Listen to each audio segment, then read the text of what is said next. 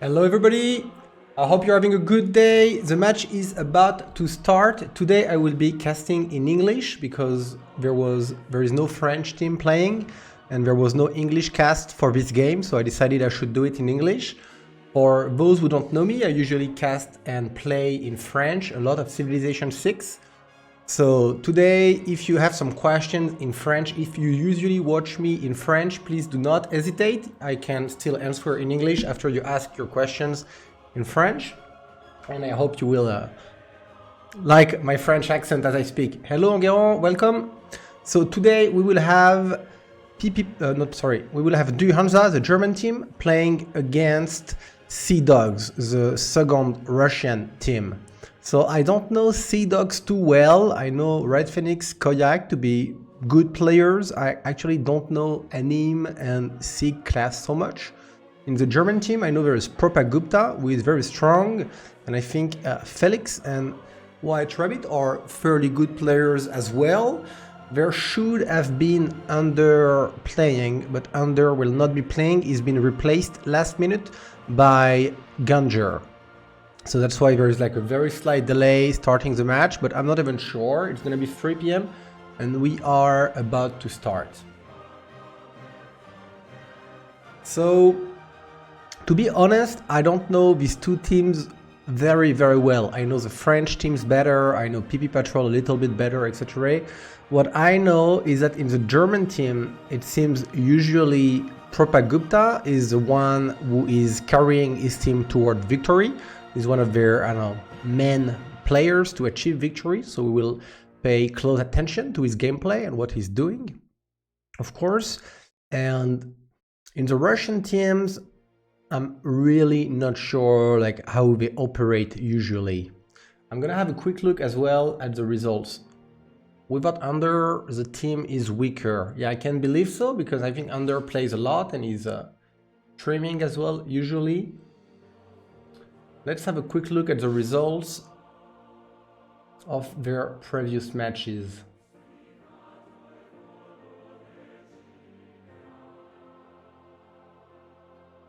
Results. All right, so if we have a look at the group B, so Seadogs is here and Hansa is there. So Seadogs really need to win that match to have a chance to qualify, I guess, to be into tiebreakers. So it's a really important match for both of them, because if Hansa is winning, then they will qualify for the next stage of the competition. But if Seadogs is losing, they have no chance. If Hansa is losing, they still have a chance, I would believe so, with tie breaks, etc. I'm not 100% sure, just having a quick look right now. But the match so is like most important for Seadogs, of course. Everybody wants to win.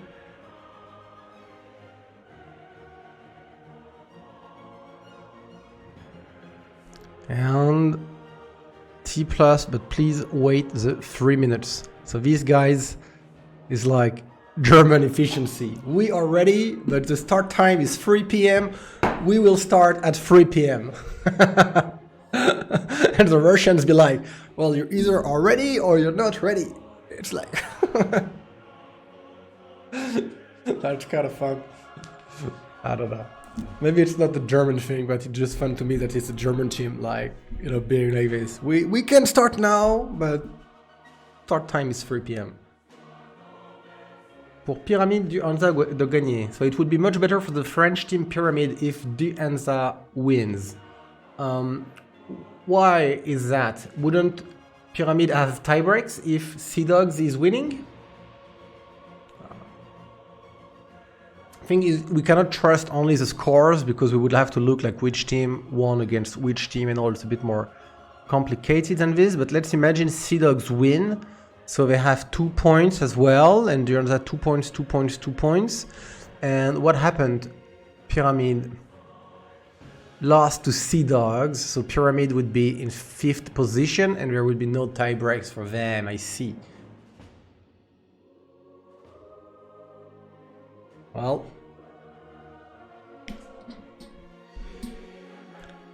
Alright, let's get started. So they are now gonna ban the maps first. So there will be 2 maps banned by each team for those of you who might not know the process, and there is 5 maps available. There are the white ones here. So as they just banned islands here. So then 1 map will be remaining, and this is a map we're going to play on. Highlands is mostly a seaming map, or there is more seam, less war. So it's been banned by the Russians.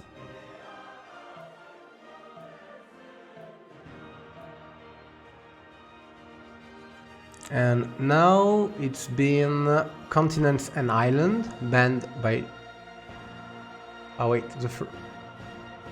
Alright, the map will be 7 Seas. 7 Seas, really nice map. I really like it because there can be some early war, there can be a lot of seam, there's a bit of warfare on the land, there's a bit of warfare on the sea. I think it's a really balanced and interesting map to look at.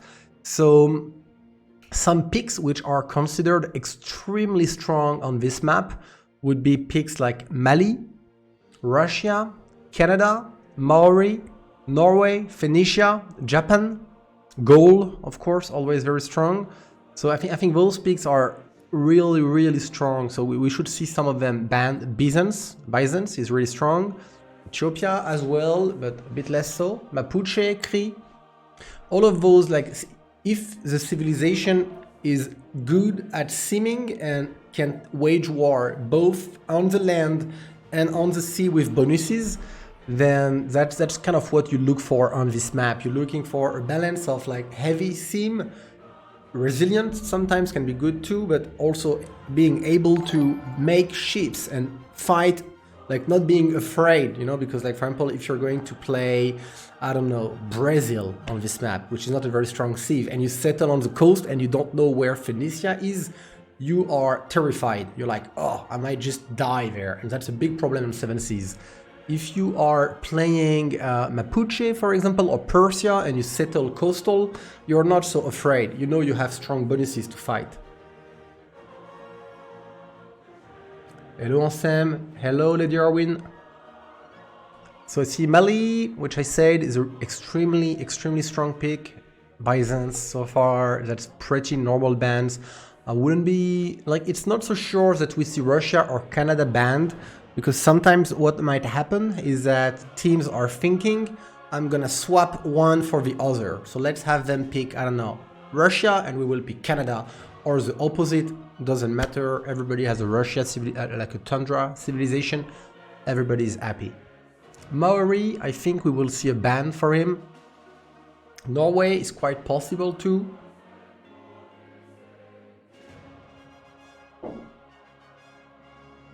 I've heard as well that the German team is not too fond of coastal civilizations. I think, if I remember correctly, I can't like guarantee it.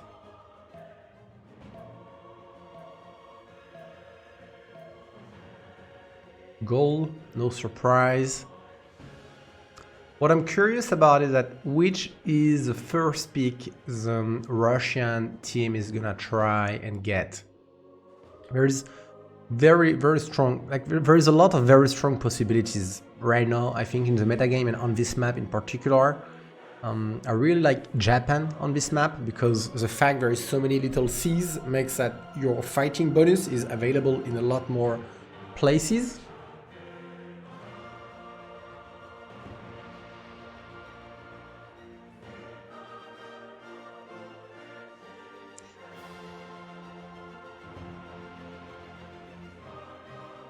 I'm gonna make a prediction for you guys. Mongolia, that comes as a bit of a surprise to me, because I think Mongolia is not a clear favorite for this map, in the sense that it often is not able to fight like an early war with Keshiks or a general, because you just tend to be far away, or there is water and chokes, etc. on this map. And while it can wage war on the sea with the diplomatic vision bonuses, it's not so easy for Mongolia. It doesn't have seaming bonus. I don't think Mongolia is such a strong civilization on that map. It remains good, it's Mongolia, but I'm a bit surprised. Canada. Okay, so here probably we're gonna assist to a Russia ban, I would think. Maybe then a Maori first pick. Might be it.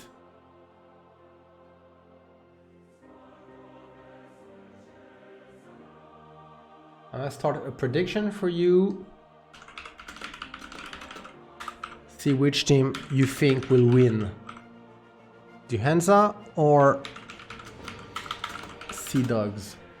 I'm gonna give you like half an hour to vote so that you can have a look at the spawns. No, yesterday we won with joy because they conceded. And a Japan ban and see Maori first pick. Of course, I cannot like predict the future because there's too many good civs and possibilities. But they valued Maori higher than Russia on this map or for their gameplay. And to a certain extent, I can understand. It's a different gameplay, but Maori is extremely strong when it can settle extremely fast.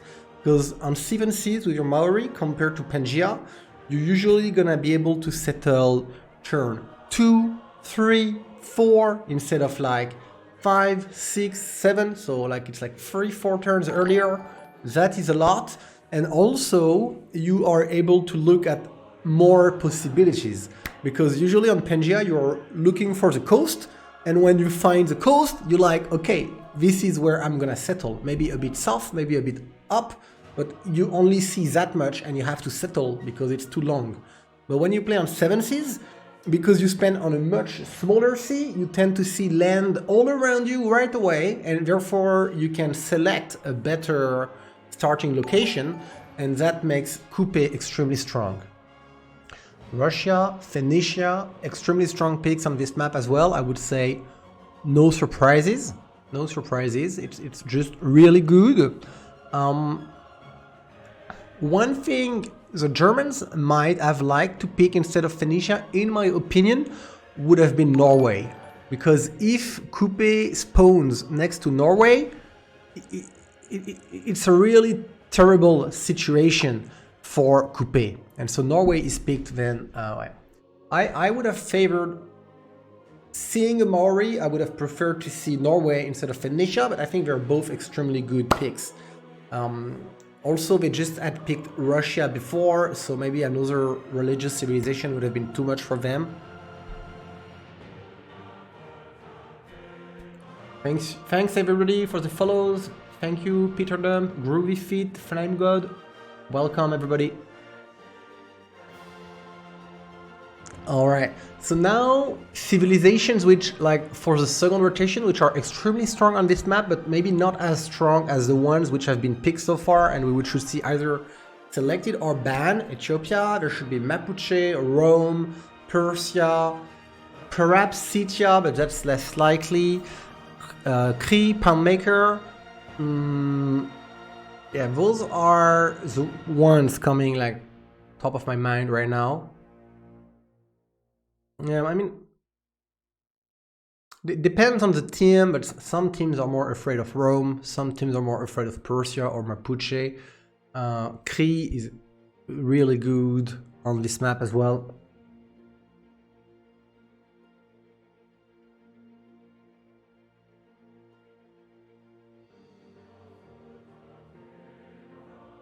One thing which is interesting to notice in the picks that the Seadogs made, Maori and Norway, is that both of them have special abilities to disembark units.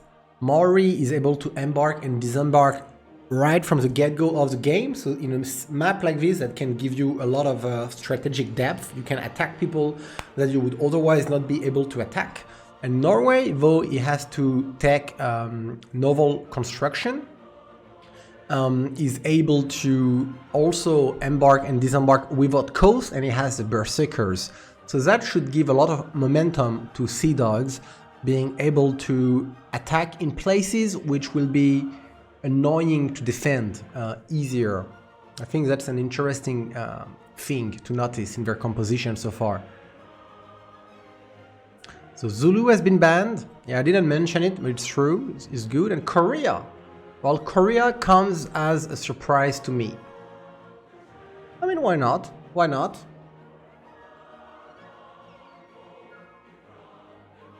Persia, Rome, Mapuche, Scythia, 4 picks which are strong and which would be good to, you know, fill in the gap in those compositions, because that's strong for early war, but that and that are not, and this is not either.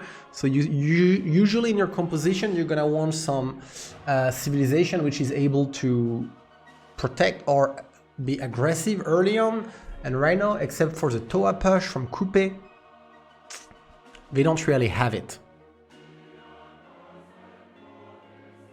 I would think, Groovy, that Hungary is good. It's still good, but it's not as good on this map than, for example, Pangaea, because, well, it's picked. I think it's not as good in the sense that you are less likely to be able to levy a city-state to attack somebody than on a Pangaea, because there might be water, maybe the guy can destroy the city-states with boats.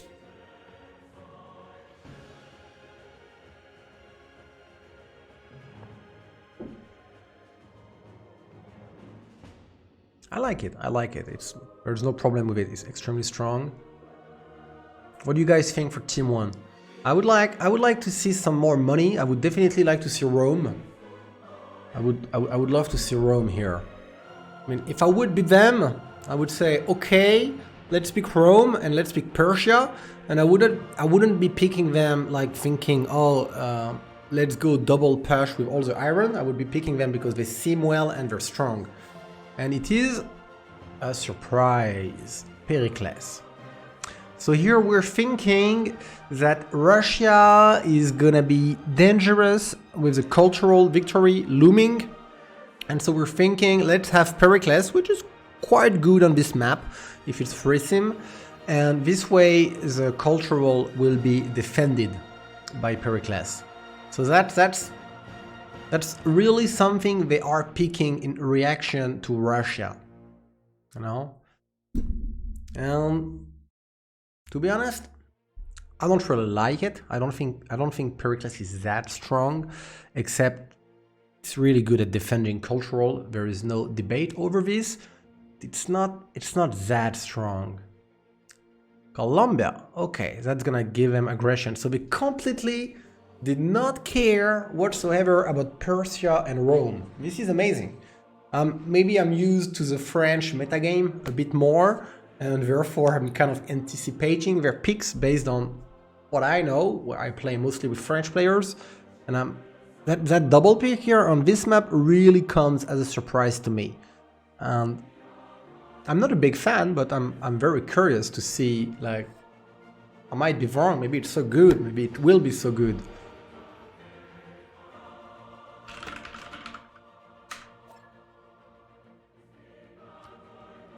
Okay guys, I forgot to put the game in English, so I'm gonna do this really quickly so that it's not in French.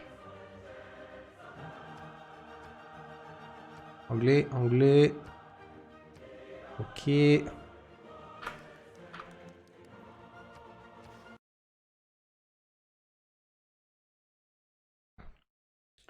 Are they also picking Pericles against Matthias for city-states?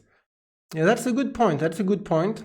In a way, you might be thinking that it will counter both the Russia and the Matthias Corvinus plays. That's a good point. That's a good point. I didn't think of it.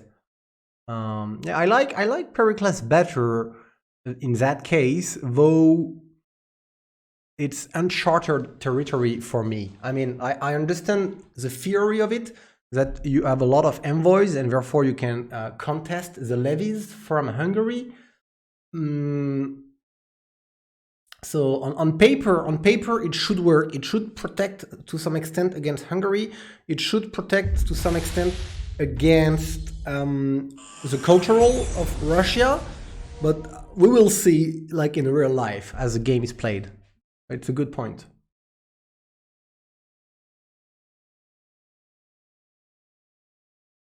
The problem I see, for example, in the matchup of Hungary versus Pericles, let's, project ourselves to turn 27. Hungary has been doing a beelining toward iron working and get the swordsman. Amani first puts in a city-state next to Pericles, levy it, turn 27, 28, turn 29, you up everybody, all the warriors into swordsmen, turn 30, 31, there is 4, 5, 6 swordsmen onto Pericles, and then, you know, Pericles doesn't have any acropoles and extra envoys by then, and he's just like, oh, yeah, I'm supposed to fight your Hungary pick, but what am I gonna do now that you have 5 swordsmen in my land? You know, that's I think Hungary packs a much bigger punch than Pericles. And Rome not been picked. That really comes as a surprise to me. I tend to value Rome extremely high. I would agree that Persia is probably better on this map than Rome, because you get the +3 bonus onto the sea. So yeah, it's really good, but I'm really surprised. Like, nobody picked Rome. That's amazing. Yeah, Groovy Fit, you can link anything about the CWC, that's no problem.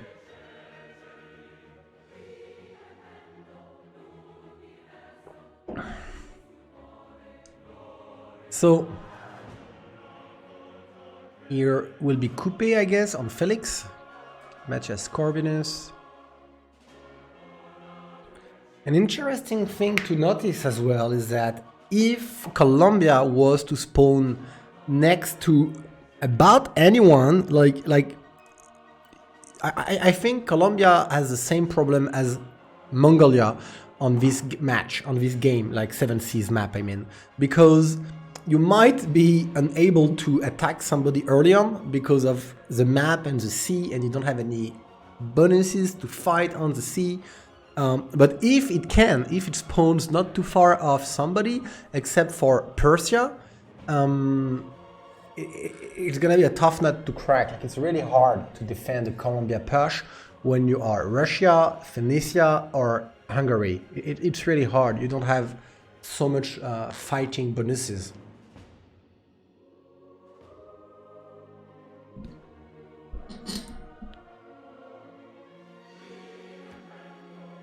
I think we are about to start.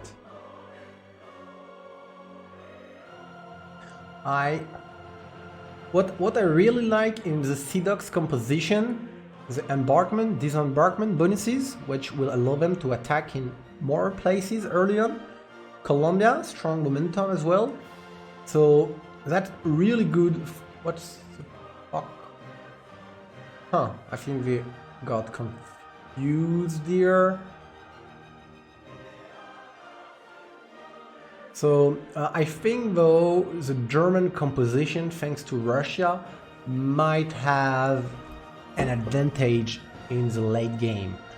I mean, because I would tend to think that even if there is Pericles defending the cultural from Russia, the cultural is always going to go through at some point, because the scaling of tourism is a lot more powerful in the late game than the scaling of culture. So of course you can have 500 culture a lot before than you can have 500 tourism, but it's quite easy to get to 2,500, 3,000 tourism per turn, whereas it's really hard to get to 1,500 culture per turn. That's where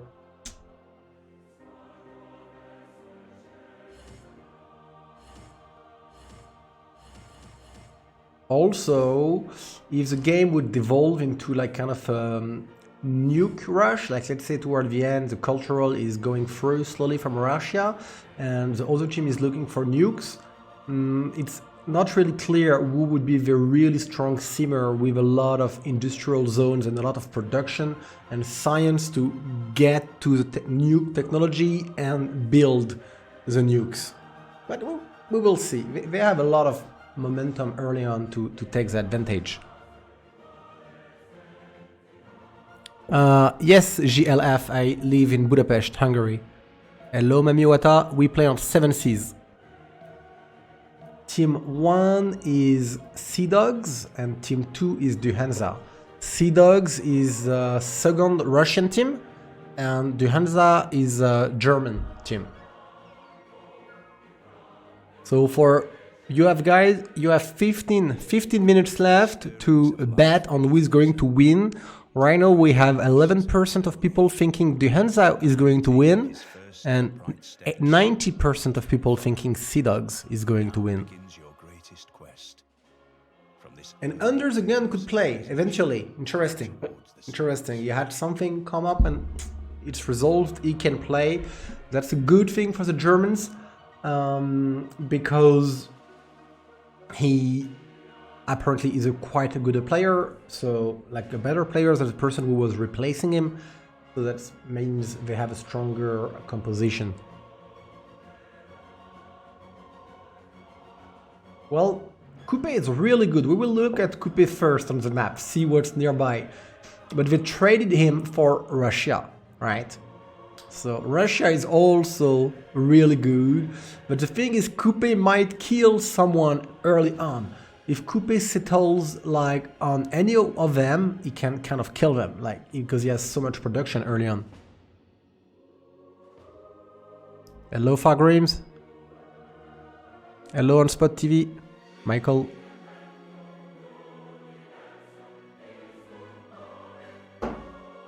I hope for Pericles that he's alone somewhere nice and chill, that he can just focus on his sim.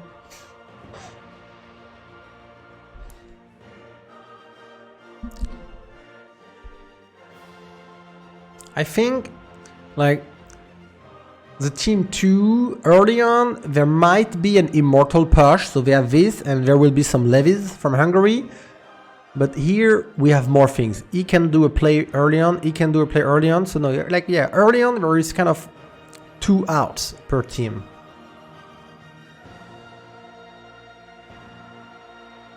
Yes, Nawik, we won yesterday. They conceded early on. It was a bit sad that we didn't really get to play the match. But, well, that's how it happened. And did anyone has a remap? Let me have a look at this, because I'm actually not sure.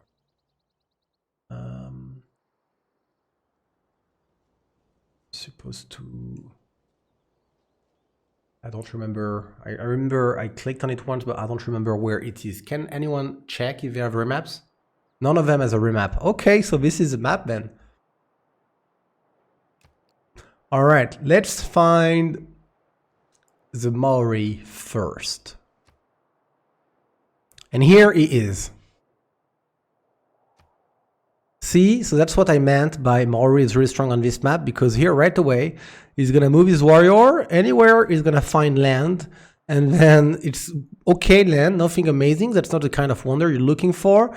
Probably the best for Maori would be to find toward this area, the turtle and the silk and good, no, here would be his favorite location. If you would find this 3-2, 3-2, he would be probably amazed. But no matter where he goes, he will see land right away. Lots of turtles, lots of fishes, but no faith generation to secure God of Sea. So he might still have it, we never know, but it's not clear that he will not have any bonuses. And he doesn't have any city-states. But see, and then Maori has spawned extremely close from Russia, but luckily Russia has got mountains all over to protect. That's good, because Russia would not like to get pushed on early by Maori. Let's have a look at their spawns for the rest of the team. Greece. Greece has an okay spawn. I think it's like standard. There is kind of nothing good or bad about it. It's just, I mean, it's good because there's a lot of tutus, quite a few tropes. There is this floodplain here, which is not so great. There is a coast up here. This is a lake. Norway.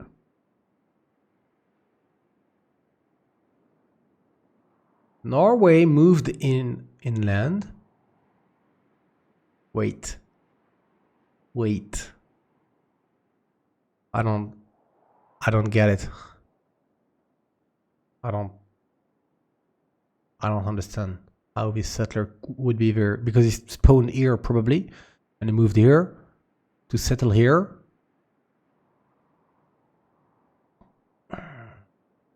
I am very surprised, guys. I don't understand, but the land is okay. There's a lot of chop, a lot of tutus, no issue whatsoever. Colombia,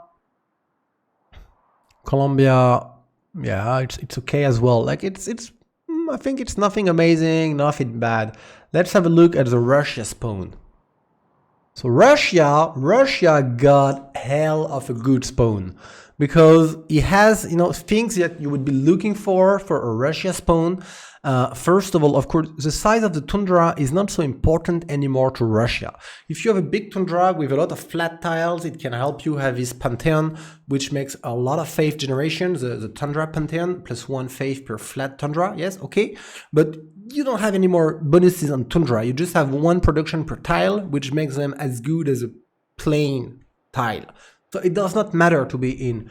What matters to Russia is food, for one. So here, see, horses, food, horses, sheep, food, 1, 3, 2, 2.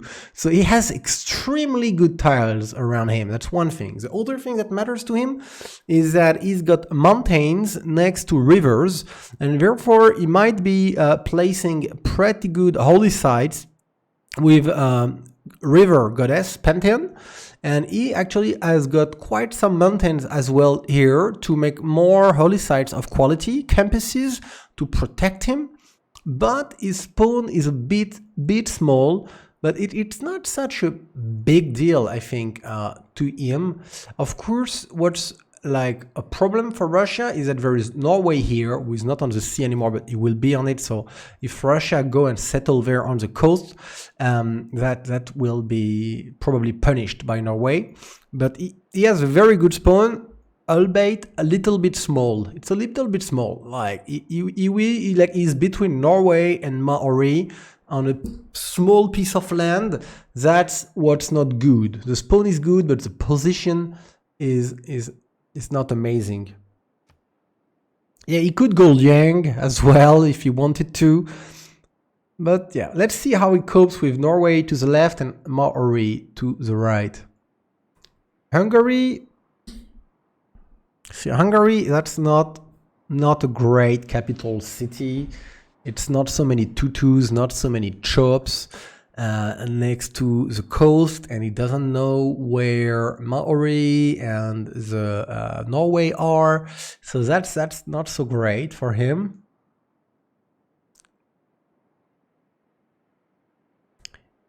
Here, this is fine. Like there is nothing too bad. Very good Magnus.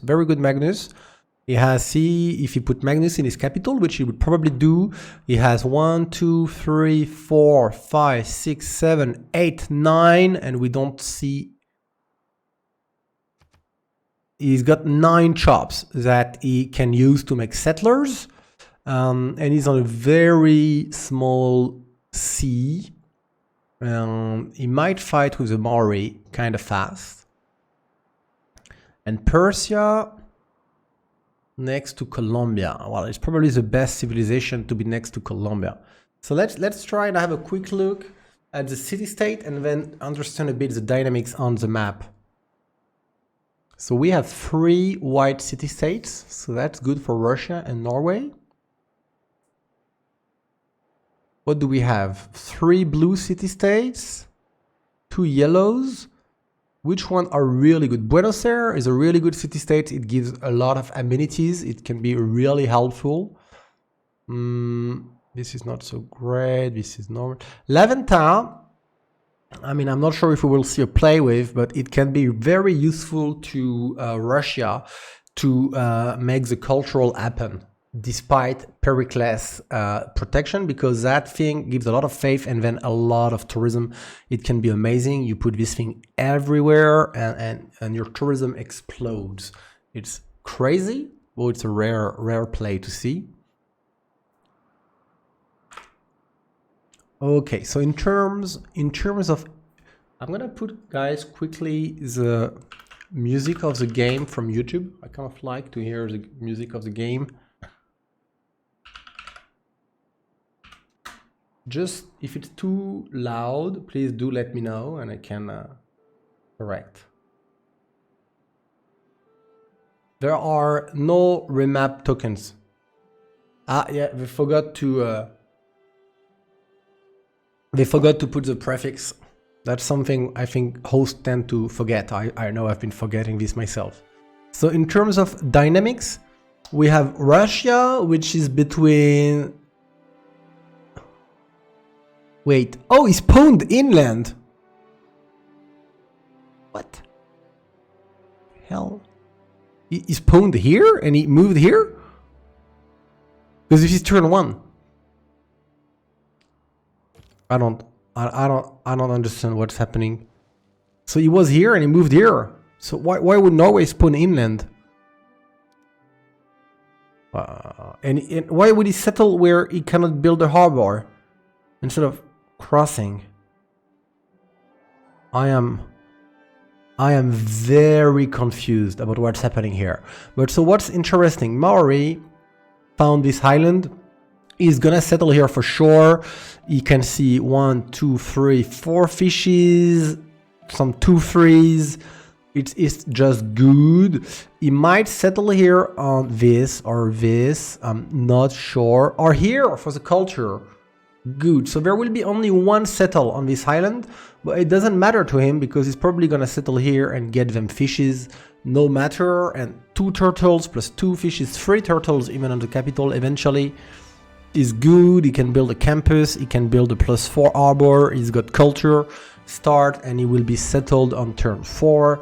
This is not a wonder start, but it's a really good start for Maori.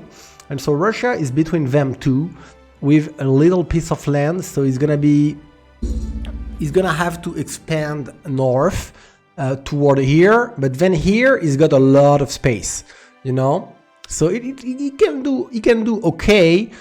Here is kind of protected, but if you think of the boats later on, we can shoot 3 tiles into the land. Of course, it might feel very small here. If you remove 3 tiles here, and you start to remove 3 tiles here with all the boats, then you're kind of like, it's a small homeland. Thank you, Vodafone. Ah, okay, so his connection came back thanks to Vodafone. So Hungary, what opposition do he has nearby? So he has the Maori, south, of course, who is more likely, if he does a Toa push, it's more likely to be on Hungary than on Russia because of the mountains. And he has Pericles here. So Hungary is between Maori and Pericles. Pericles, oh my goodness. You know, when we looked at the Athens spawn at first, I said it's okay, but we only looked at Pericles' vision. Now it's like floodplain here, desert here, tundra here, and it's be like, and here is the sea, you know, it's like, it's a bit annoying. I wouldn't say it's unplayable, it's a bit annoying because you have to go like here to settle, which is like not so great. You have to go like have to here to settle or have to here, and you don't have like, you know, you have to run for a long time with your settlers. It's a bit of a wasted time and energy. So not such a great spawn for Genjer at all. So Phoenicia, I think, is rather free sim. On the east is protected by Persia, and on the west he could have a fight with the Maori, but because the Maori decided to swim left at start instead of right, he's actually safe and free sim. And the only thing is that this is going to be Phoenicia is gonna be probably unable to fight on the sea. because here, see, he will take control of this, which is big. Lots of fishes, it's good enough, no problem. Maybe because it's Phoenicia and it can settle a lot, it will settle here, but that does not connect with anything really interesting. So basically this Phoenicia will seem do a lot of gold. He's got a trading partner nearby who can build a port on this little sea, and they can make a lot of money. And that's all great, but then when the fight time will come, it will be land warfare, and it will be very far. You know, you have to reach for Pericles over here, or you have to reach for Colombia over here. Really, really far, but it's a good position to carry the game. It's a good position to carry the game. It's a good position potentially to make a lot of money for the team, to reach the nukes for the late game, and to make it rain, possibly. Thank you, Foxcalm. Colombia. Well, Colombia is friend with Norway, and Colombia's got a 1 versus 1 with Persia, and they met each other's. Persia has got an amazing fertility rights. It's got an amazing watermill as well. Like, it's not often you can build a watermill which is like so good, but this one is definitely so good because it's like 4-7 bonus resources. The Liang can be quite good as well, to be honest, huh? If we count 1, 2, 3, 5, 7, 8, 11 resources which are readily available on the Liang is pretty good. What it doesn't have, and what is a bit sad, because usually with Persia you want to go into a Magnus internal roads, and here it doesn't have good chops on his capital. So this can make for a strong capital in terms of Liang play and growth and number of inhabitants, but in terms of chops, it's really sad. I think he would have liked, 3, 4, 5 forests to chop. That would have been good. That coupe gamble is not gonna pay off. Why not? He got cut-off low faster because he settled on culture. Alright, this Maori went for builder first. Very often you will see Maori to go for settler first, and here he decided to go for a builder because he's got turtles. That's why. If you have lots of good fishes, you may want to go first for a builder, work the fishes, accelerate the growth of your capital, and then build settlers. And I think this Maori will pay off. I mean, he's in a very good place. He's next to Russia, next to Hungary, with a crap ton of turtles and fishes. Look, this settle is really good, this settle is really good, them settles here are quite good as well, like around here, I would say.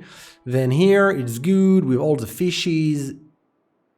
It's good, look, he has a settler. My bad, I'm so sorry. I was talking and I didn't see we're turn 12 already. So he did go for a settler first, and then the builder, and then settlers again. Look here, he's got a +5 harbor, lots of fishes. No. Coupe is working really nicely here. And he might actually see this already. Might be. Let's have a look once the turn rolls over.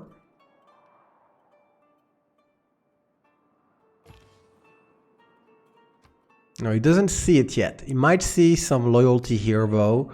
And know there is somebody. And he should see some loyalty here too, and knows that there is somebody.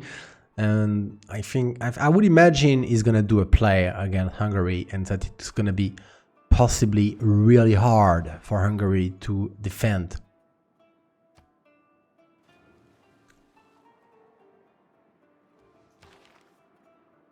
So in terms of great people, what do we have which is really interesting? We have the best merchant to begin with, so that's really interesting.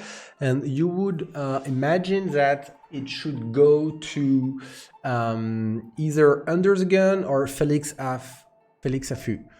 Probably. We got Imhotep, though it's unclear who is gonna get Imhotep here. Really strong, he can one-shot the Colosseum. Admirals are not so important in the sense that there will be no naval warfare early on.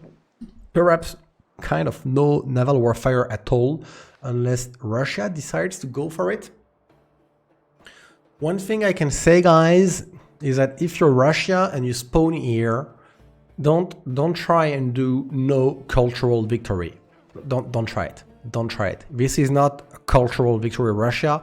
This is warfare Russia. So you have two ways to go about it. Either you kill the first age and then you put the holy sites, you put the campuses, you go monasticism and you explode in science, and with your Grand Master Chapel you kill people and just, you know, let's go. Or you do a paint and brush second era, that's okay, but you go warfire, go kill people.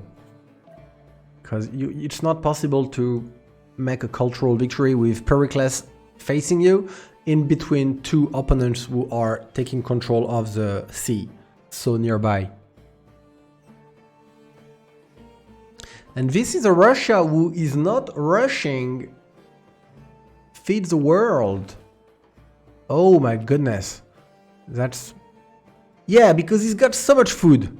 He's got so much food on his capital. He sees that it's like how you call this, grassland. It's grassland, so he's like, I'm gonna have a lot of food, so I don't need to rush. I even have the 4 zeros here. I don't need to rush feed the world. If I have to play Coral, I will be fine. Let me scale more with some extra settler instead of doing the projects and everything, which Norway might be like, okay, I'm gonna do the projects and I'm gonna deny feed the world from Russia, and it's would be okay for Russia. This city, for example, would have a bit of trouble growing, but you put a governor and the audience chamber is gonna get you enough food that you can grow all right. So I understand the play. I like it. I think it's a good play to not fight for feed the world.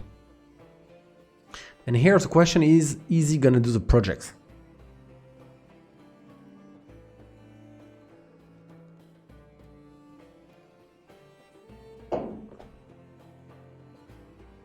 Let's see.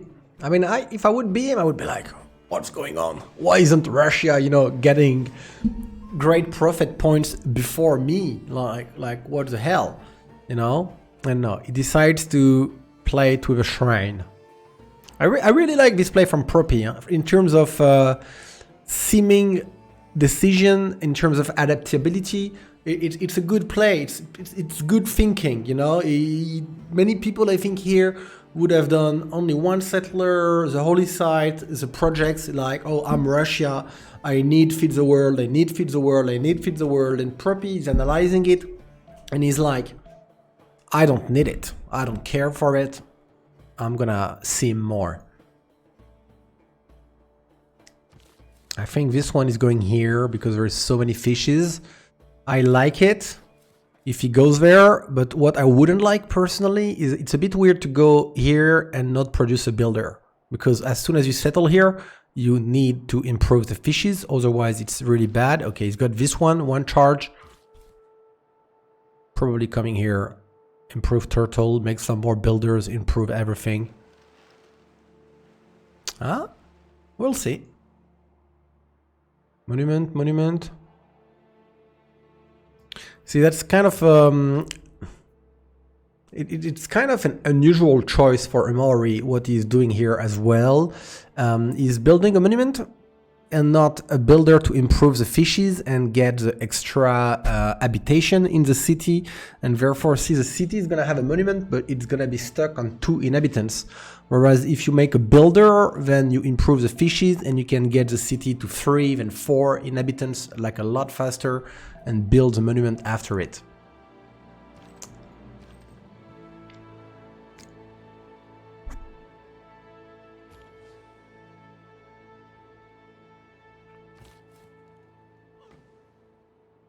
So let's have a look at the team visions, see what they understand of the game so far.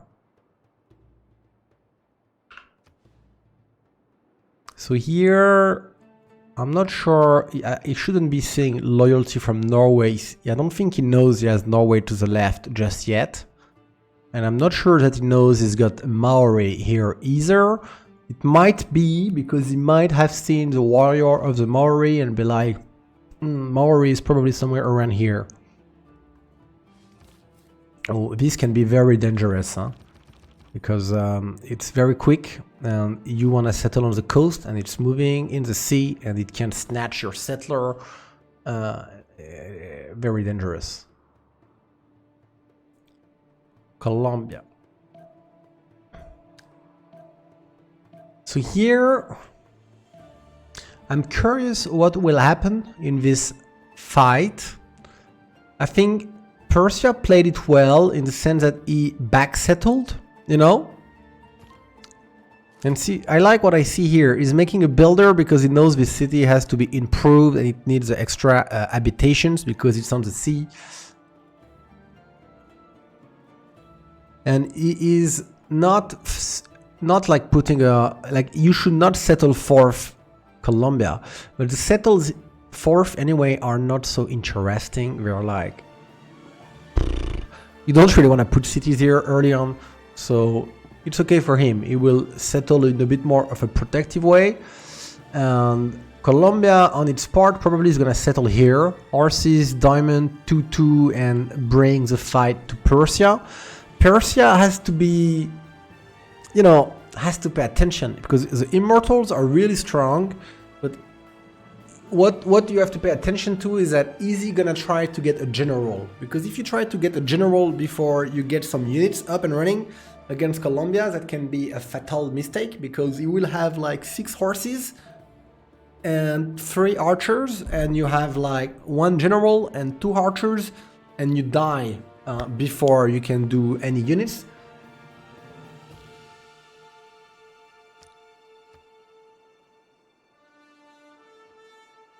And he's done the road. I'm thinking probably he wants this road to go to from that city here to make it a lot faster to reach Persia. He's going on horseback. An early empire. Did he do craftsmanship? So he didn't do craftsmanship and military tradition at all yet. So he's probably not horse rushing Persia, because if you want to do a horse rush, you usually are gonna go here to build them archers with the bonus production, and then you want to go here very fast so that you can build the horses. So when you see a player go here with Colombia, usually it means they intend to first, you know, get a few more settlers out with the bonus production and then go on the offensive, probably.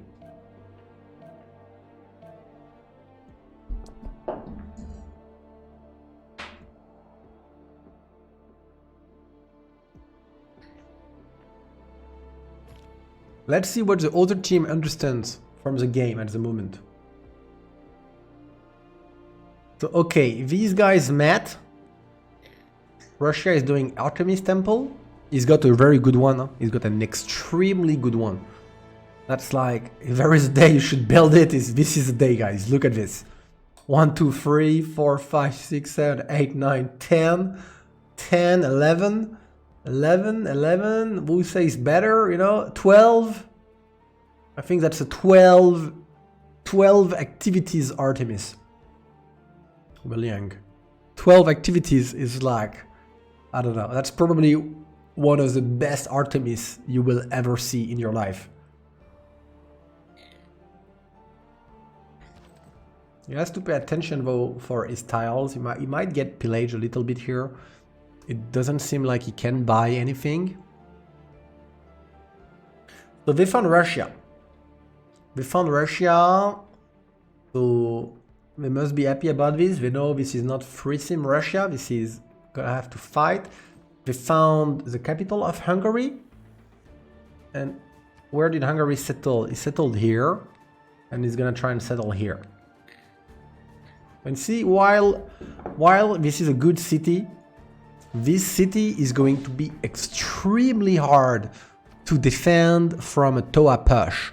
If the Toas are coming, or even, you know, sometimes the Maori can be a little bit of a cheeky Maori, and he go horses, and he just disembark like 3 horses on you way before he can have Toas, and you're just like, oh damn it, because this city is like far from the other ones. It's very long to bring units, it's very close to the coast, and so what you're gonna do?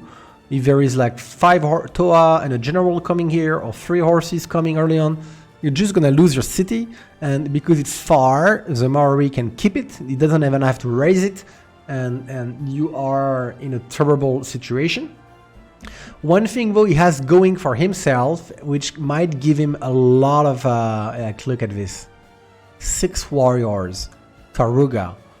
If he can levy the city-states and have 6 boosted swordsmen out of it, he can actually be the one killing the Maori city with this. So I'm hoping under the gun is gonna rush ironworking, and I'm hoping he's gonna go for Amani very fast. Even like first, he did the quest already. I'd like to see, you know, Amani being recruited. He didn't choose yet, it seems. I don't see his governor. Oh, Moksha. Moksha in the capital. I don't like it. I mean, I can understand that's more like a seeming choice, but right now he knows this is B2 or B3 from the Maori. He knows there is 6 warriors here, so close. He did the quest of Taruga already. I would have loved to see Amani, Taruga, Levy, destroy. Boom, you know. It would have been very clean. Very, very clean.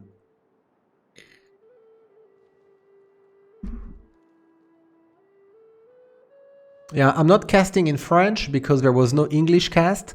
So this is a cast I could get for today. And so I decided it's okay, let's do it in English. Why not? Nice, there was a pillage here.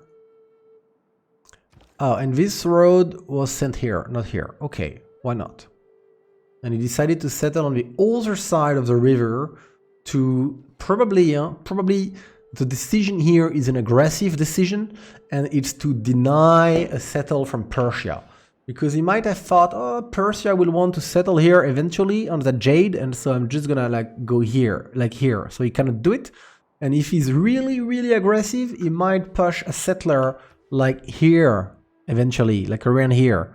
And therefore he would have like denied most of the good settles from Persia east and forced Persia to defend on his capital. And honestly, I think that might be a really, really tricky situation for Persia here, because Colombia has a lot more momentum early on with the free general, and also Colombia has a lot more chops, you know, like you can chop everything, chop many units, and here is not so many chops at all. You know, yeah, there's nothing to chop. That's tough. That's gonna be tough.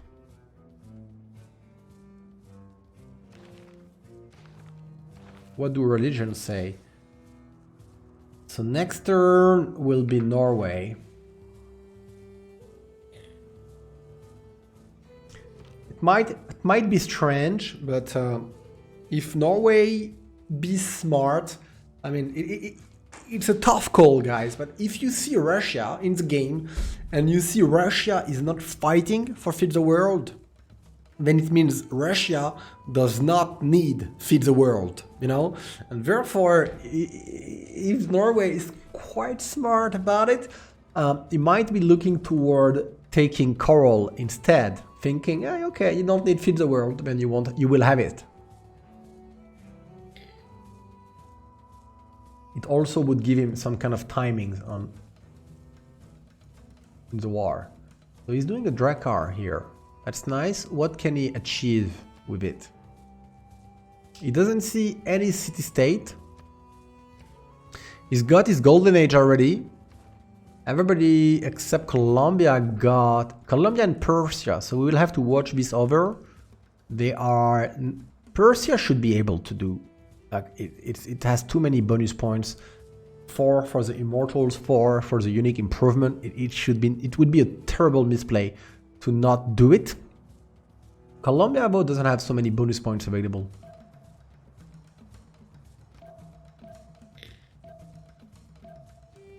So he's gonna scoot, but unfortunately, he's not gonna be able to find any city-states to take. But what he's gonna find, though, is an amazing big sea with a lot of fishes, a lot of very good settles, a lot of very good settles and holy sites.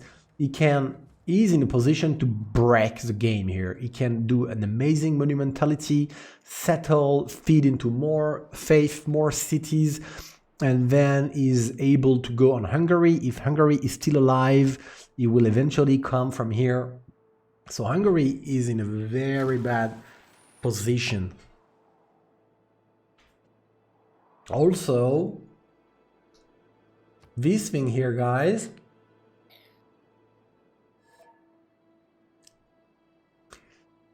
You might be thinking, I don't know if it's gonna do this, but you put a city here, and you put a city here, which is good enough settle, and then you put Victor, or not, but you can put Victor with Embracer, so that you get a promotion whenever you recruit a unit with your chapel. And then you recruit here units who have 1 promotion and +5. Having done that, you are Norway, you're gonna swim. You have to swim. You have to swim for some time, but you can do it with prebuilds. You have to swim for some time and you can crush that guy, Oh no, I would not say it's a useless one. I think it's not a useless one at all. It's a bit far, but it totally can be used. And it's a good settle all in all as well. You got the ports, you got the holy site, you got nice fishes. Like you have a good settle to put around here. I really like his land. I think he has a lot of chops. He's got mountains. He's got an amazing free sim position. He can do an amazing work here.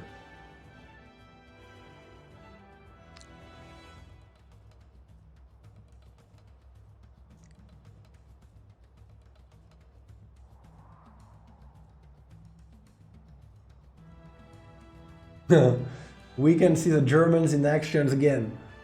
3 Phyrexis crashes. Why not Rillaby? Rillaby if this sinks. That's not efficient.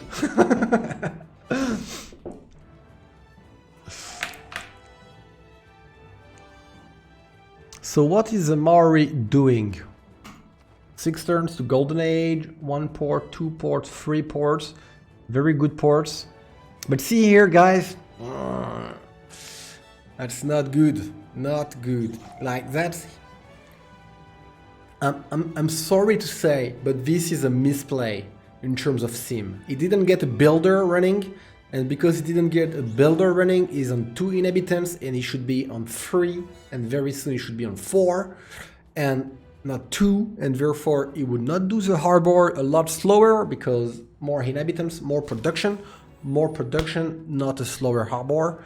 And so that's a very sad B2 for a Maori. He could have settled here, get fresh water and amazing tiles.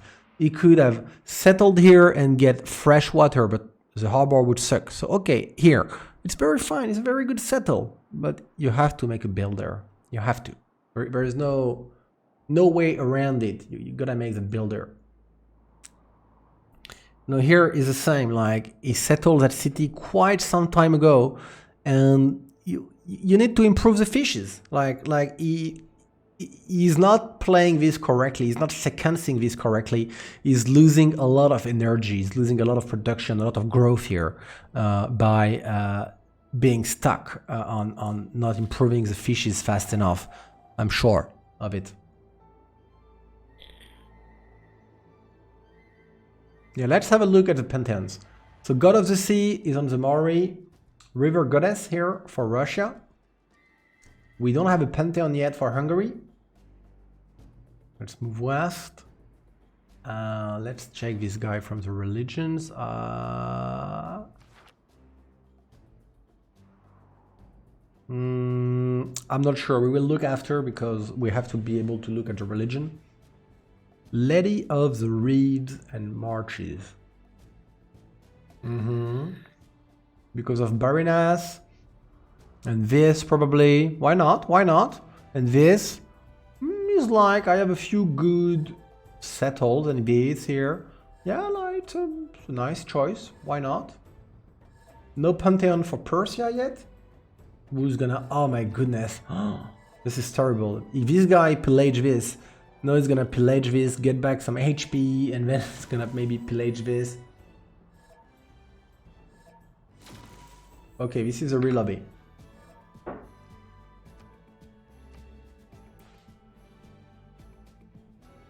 Now see guys, I mean, you know, of course it's my personal opinion as a player, but I want to share it with you so that maybe it can help you, you know, play the game better in terms of scaling up.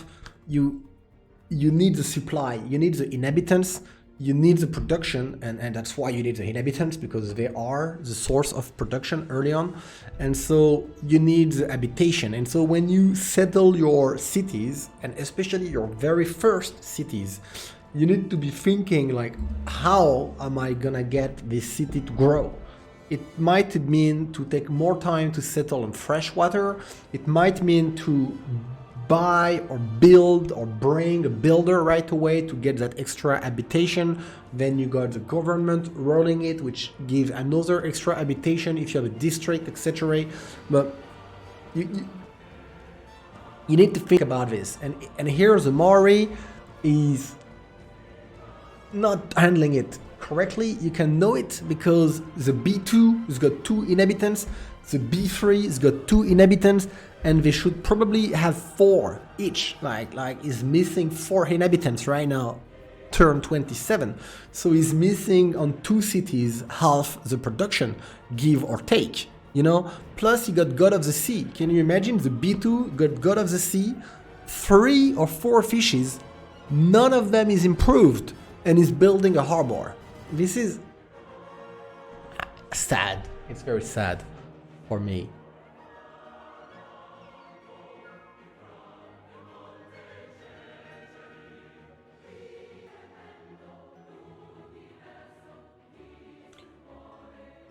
They just quit game. Oh, Koyak. I'm not here to trash talk anyone. I would just say that Koyak is not the best behaved member player of the CWC.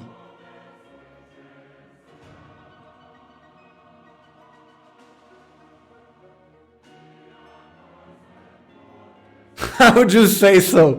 I mean, you know, my personal experience with Koyak, CWC warnings which have been issued are, well, you know, we have to wait then. We have to wait.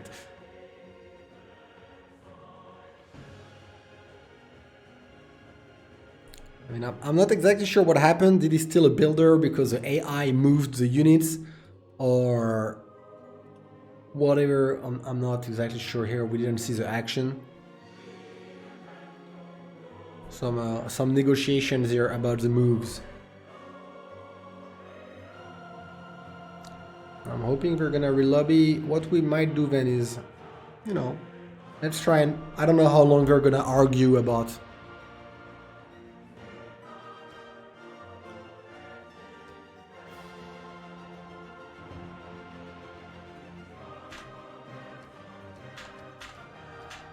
Are we done arguing? It seems that they might be done arguing. If they're done arguing and they relobby now, we're gonna join, of course. If not, we're gonna load and try and look at some interesting stuff.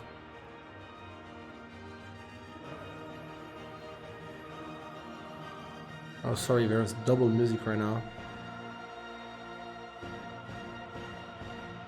I think I agree.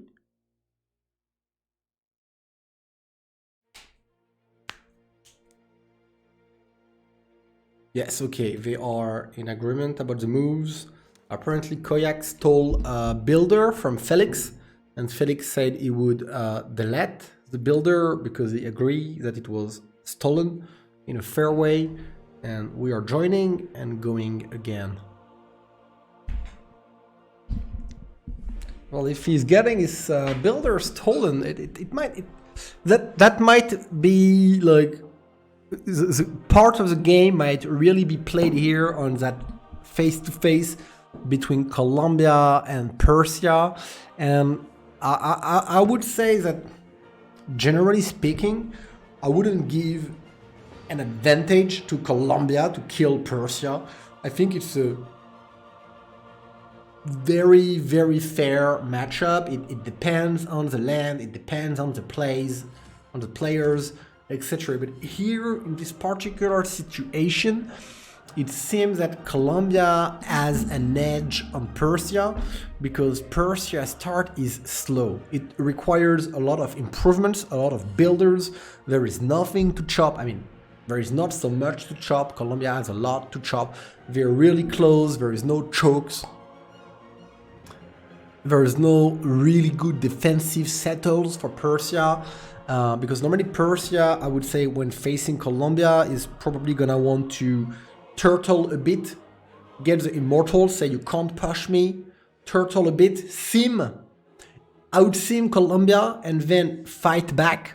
And then when the generals are coming around, if the game is still balanced between them two, then Colombia should be on the offensive again. But in terms of sim and very late game, if the lands and the players are equal, Persia definitely have an advantage because of the internals, roads and the bonuses they have on it, on Colombia.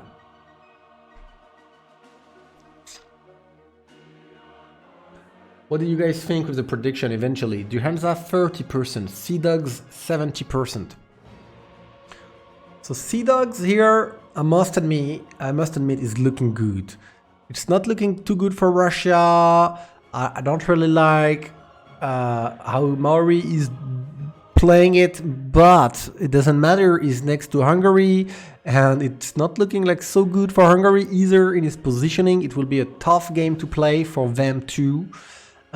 Persia is a bit like, you know, he seems to be like slightly behind. He got pillaged, he got his builders stolen, his land is not as good, so that it's gonna be difficult for him.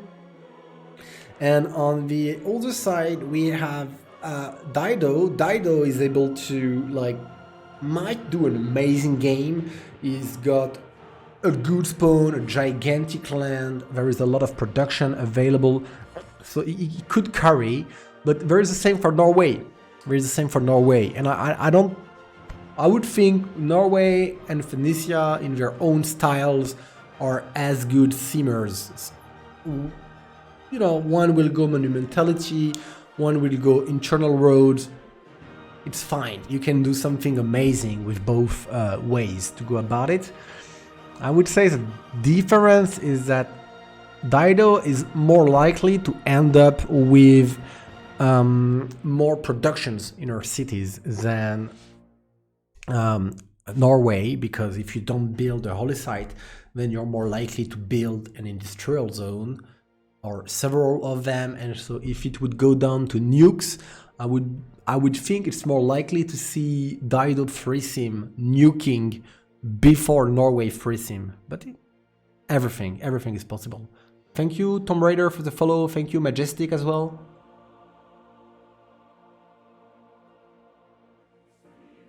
I think both Norway and Maori will do nothing and Hungary can make a move on Coupe. Why do you think this, Shora? Because you saw the players play before and that's like kind of your personal opinion on the players, or like why would you think this? Because I don't think you think this based on the positions.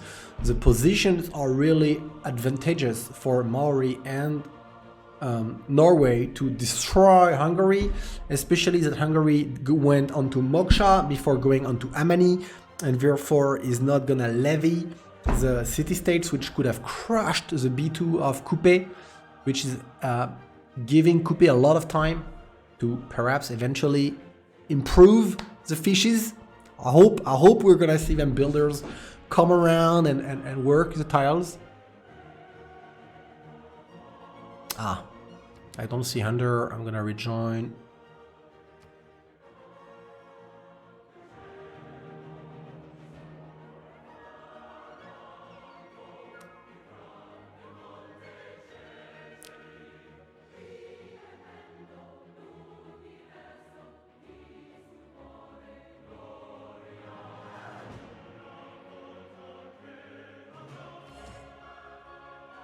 Ok, ils sont pas tout à fait d'accord sur les moves. Sorry, in English, they are not totally in agreement about the war moves and the re-lobby. There's still some discussion.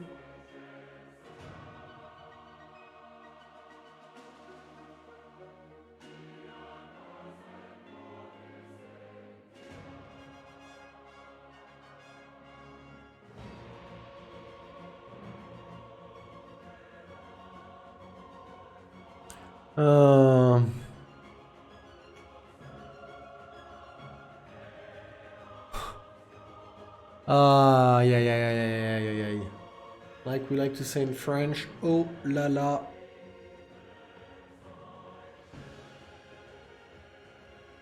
There is a disagreement about the builder and Koyak and that they left the lobby, whatever. I'm not here to give my opinion on it too much. I just wish they will launch the game again soon. The beauty is stepping in. Alright, guy. I'm gonna put 1 minute advertisement and refill my glass of water, go to the toilet and come back. See you soon.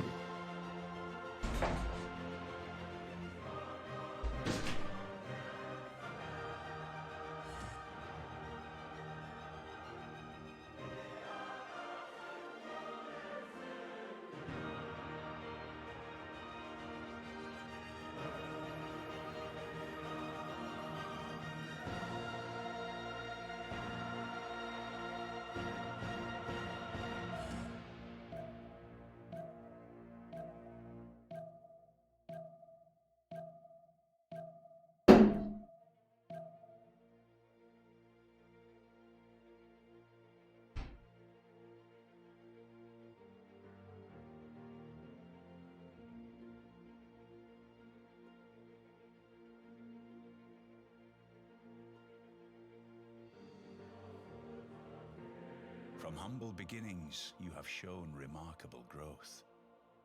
Leave your bronze for iron and rule with horse and sword. The sky above begins to reveal its secrets, a collection of heaven that uplifts our hearts and guides us to foreign shores.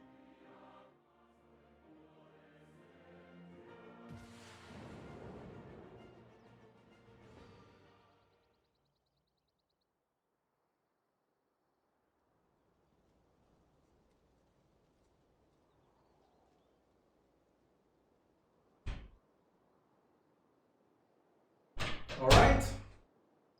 Seems like the players found an agreement.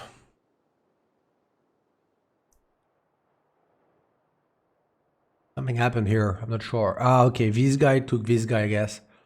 After this guy hit. So I guess this guy hit on him with the first move, and then this guy could go take that guy. Which I have to say is a bit of a misplay. Because see here, you can see that it's unlikely to kill. Like it's not gonna kill. When it's not killing, it's not killing. So it should have been better to like move this one here or shift enter this one. But here you could like tackle it, or I don't know. But this scout is gonna wreak havoc because once he's here, this guy is too far to get to the scout, so he's gonna pillage the farm, get more HP.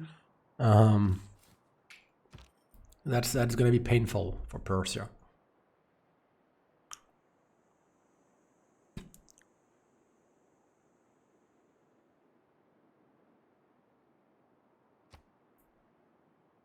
12 faith per turn Norway.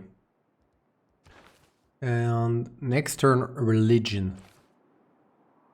12 faith per turn on turn 24.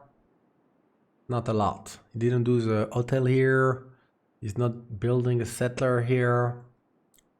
Not a lot, but he doesn't have like great holy site on the capital. Unfortunately for him, you know, it's only a +2. So this is, he's not to be blamed about it.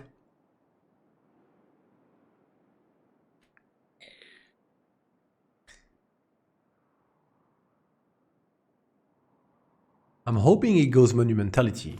I think, what else could he do? Whoops. So, okay.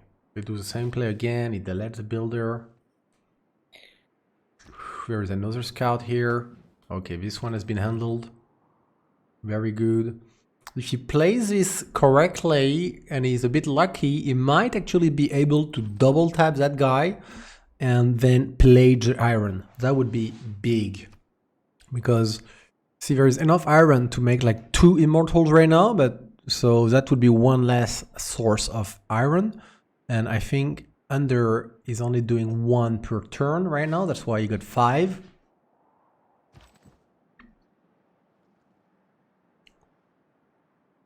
Ah, yes, I want to see this. How beautiful it's gonna be when these fishes become like 4-2-1. It's just so nice, see? Just so nice with that cultural bomb and then more builders. Come on, I want to see more builders. I want to see all of the fishes improved. I can't look at this. Let's look somewhere else. And here, he captured the builder, though, probably from him. Magnus is coming in. That's good. He's gonna probably prepare some chops and then churn out a lot of settlers. I hope we're gonna see Ancestral Hall from Phoenicia. We should see some harbors too, shouldn't we? Why are we not seeing any harbors? He's waiting on the boost. And why are we seeing 2 boats here? No, man. Why? What is he afraid of? Like 1 boat is enough to scoot, and he can see that it's like, oh, you want to boost the technology. Okay. So this is a choice, huh?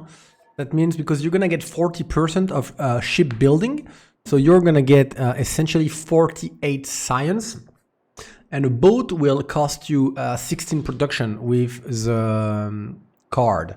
So the question is, when you build 2 useless boats, in terms of warfare, kind of, and scooting, because I think maybe the scooting here is not useless, though, I have to agree to that, but you're kind of transforming 32 production into 48 science. And do you really want to be doing this? I would say no, personally, if you don't need the boats. And he's got this scout here who could have, you know, verified whether or not it's going through here.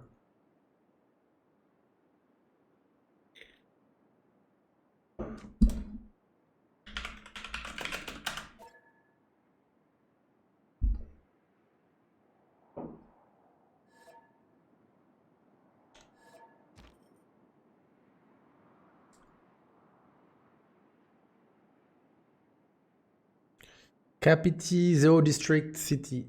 What is the point? Capiti? No, not 0 district, 1 district. Harbor. I think it's okay. I think it's okay. Because it gets, see, these species are too far from the capital. So it's gonna get access to 1, 2, 3, 4, 5, 6, 7. It's gonna get access to 7 fishes that you would not have otherwise.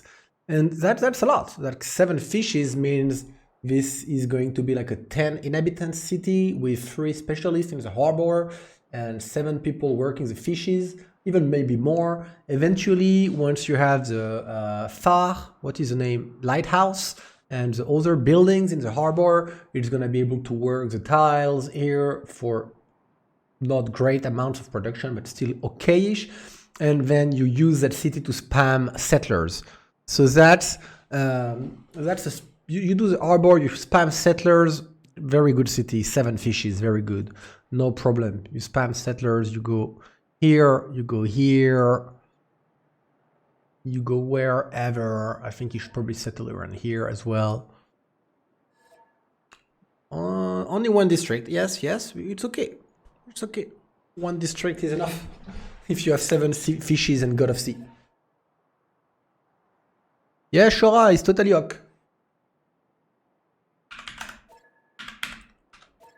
It's totally ok because lot of fishes, lot of production, lot of settlers, big snowball. No problem.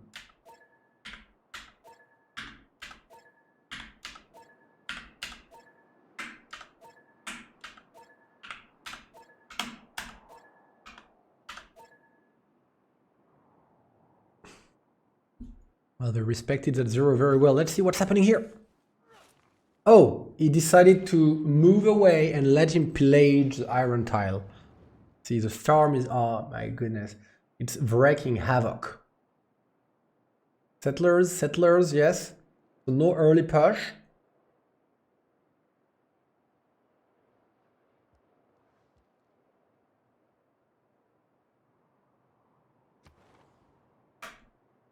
How is it going for Greece? Because Greece, as we saw, it's a tough spawn, floodplain, tundra, desert, sea. It's like in the middle of everything that you don't want to have next to you, and he has all 4 of them. So that's been boosted. How is it doing so far? 11-7, 3 cities, making some more settlers. See, like, what's really not cool is like this settler. Where do you send him? You're gonna have like to run for so long. Like you're gonna what? Run here up to here, and then here there is no chop, there is no tutu, so you have to improve everything to get the city rolling. So that's bad land. That's like here. If you spawn here and you complain to your teammates like I have a bad land, I think you are absolutely right.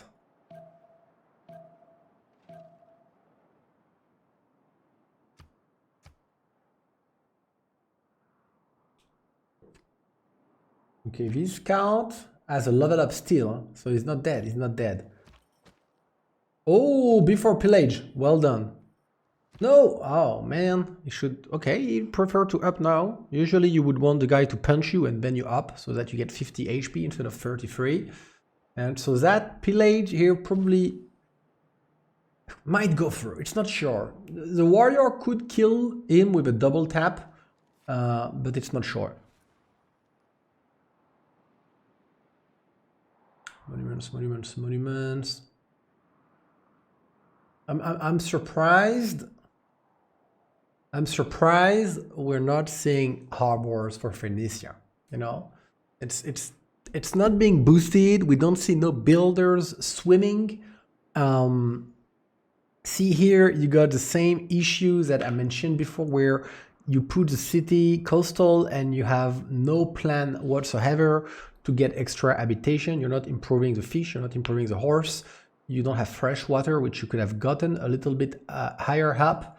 And so this city and this city are growing extremely slow, and there is no plan to get them going, and that is sad too. I'm sorry if you, some of you might think it's a bit offensive that I am criticizing the players of the CWC and giving my opinion on like what I consider mistakes.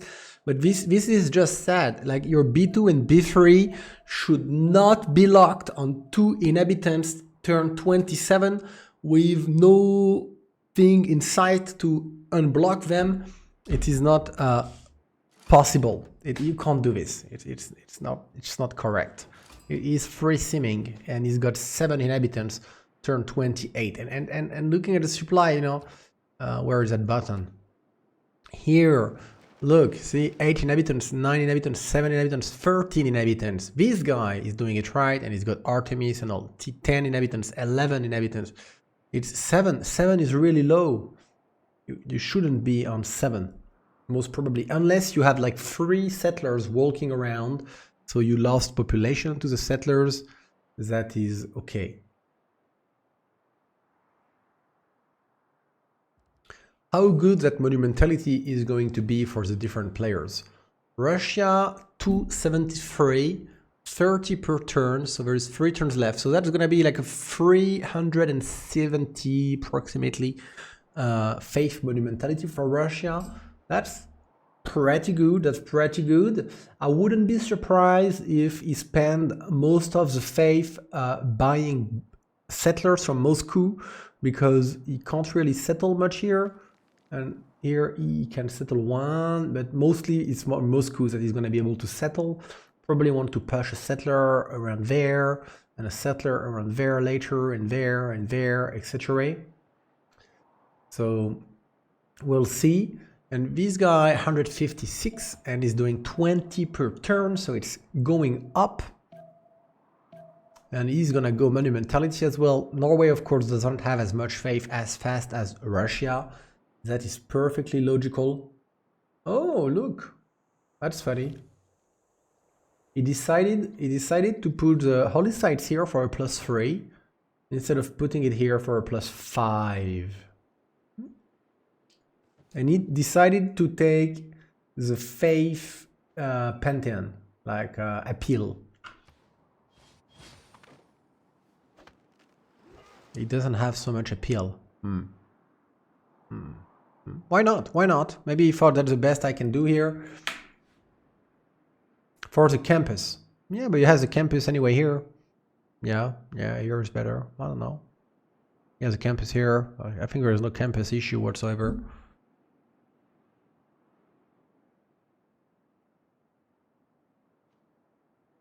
Okay, this guy career is not over. He did pillage the salt. He survived. He's gonna find the hut. And yeah, he's having a great time. This guy already pillaged like 100 gold and a farm. That's really well done. Immortals, archers, horses. Okay. Currently, only Artemis been done, yes. And that's one of the best Artemis you will ever see. I counted 12 amenities for it eventually. Lyong. Yeah, that capital is gonna... I wouldn't be surprised if 10 turns from now we look at St. Petersburg and we see 15 inhabitants and 50 productions. I wouldn't be surprised. It's gonna be an amazing capital.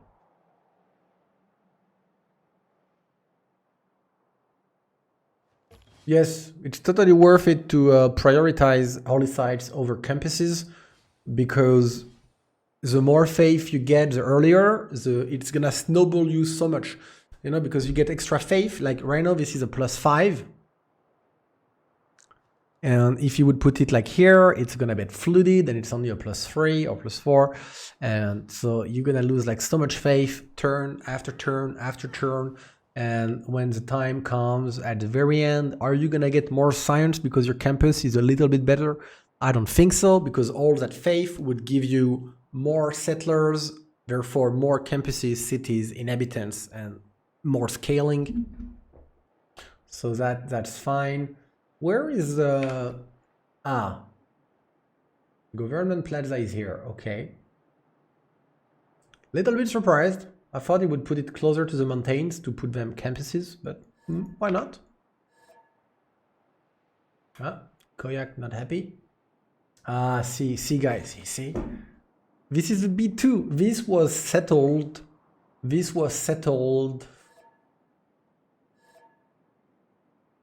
probably 15 turns ago or so. 15 turns ago, this city was here. And now, 15 turns later, at last, we see the fishes. At last, we're gonna get the 3rd inhabitant.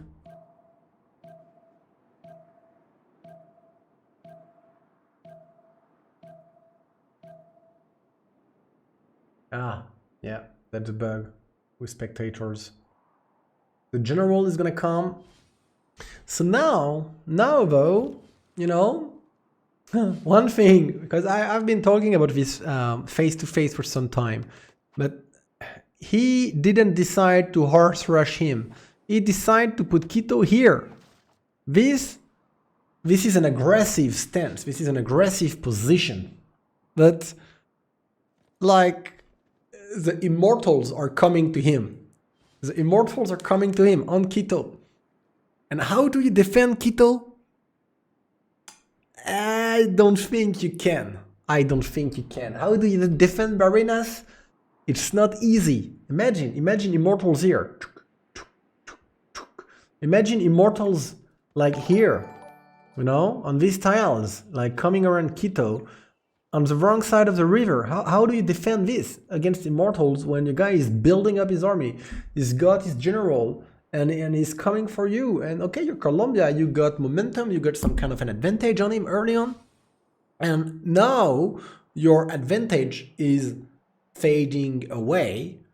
And as your advantage is fading away, you find yourself in an aggressive stance, which you don't have the units to back up, you know? So like right now, I don't see how he's gonna defend Quito, but archers not gonna save the day versus immortals. Even with a general, I don't think it's gonna be like an amazing trade, because these guys, you're gonna shoot these guys down like 2-3 shots. And yeah, I'm afraid for Koyak. I'm afraid for him. Thank you, Malm. Thank you very much. Welcome, everybody. Today is an English cast because there was no English caster for this stream and there is no French team playing.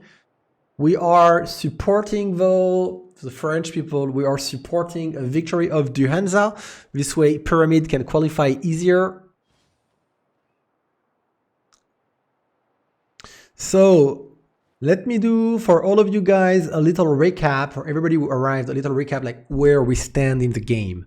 So the German team, Du Hansa, playing Hungary, Persia, Phoenicia, and Russia versus Du Hansa, Colombia, Pericles, Norway, and Maori. So we have for Du Hansa, Russia, who spawned in between the Maori, but with a lot of mountains east to defend her, and Norway, who is Frisim, but that's very, you know, uneasy for Russia because the sea to the right is controlled by Maori, the sea to the left is controlled by Norway. Tough spot, but a bit of room up there. We have Norway, who is completely Frisim and it's got a very big land that he can colonize. He's able to fight with Russia later on. He's able to fight with Hungary later on. Hungary is in a bit of a tough spot as well because he's got here the Maori south of him, preparing probably a Toa push on him, disembarking here. He's got some city-states he could levy to help him defend or attack. And he's got here Greece. Greece, which is, I would say, Frisim, because Hungary has got bigger fish to fry with Coupe here, but he's not got a good spawn at all. He's got desert, tundra, floodplains, and the sea here, and it's not great. He's gonna need a lot of time to scale up. And then here we have Phoenicia, which is Frisim, with quite some space, but and certain inability to reach anybody from the sea. See, this is very small sea. Even when it melts, it's not going to reach Maori, it's not going to reach Norway, it's not going to reach any inland players. And if you would then start to colonize this sea, it's also very small and it doesn't really bring you anywhere. So that's a completely free sim Phoenicia. Here we've got the Persia versus Colombia face to face, and Colombia was able to pillage and capture a builder, and also he was able to like make some trouble for Persia, and Persia's spawn is not easy, there's nothing to chop, but now the immortals are coming in, and Colombia was very cocky. It was like, I'm gonna settle floodplains in not easy to defend positions, wrong side of the river, right in your face. And then I am not gonna build an army. He's starting to build the army now, and it might be enough. Might be, but I would be very afraid if I was him, because next turn already this can eat into the city, this can move and eat, this can eat as well, possibly just to do some extra damage, and this might actually be done for in 2-3 turns. Only 4 immortals. That's not a lot. That's not a lot, but I guess he's gonna build more. He cannot chop, you know. Normally, right now, what you would be doing is chop immortals, more immortals, get them rolling. But he can't do it. That's not his fault. So he decided to range attack instead of the more violent option. I can understand. These archers are, you know, see, even with the general, it does some damage. Yes, it is true. It does some damage. But it's not huge. I'd like to see him slam. I'd like to see him like, boom. It's only 26. Attack.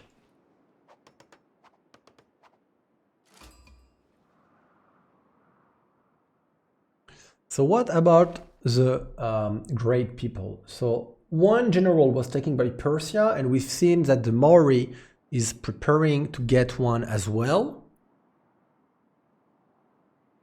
Great scientist, there is Hungary and Greece on them, but Ipati is not showing up yet. And this Maori is getting ready with the Towa push, so he's getting ready with full pre-builds. So I don't know how much money they intend on saving. I believe you need about like 70 gold to get one of them into a Towa. And he's gonna get onto the Towas in 2 turns. So you're probably gonna need a bit more time to get the general going, but yeah, it's getting ready. I don't know how much he will be able to up. What is under the gun plan for defense? He still does not have Amani, so he cannot really, like, the problem with Amani is that if he put all of his envoys into Taruga and he levies it, he kind of has no guarantee somebody on the opposing team could not take it back from him. Only Amani can give you that guarantee that you will keep the city-state, right? I think, yeah, no, see, the chance to take the city quick and dirty kind of passed, and now there's only 4 immortals here, and there's a lot of archers, and there's a lot of horses, and so Colombia should be able to defend Quito for now. It depends how many immortals we see coming. If it goes from 4 immortals to like 12 immortals, then that's quite a push. But if he stops at like 5, 6 immortals, then he's probably not gonna do anything now that he didn't like slam and go for it when it was only 26. We'll see. And oh, really? That's funny. That's funny because it's like, you know, I make my campment. I have my Toas in 1 turn, and I'm gonna push. And then he's like, wait. I'm gonna do a little settler. I'm not gonna do the projects for the general, you know, and that's kind of weird because that's the time, that's the Toa time, that's the timing. Like, you kind of want to have your general now, like not, you know, like now, not in more turns in a way. Well, I think whether Colombia can, sorry, bleeding, whether Colombia can defend this city or not, it depends on how many immortals he sends. But right now, it's not enough. Like, these horses should probably be able to kill these immortals. You can just like eat them, kill them, run them down. Like, the trades are not so bad. Look, yeah, we can shoot. So what? Just kill them. I think we're gonna see some immortals die here.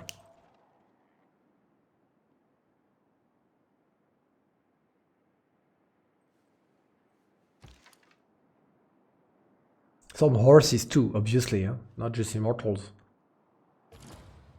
Okay, Up. Oh! That's... Because that was poorly played, huh, by Persia. That was poorly played, that too. And Persia here, in my opinion, would have deserved to get his general sent back home and lose everything. And see, like it's defended. Like you only have 4 immortals, you lose half of them. The general stayed here. Luckily, he's gonna lose some horses, and then there's no more push. There's no more push. And probably Colombia is going crossbows. No, it's not. It's going for walls. It doesn't have much science at all.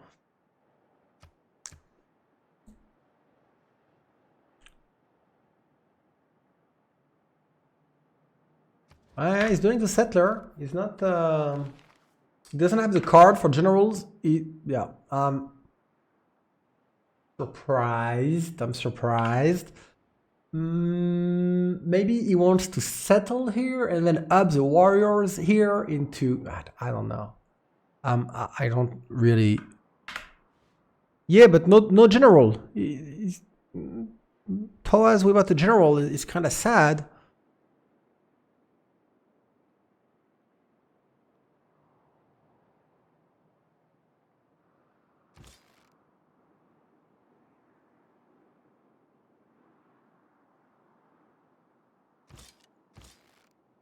Kind of sad.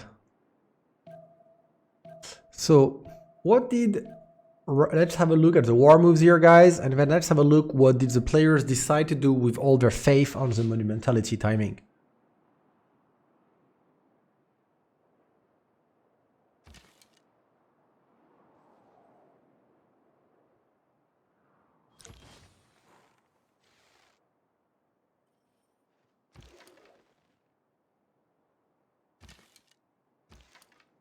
Yeah.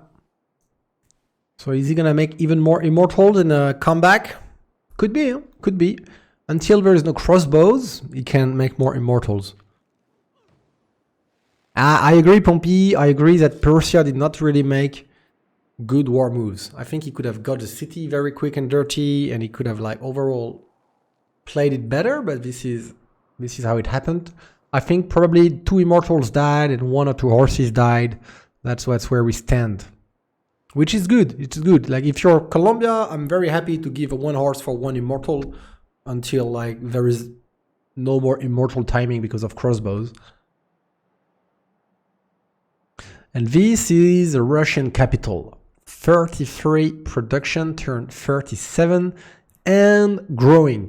Every few turns, 1 more inhabitants. Settled here, which is a city, of course, which might have some battleship issues eventually. But what does he know about Norway?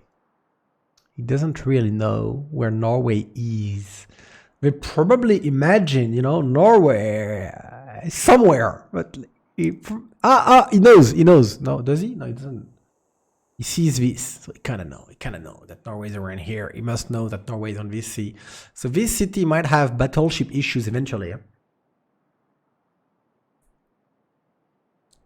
Or sooner, it might also have some berserker issues as well. I think berserkers really like here they can disembark, re-embark, re-disembark. This kind of a little lake is really nice when you play with the... It's really nice when you play with the berserkers and you can re-embark and re-disembark and all. Like it makes them hard to control. Well, he's gonna need more horses though, if he has to defend this, because this guy is going for... He's got more immortals coming, and I'm not seeing more horses. 1 more, yes. It's not done, huh? The defense of Colombia is not done yet. He didn't kill enough immortals to really have defended this, and so there's still a lot of pressure here.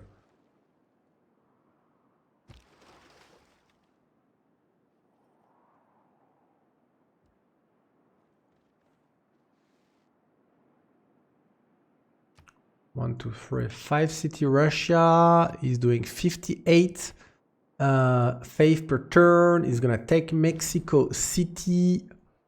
Gjor, Peach. He's on 4 cities here. Does he know the Toas are coming? Ah, this is the general. So it seems to me the Maori plan is something like I'm gonna bring a settler and up my Toas and bring my general over there. It seems to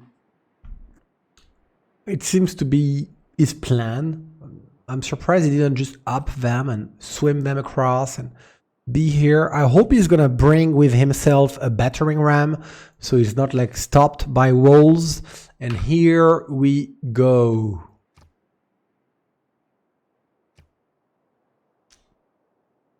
Must be. I would be scared. Huh? If I was Hungary here, I would be scared. And I know Amani. I wonder when he's gonna take it. Is he gonna take Taruga? Is that the plan? Does he intend to defend with horses against Toas? Like, what's he gonna do? He sees it now.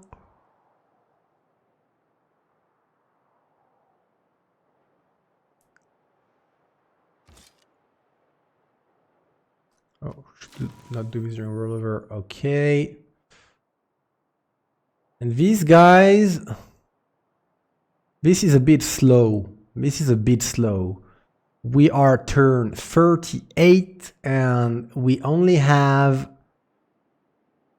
3 cities from Dido, free sim Dido, only 3 cities. She did not chop yet with the Magnus here to get rolling.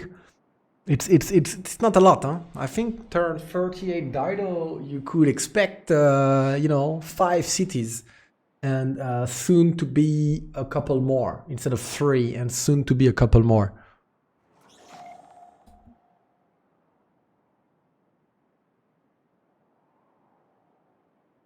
What teams, how much to levy Taruga and up for spads? Well, let's have a little look. But the problem right now, without Amani in it, he cannot keep it. 120 to levy it, and then it's 12 gold per swordsman. So that would be like a 180 gold play, basically, and 10 iron. What team are the most chance to win for now? I think it's too early to say. It's really gonna depend on what Persia and Colombia do here. And also on Norway and I missed this one. I didn't see there was Valletta here. On Norway and Phoenicia. I think Norway right now is a bit ahead of Phoenicia in terms of sim. He's got more cities rolling and that's good. He went for a Magnus, so he's going internals. He's going internals as well. That's interesting. That's a very late game strategy. And he's like, I'm gonna go monumentality plus internals, it seems. Let's check. Let's make sure. Maybe not. Maybe he's going chop chop. I don't know. But it seems, I see an internal road, buildings, a lighthouse, this guy in the capital. Seems like an internal gameplay.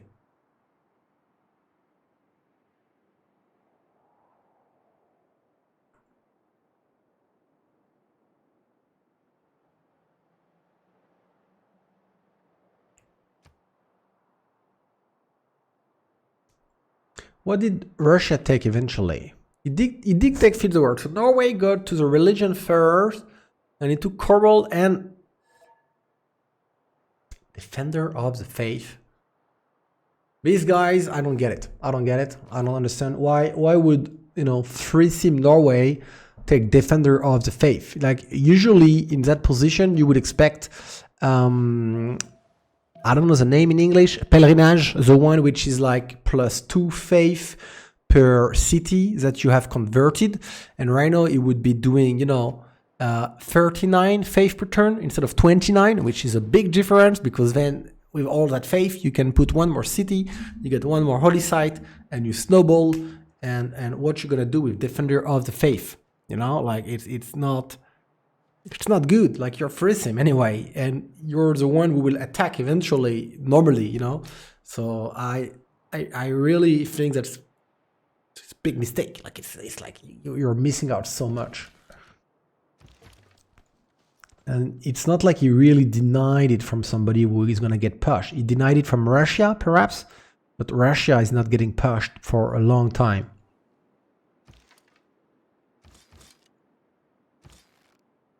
This is only 30 strength, huh? This is only 30 strength. I'd like...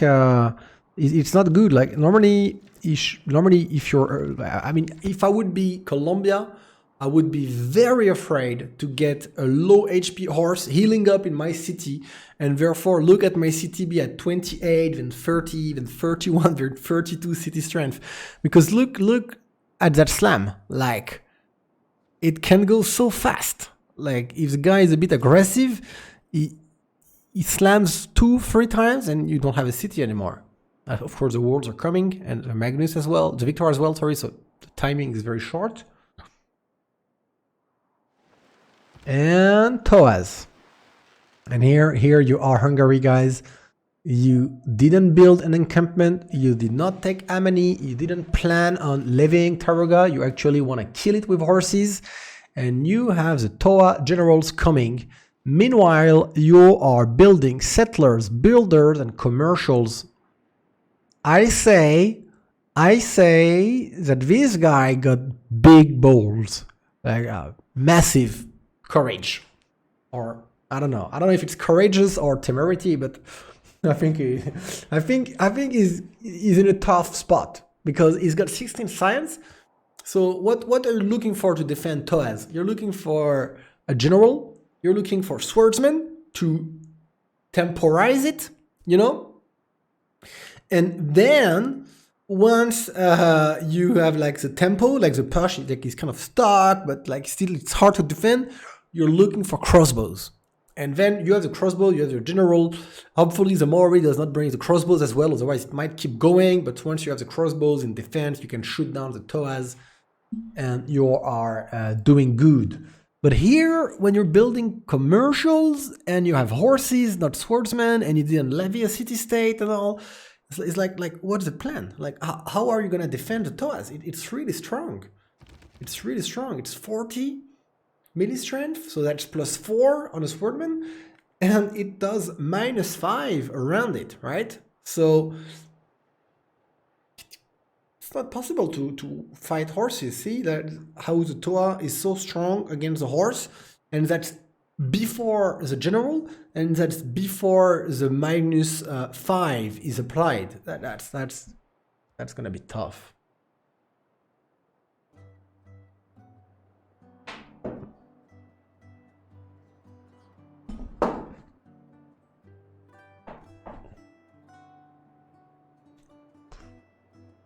Nice forest fire.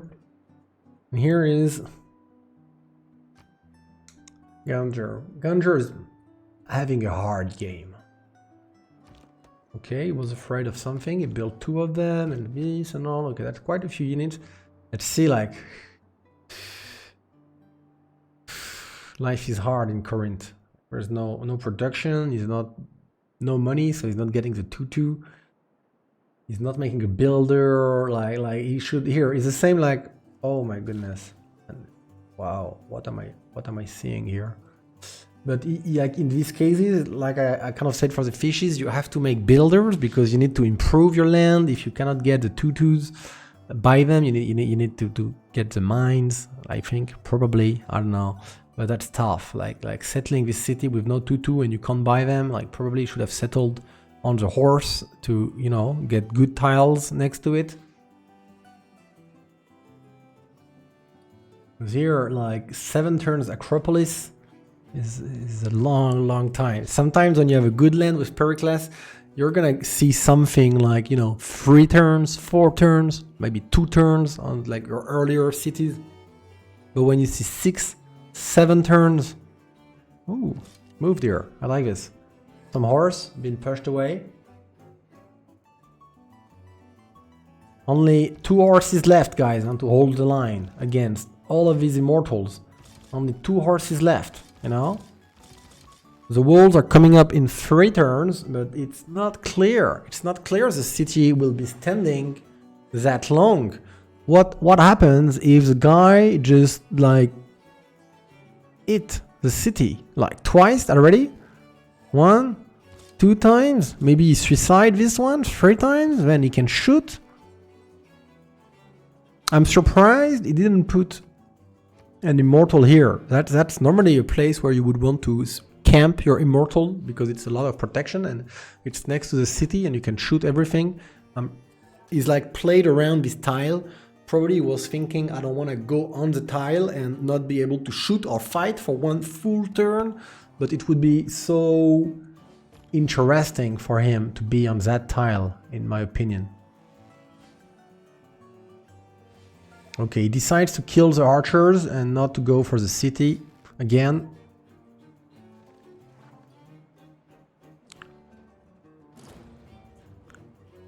Mexico been conquered, and here the Toas are coming. The general is here.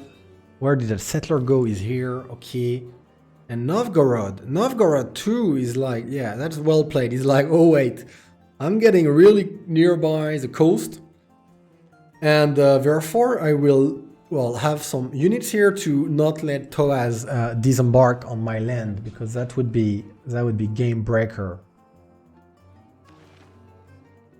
I honestly think if that Maori was a bit of a madman, he could recruit another general and do like so many Toas and also disembark here, but I'm not saying that he should. He decides to sim a little bit to get the lighthouses running, and yeah, why not? Why not? Still gonna hurt. And I'm afraid about Taruga, because what I'm seeing happening is that Hungary takes it and is unable to hold it, and therefore Maori liberates it, and as a result, beam, the Congress is lost, you know?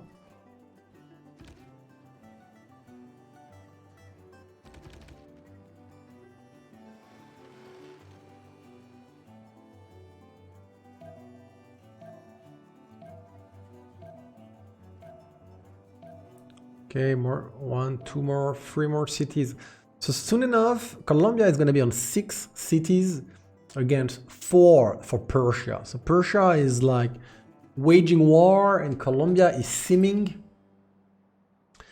No more, yes, there is some more immortals coming, but like that's not so much immortals, guys. I mean, I'm a believer that the golden number, if you really want to immortal push somebody, like really strong immortal push somebody, my opinion is that you should get between 8 and 12 immortals on the front line, like alive and kicking, especially like in this kind of land, and that's when you know the real badass immortal push is happening. Here we've been seeing more like 4 to 6 immortals.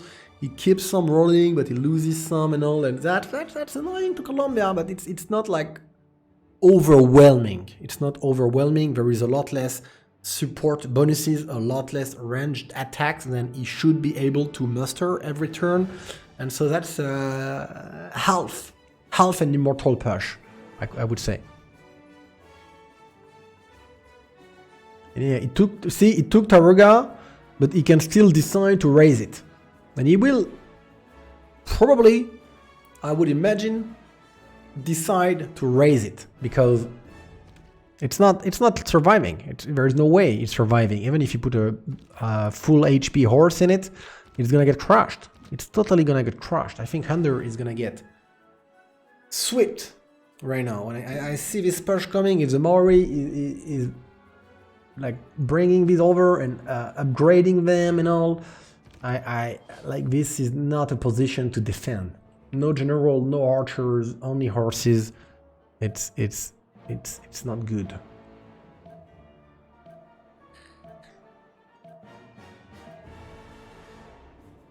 I mean, what are you gonna do, right? So look at this trade.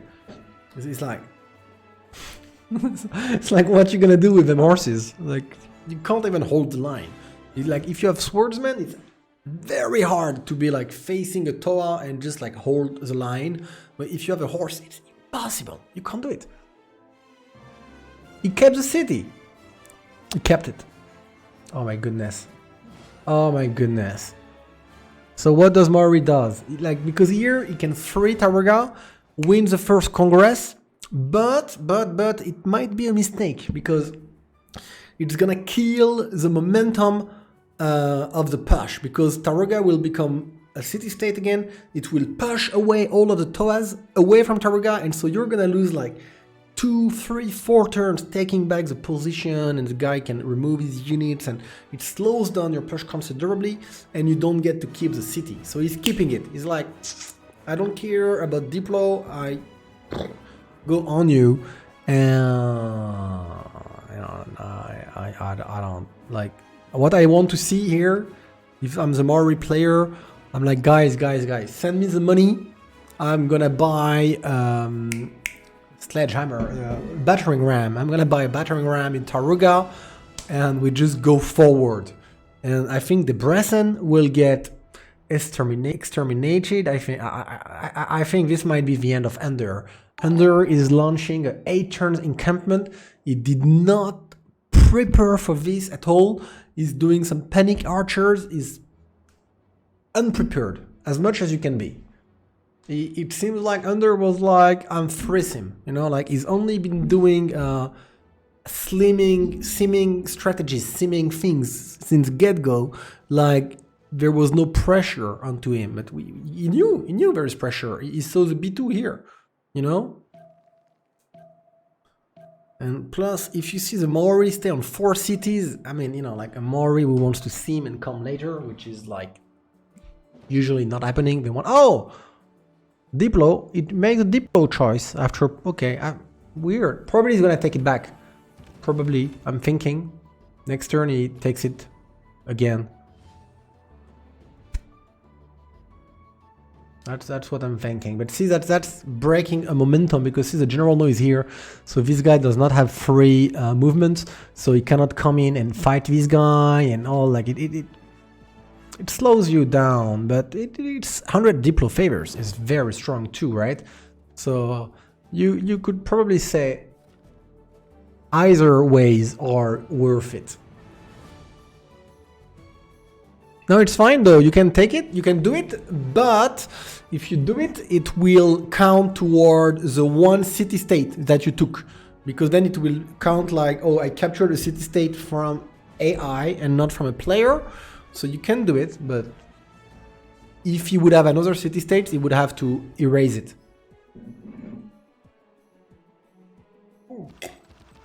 Come on guys, I want to see you on the move. We want to see you rolling, like go toward Taruga, get upgraded, just go. Like this is like here, if the Maury player is seeing this through properly, it's time to kill. He's not here to derail, he's here to kill. You can kill him.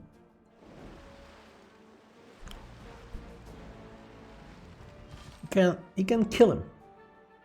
Ah yes, they're coming. Okay, the walls are here. Colombia lost a lot of units, huh? I mean, Colombia lost all of his horses, pretty much. He lost archers. He's almost losing the city. It's over time, probably gonna die, but it's not sure. I mean, it could have died so many times yet, and see, he's not building more immortals. So what does the stats say? 1822, 1528. So there's not gonna be like any gunpowder play. I'm not sure what Persia here is deciding. It seems to me, I feel like Persia is in between two worlds. He's like kind of doing a push, but not really. And he's like kind of seeming, but not really either. So it's kind of, and again, the general not paying attention to the general is it's okay. It's okay. Probably killed his horse in exchange. You know, probably. I hope so at least, because he can shoot. He's got good bonuses on it. He's bringing the catapults, cool. And he's getting some science rolling, so probably he's gonna try and take Quito and then upgrade into muskets. Seems to me when I see the campuses rolling. And Geneva was levied, really? Where is Geneva? It's here. Yes, but it's so far. So far. Oh. See. What? Ah, yeah, there was Mexico City was taken yeah.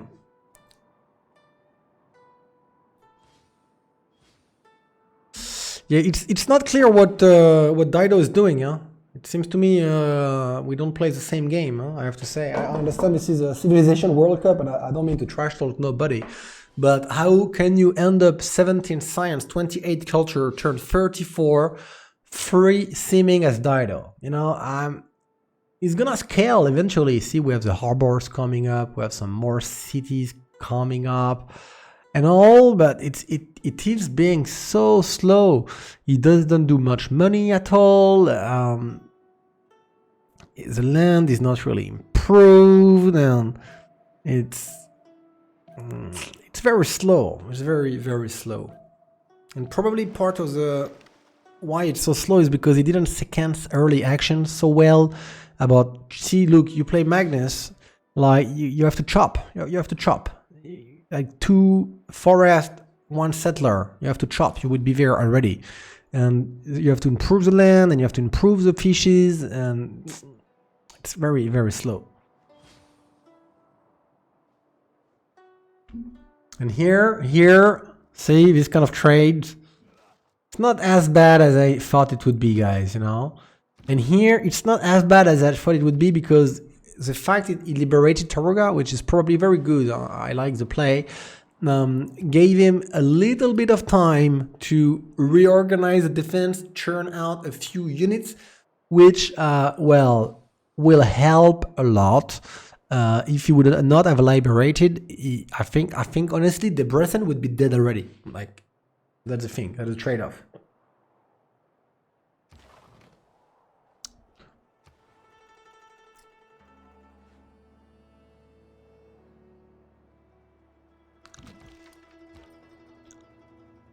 Fire diplomatic quarter. Okay, let's keep the points flowing. Like liberation, diplomatic quarter. Are we aiming for a diplo victory here on their part? Totally could be. Sorry, I was looking for this front. Okay, this is secured. 4 horses came through, and the general has been sent back home. And see, this is, I stopped saying it, but it's a half-assed push. It's sort of a push. It's not really a push. It's in between. It's in between, and it's therefore it's not really working, but it's not really not working. It's irreling them both. But I honestly think Persia had all the keys in its hand to take this city and pressure this one. And now he has to pay attention, because 4 cities versus 6 cities is, in the long run, it's a problem in the long run. What about Norway? How good is he doing?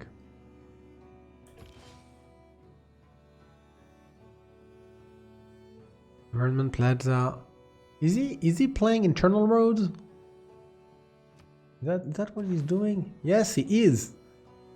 That's unusual. I mean, I didn't see many Norway play internal roads before, and I want to say, why not? It should be good, but it's a bit counterintuitive, you know, because he was first on the religion, so he could have decided to take Feed the World, but he did not, and therefore he plays internals for food when he could have Feed the World. Here have the ports as well, which makes food, so you don't need food so bad with Norway, especially Norway Feeds the World if you wanted to take it. And the Magnus is in, but there's 2 roads right now. The government plaza is coming in, like turn 48. It's okay, I don't know. I'm uncharted territory for me. Really uncharted territory here.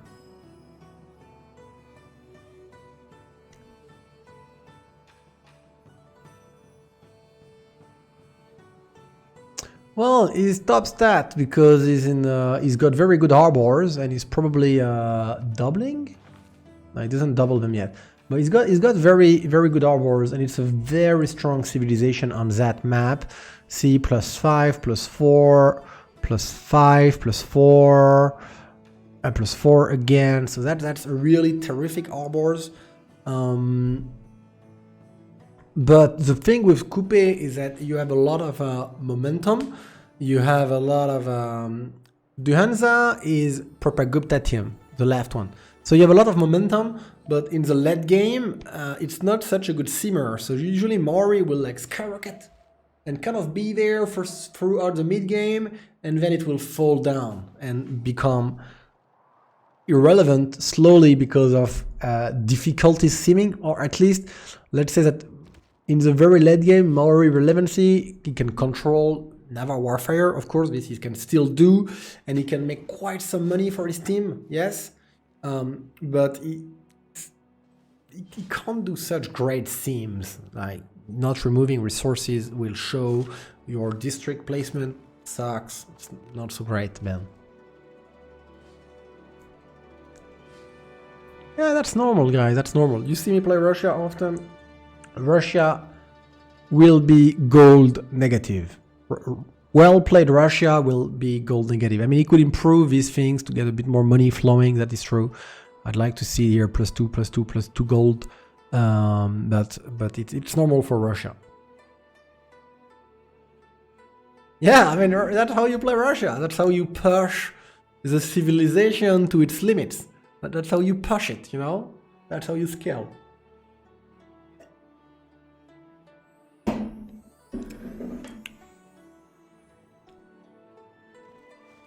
CS took a settler from him? Really? Where? No? Why? Here? Oh, yeah. Oh, it's okay. He's gonna get it back. He's gonna get it back very easily. Mitla. Probably gonna get killed, huh? And pillaged as well.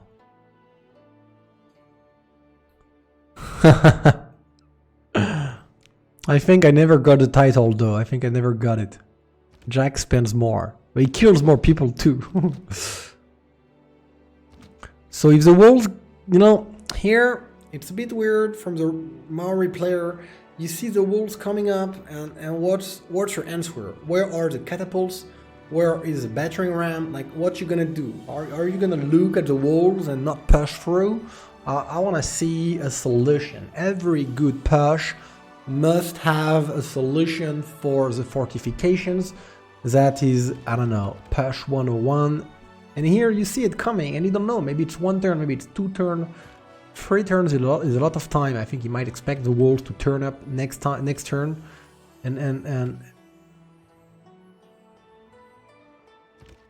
I mean, like, what are you gonna do? Like, bring something, bring a solution.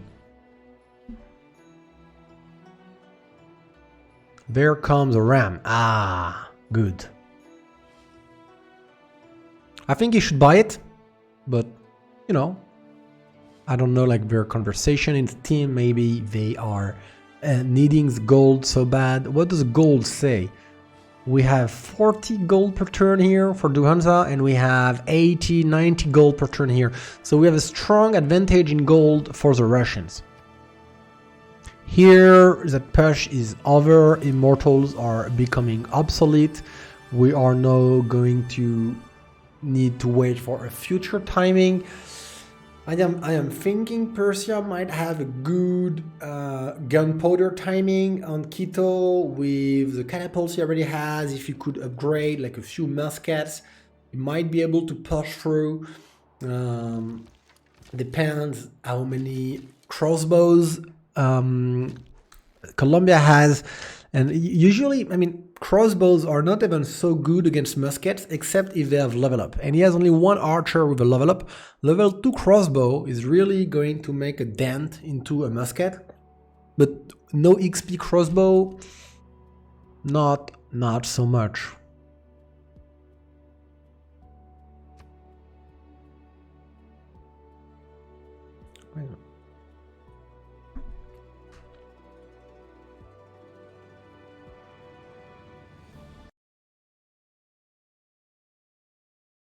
Alright, just a second.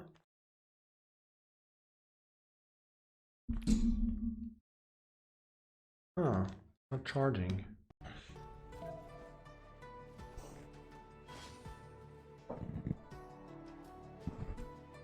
are they?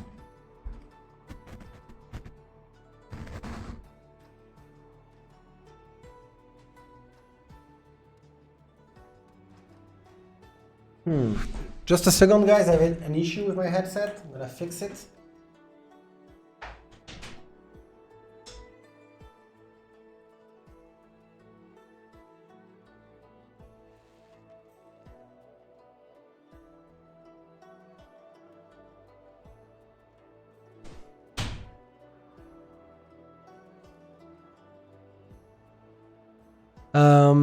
Well, Geneva, what's happening with Geneva? No more suzerain. So Geneva was levied, then it was upgraded, so like 180 gold were spent here, and then somebody contested. So it's influenced by Ganger. So that was, see, that is a Pericles in action to counteract Matthias Corvinus. He contested. He has a lot of culture. He's got free envoys with the Acropolis buildings. And yeah, here's the gold went to waste. What's happened though is that if Hungary can take it again and levy it again, it will get one more envoy. So over time, I think Hungary can be able to wrestle control of city-states on the map a bit more than Pericles. Not for one specific city-state, because then Pericles will shine, but on multiple CS and levies, but it costs a lot of gold. It costs a lot of gold until you have the foreign ministry, then it's only 25% of the gold and it becomes quite cheap, especially if Dido would do a lot of money, but Dido is only doing 36 gold, turned 49. Yeah, I know, that's not possible. Like Dido is supposed to have bigger stats than Russia, who is in monumentality. See, he's in paint and brush, and it's like he's got less stats than Persia. Like I don't understand. He's got a lot of cities, obviously, but it's not good simming. It's not good. It's so slow. It's needlessly slow. It's not chopped. It's not well made, I'm sorry to say. And it's too bad because his team would be counting on you. Like, I mean, when you're free simming with a civilization which is like so brilliant at free simming, then your team in due, like, I don't know, we should expect a lot from you. And, well, nothing's coming through. So that's very sad. How far are we from crossbows? 7 turns, or did he just get it? Okay, he's got crossbows. Do we have the money though? We have enough money to up 1 crossbow.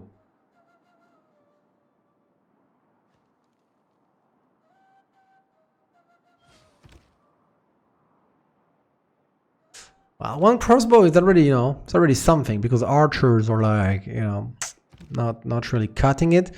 Where's the battering ram? It's here, and it's gonna be in action in 1 turn. It's here, 2 turns. It's here. So in 2 turns, the battering ram will be in action. It should be possible to slam it down, but it should not be very easy, because a city with a Victor C52 defense quite possibly is running the Bastion card, which will give, like, that's why the city is at 52. Your unit is at 40 plus 49, so you have to slam 49 against 52, cost you a lot of HP. See, it's like it's gonna really like hurt to slam it. That's why in these cases, like, catapults are much better for long sieges. Like this is becoming long. A battering ram is like kind of keep moving forward, I'm crushing you, and I'm like, you don't have time to set up 50 defense cities. But once it becomes like a prolonged attack, you want to have the catapults on your side.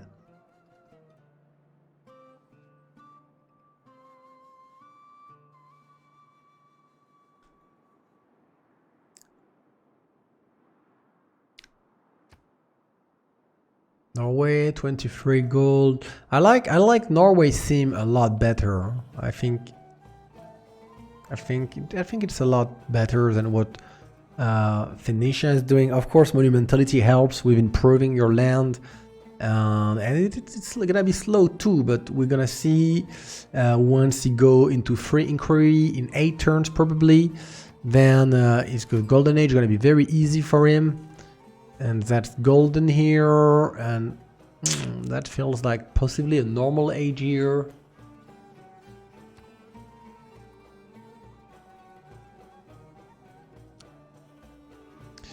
And so what's Russia gonna do? Russia is gonna go a golden age again.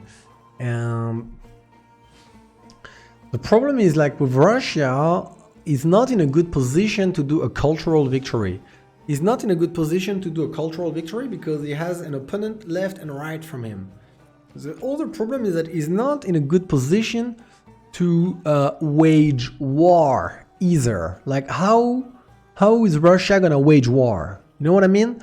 Like, you can't really, like, put a city here and start building boats and kick Maori ass or Norway ass. So what you gonna do? Like, Cossack, what do you do with Cossack? You can't like go here and fight this yet. You can't really fight here. You can't really embark. So I find this Russia being a little bit stuck here. Like, I'm curious, you know, maybe he's gonna do some amazing stuff, and he's definitely making good. I like his sim, his stats. I like how Proppy is playing it a lot, but the position he's in is so hard. Like what are you supposed to do?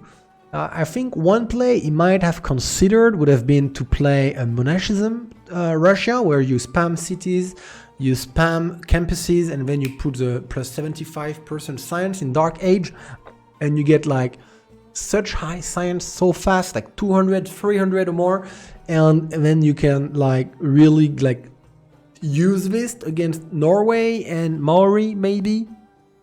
But that's not what he's doing. He's probably gonna go paint and brush. And is he gonna try to do a cultural victory here in the middle of everybody? Maybe. That's beautiful.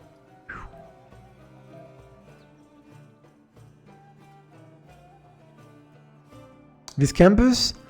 Yeah, this campus is not possible. This campus is greedy. This campus should die.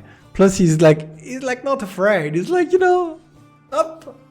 Library. Yep. No problem. And I think Maori sees it. I would expect so, at least. Oh, not moving the ram. See, the crossbows are normally able to inflict a bit more damage. Yeah, that's not amazing, but it's definitely not too bad either. And here, I think the push from the Maori, while it could have been like a killing blow, really, it's gonna peter out. It's gonna peter out because he was a bit slower on the general than he could have been. He didn't upgrade as many pre-builds as he did, and then once he started to push with 5 toas, he was building lighthouses instead of building more toas, and so a bit like Persia did, you know, like it's half a push and half a success in a way.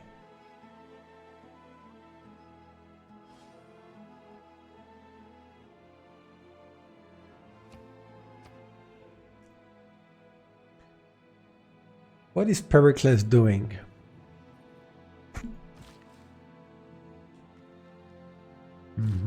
Start to improve his land. I guess he got this from the sky.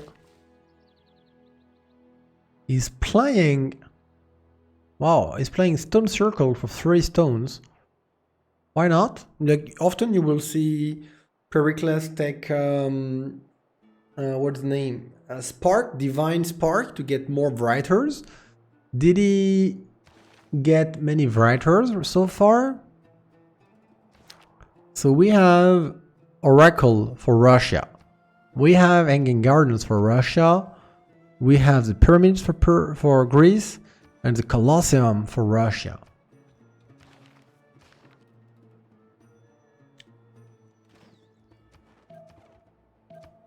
$161 faith per turn.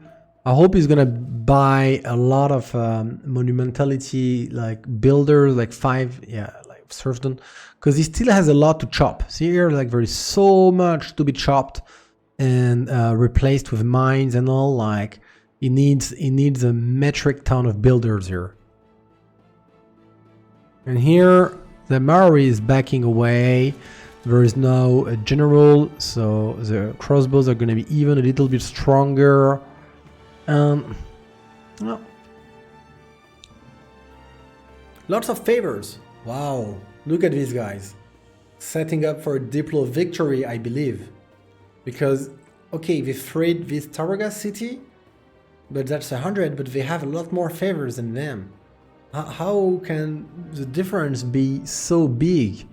I think it might be like diplomatic quarters. I see one here.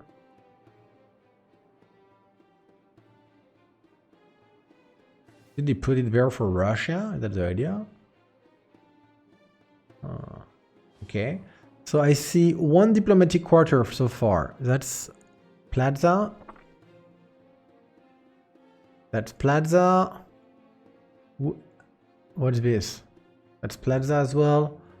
So I'm not sure why there's so much favors. Who else built a diplomatic quarter? Here is one, so we have two.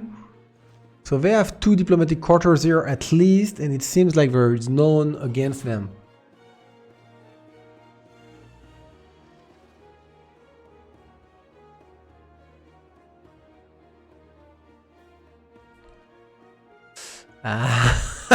It's coming for it. It's coming for it. I didn't see there was a fire on them. Yeah, I agree. I want to see a settle here or more. Look at this. But that fire was so huge, guys. Look at this fire. Like it's been from here, all there, up to there. That's super big. It's kind of like the same that Russia had here. And it was very fast to settle it.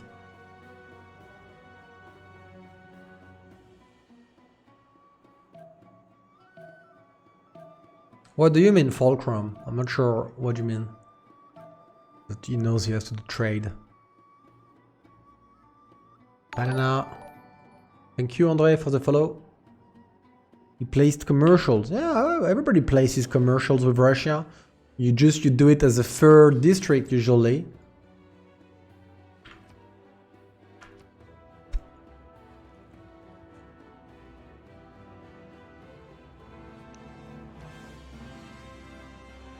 Nobody got Vatican.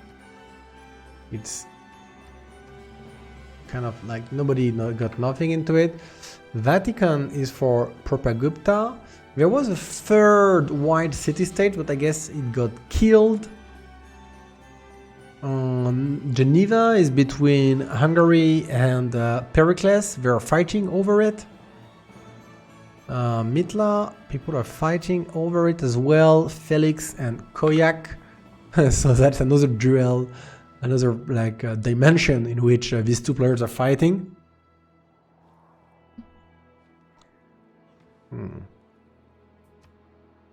More Toas, but the thing is, to be honest, guys, Toas are becoming irrelevant. Once your push didn't work, and there is more and more crossbows against you. Right now, it's kind of becoming musket time, and in like 10-15 turns it will be cuirassiers time. And so Toas are, I mean, very relevant as musket pre-builds. Maybe he wants to up muskets. That would be a good play. He's got 2 turns to gunpowder, and there is more money. Yeah, a bit more money here, but we don't have so much money in stock. I would imagine from 1 Toa to 1 musket should be around like 50 or 60 gold. Yeah, they should be like 10 gold cheaper, I think, the Verise. Probably 10 gold cheaper.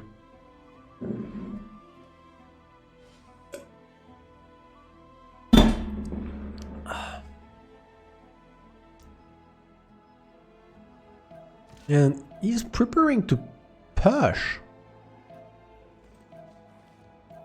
Why? Why is Pericles preparing to push. He doesn't have encampment. I don't understand. See, guys, I mean, like, again, it's my criticizing self. I'm sorry. I have to give my opinion.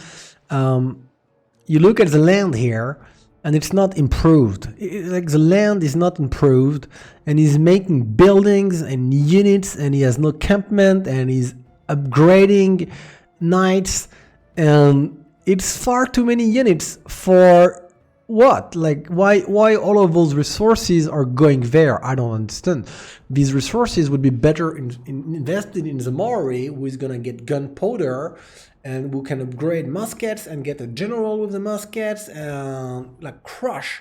And he's gonna come here and he's gonna maybe take Astikoos. That's true. I mean, it shall, if he moves them forward, which is not doing either, it should do something, but is it efficient? I don't believe it is efficient, honestly, and yeah, I hope he's gonna move them in, or what is he waiting? End of turn, okay. I don't know how long they've been there. Maybe we just upgraded them last turn. Surprising. Okay, he's pushing one more settler. 2 more settlers. That's good. He has to, after fighting it, to try and keep up. Easy gonna try and make a gunpowder play with Dark Age. 2 turns. He's going crossbows.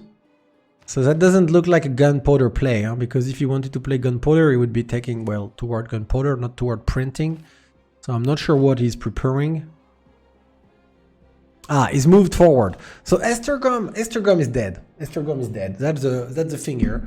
At least Astikoos is dead. He can pillage this for money. He can probably get this, and maybe he can kill some crossbows. You know, maybe he can kill some crossbows and put a mess in the back while this guy is upgrading into muskets, and maybe we can get a killing blow on Hungary in this way. I hope for them, because for me this Hungary should be dying. This Hungary did not play in a way that it deserves to survive. It should die, and I think it will probably die, to be honest. I hope Propagupta got a lot of space in his backpack to carry his team. Some money here.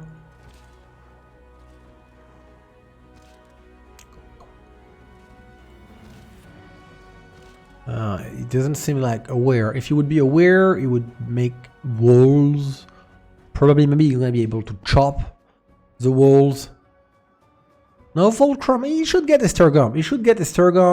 He should assist this push. Do we have a general here for the muskets? Yes, we do have it. And it is coming through. We have the technology. We have upgrades cards in. Yes, the play is here. Do we have the money? 212, and it takes 60 gold. So he can upgrade 3 right now, 4 right now if he takes all the money. I think he can do 4, and I hope he will do 4. And then, how much money do we have per turn? He can do 1, 2 more per turn. It depends also on the pillage. So yeah, and these muskets, I mean, they should do a lot of work.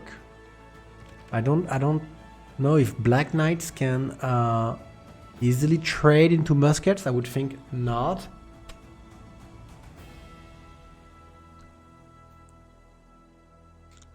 I mean, the knights should probably here, like, see, this knight will hit this city next turn. So it will go very fast. Normally this city is dead next turn. Like, end of turn is gonna move in, close in the distance, like, and the turn after this is gonna take position, start slamming, and then he's gonna pillage some and take the city. And that builder needs 2 turns to chop. I think Astikoos is gone if Greece does it correctly. Move! Move! Yes. Yes. He's a bit desync, I guess. Yes. Walls. Okay. Oh, it went to 41 defense because he upgraded a unit. Black Army. 41 defense. How do you slam this? Yeah, across the river is not so good. It's not so good. He didn't do the builder though, so he cannot get the wall. See, this is dead. This is...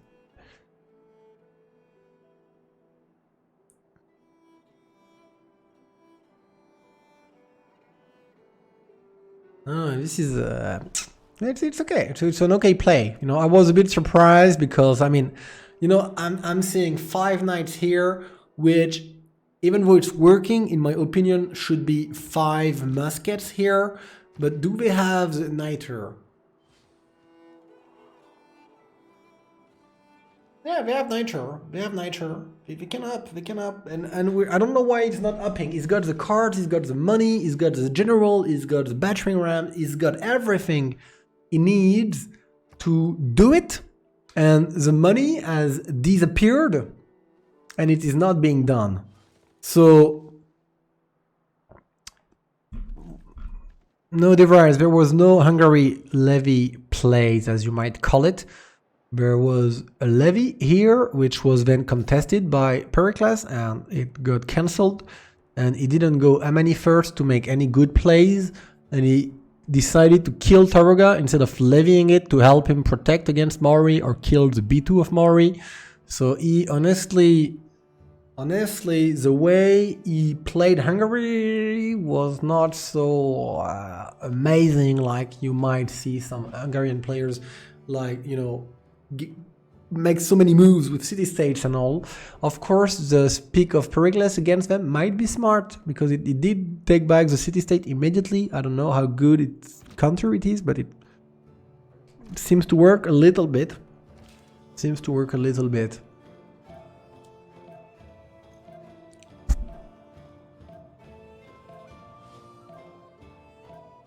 Grandmaster Chapel. So my question is, what will Russia pick? I don't think he will pick monumentality. He doesn't have the land. He's just gonna blow the faith he's got. Oh, he's not buying builders? Come on, proper. Oh, he didn't. Oh my goodness. That's usually what happens when it's the last turn of monumentality. You will see the player blow all of his faith into 5 charges builders so that he can finish improving the land and chopping it. But that's not what he decided to do, and he goes into paint and brush with a lot of faith, which, I mean, allows him to buy more units if he wants to wage war. That is true, but builders, I mean, he knows he's gonna have to produce builders, and he could have bought like 5 of them, you know, before the end of it. That would have been great, I think. First musket.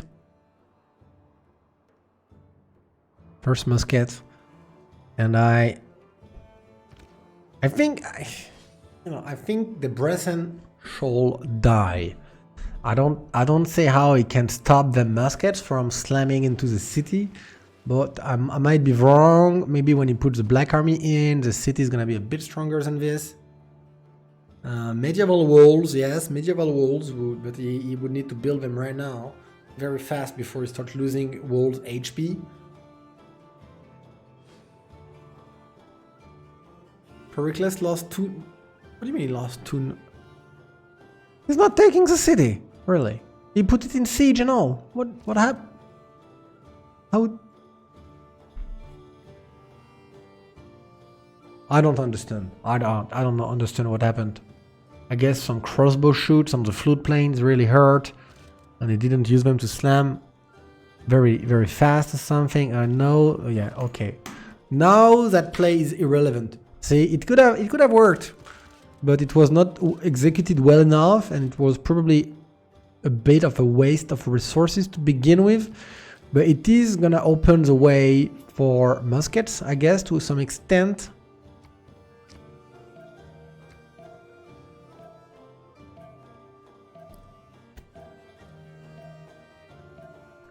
And what is Russia gonna do? 110, 149 Russia, turn 58. That's pretty good stats, ladies and gentlemen. Pretty good stats. 19 population in the capital, 75 production. That's the kind of capital you like to have. And I did say it when he spawned. I said this is a very good Russia spawn. And it was for the capital, but the situation is delicate. We have bug. Yeah, that guy is an issue. Maybe his modes are not on. I have nothing to say about it because that's not how it's resolved. Normally, if you have Congress bug, it's, as far as I know from the CWC rules, it is your fault. It is your fault. Usually, from my understanding, it's due to the modes. Meaning that if your modes are not up to date for whatever reasons, then you will have this kind of Congress bug. But if you do have some modes issue, then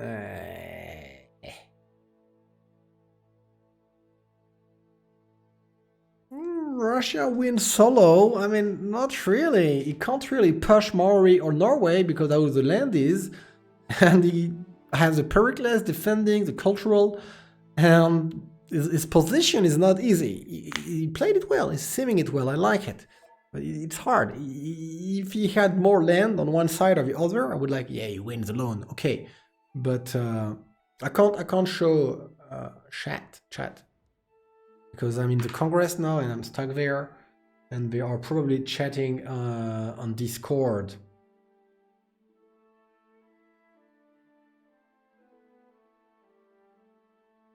So yeah, like see, Koyak is messaging here.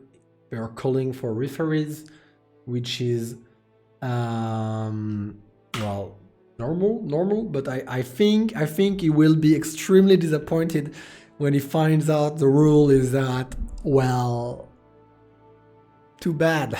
Maybe upgrade your modes, you know, and we'll see. I don't know.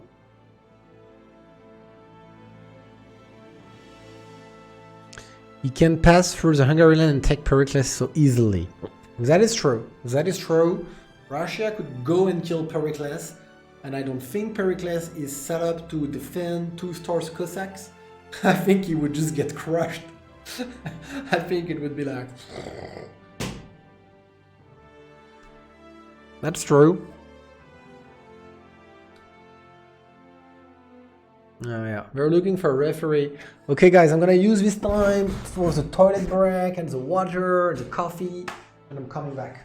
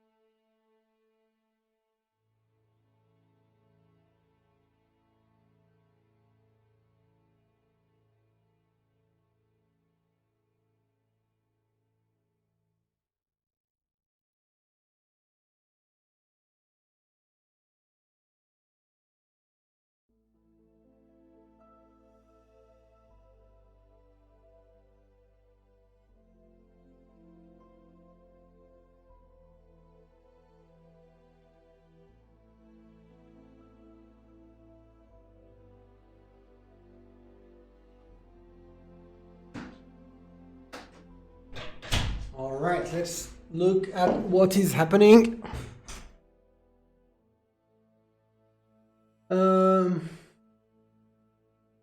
Kakechka, YouTube video, game chat. Here, okay. So we can see game chat. We're not gonna do that. Ask referees what to do. Yes, Proper Gupta is right to. He's right to, because I mean I don't know if he knows the rule, but I'm pretty sure referee is gonna be like, bad luck, guys.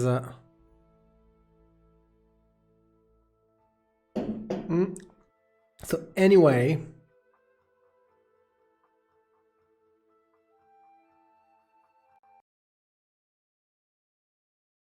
Has the headset again. And you got, oh, I'm sorry, you guys didn't have the music anymore? Not playing?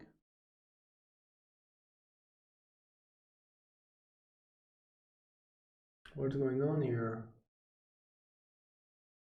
I thought you guys were having the music. Let me fix this. I'm gonna get the soundtrack of the game rolling again.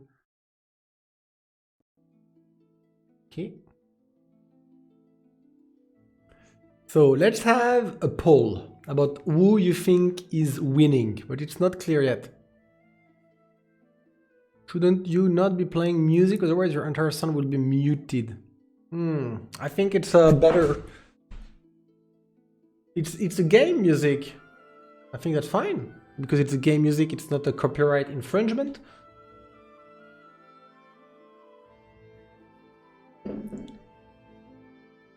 So I want to make a poll, and having seen what we have seen, who do you think will win? So you can be either Team Russia, which is Hansa, weirdly enough, not the Russian, or you can be Team Maoris, which is Seadogs. In the meantime, while you guys vote, and we will see your opinions in a couple minutes about who do you think will win this match. I hope I put one vote per person. Don't do extra votes with channel points, please. That would be nice. I will do my publicity quickly. For those of you who might not know me, I stream Civilization games pretty much every day in French, though. I always stream in French. And usually during the day and sometimes during the evening, and I'm one of the players of Joy. Maybe you know the Joy team in the CWC. We are finishing probably first of the group A, and I'm one of the players and captain of the team. So I play the game a lot. If you wanna come by sometimes. And then you can do like I do. You can criticize me. I like it because often when I cast a game, if I see things which, in my opinion, are inefficient and don't make sense, I will call it. I will say it because, well, I like to share my thoughts with you. And if you come see my game and you see me do things which don't make sense, and it will happen, I promise. I don't play the game perfectly at all. Then don't hesitate to share as well. This way I can learn and make less mistakes. You mean semi-finals? Yeah. Which team do you play with to be Civilization?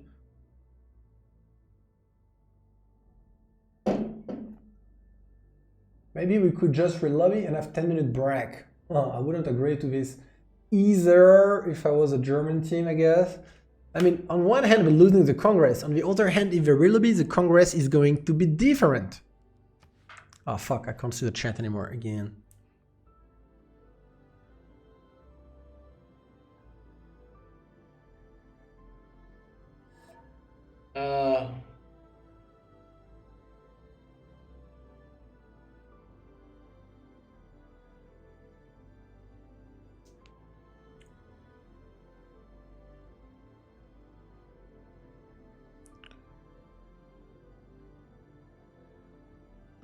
ESDEF. The great ESDEF.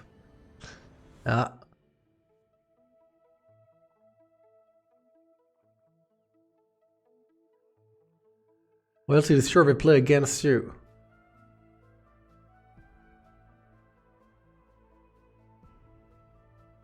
Yeah, but we will have a tiebreaker, I think. We will have a tiebreaker and play against TBD. I'm not sure. I must admit, I'm not like super sure of like what's gonna happen. I just take matches one at a time and play the match often.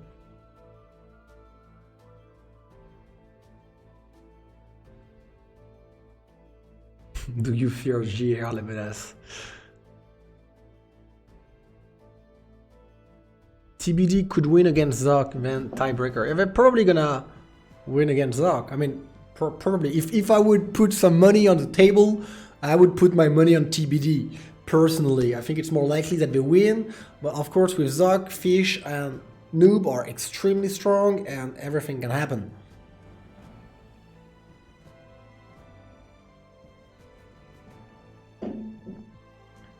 I watched GR lose his first settler today.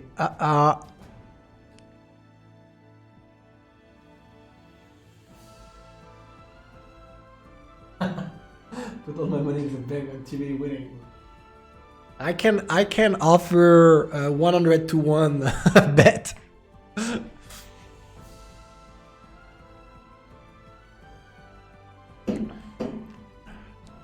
will consider chat again. Let me see what's happening. They are sending the logs to the referees, and so they will, like, Oguti is on it. He's not the referee for this particular match, but he is one of the referees organizers, so he's working on it. So what did you guys think in the poll? Team Russia. So you guys, 2/3 of you think the Hansa is gonna win Russia, and 1/3 think the Maori is gonna win. It's not, to me, it's not clear. The match is really in the air right now. We have a lot of favors and a kind of a setup for a potential diplomatic victory for the team on the right, but we have Russia and Propagupta, which is doing a good job toward potentially carrying. And let's see what Norway does, because this is a time when Norway should begin to shine, you know? And let's see what Phoenicia does if they manage to scale up eventually.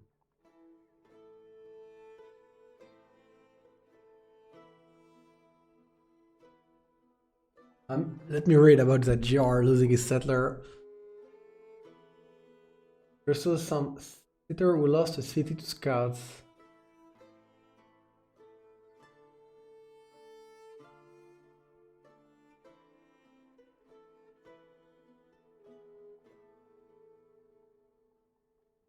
Where can you find the current CWC rankings?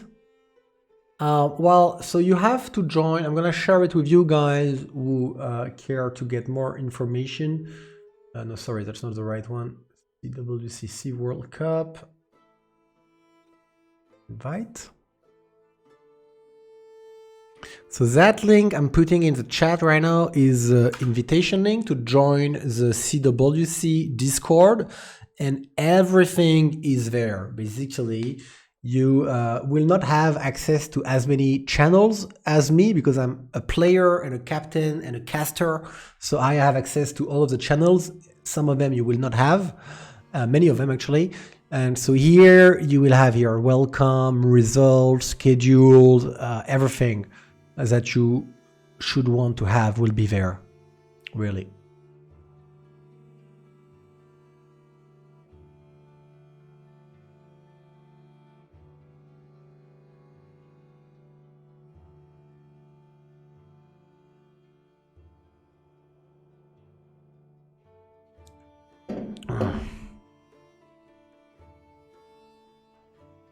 I wish we could have a look at the map. Can I maybe count down, like, can I have a look at the map?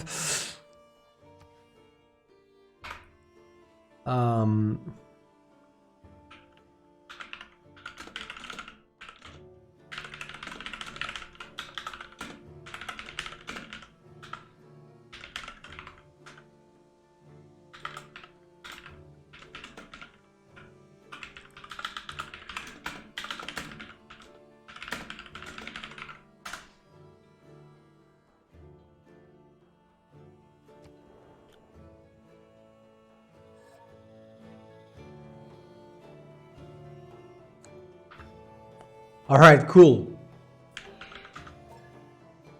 Whoops. Oh, could be ruled?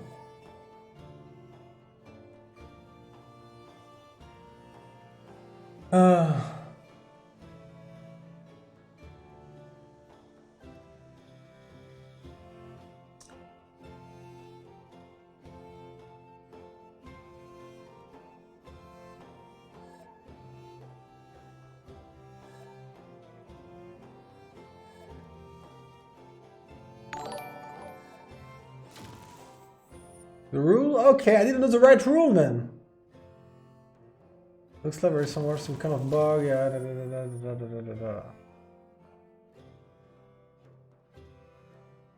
Well, then we will be. And I don't know the right rule. I'm surprised. Thank you, Bilkos. Thanks a lot for the sub.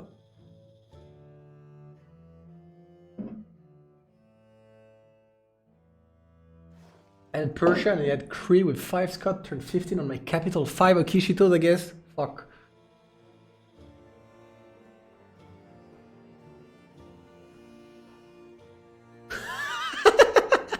What a game. What a game, Fierceos. I mean, hey, you have the better trade, because he loses a lot more than you in a way. So you have the better trade. Thanks, Bilkos. What a game. And I don't know the rule, apparently. I'm sorry. I apologize for telling you all the wrong rule. I thought it was Congress bugs. I had been told before were mod updates related bugs, and therefore it was a responsibility of the players to update their modes and not bug, basically. Could you take his capital with warriors?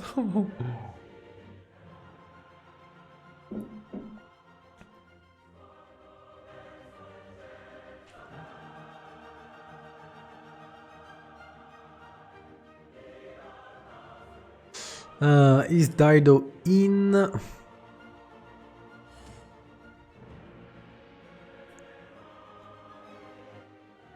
Okay, he's in now. I do see everybody.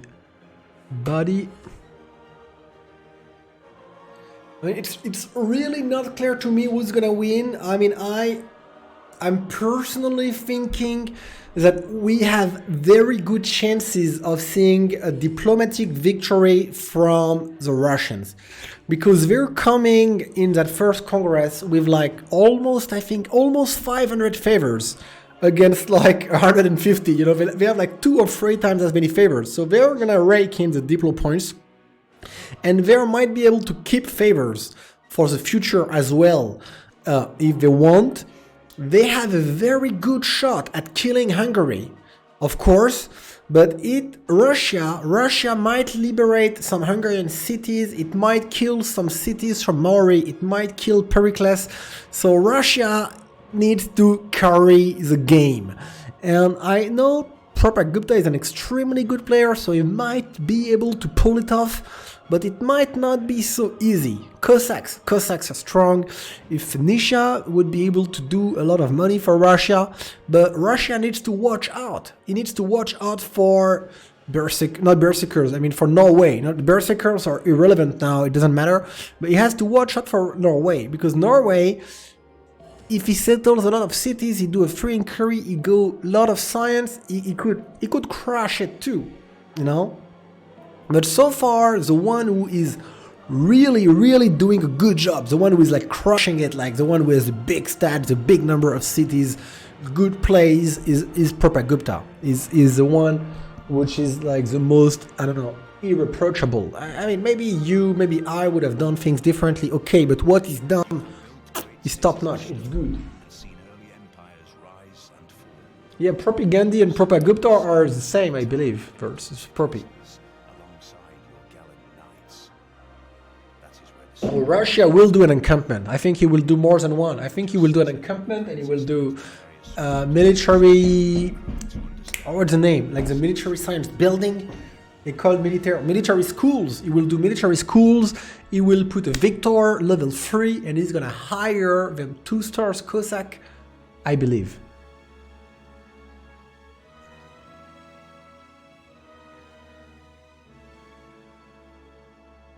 Yes, the game music, I'm sorry, will stop. Should stop now, that because we're in the game now. I didn't think of this. But normally, you know, you should only have the game music from YouTube.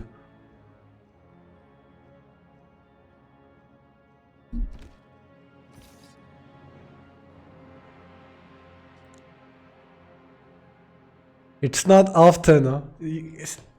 I mean, you know, like 20 pop, turn 58, 75 production. That's, you know, that's a beautiful Liang. That's just a beautiful Liang play. It's very, very lucky of the opponents that Russia cannot settle west and east. Because normally out of a capital like this, if he had like space here, or here, he probably would have like 5 more cities by now and be even higher stats. You know, he had to go all the way here, so far from the capital, and he's still doing a great job. But if he could radiate around, oh my goodness, that would be amazing. Foreign ministry, so that's some diplomatic victory setup, huh? But that's, yeah, I mean, I think Fulcrum is right. We should be afraid for Pericles. Pericles is on 5 cities. Free simming turn 57. He's like so late on stats. His land was bad, I must admit.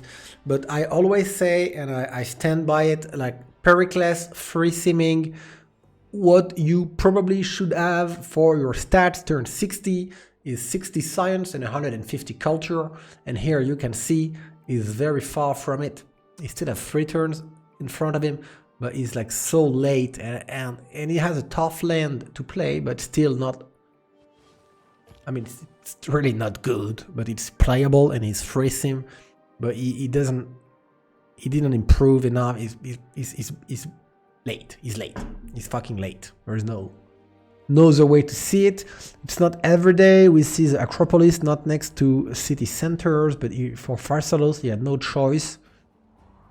But this one, what?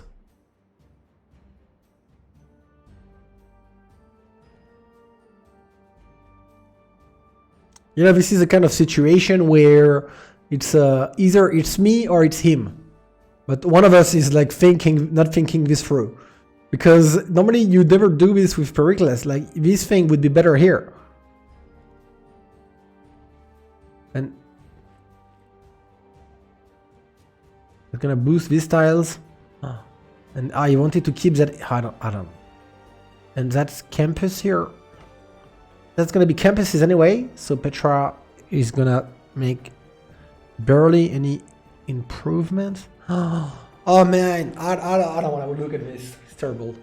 It's like it's terrible. It's like it's okay. It's okay. Everybody can play the game his own way, but he taked iron, so he can't. That's true. You're right. I didn't think of this. I didn't see it with the city. That's a good point, but I'm very surprised at what's going on here.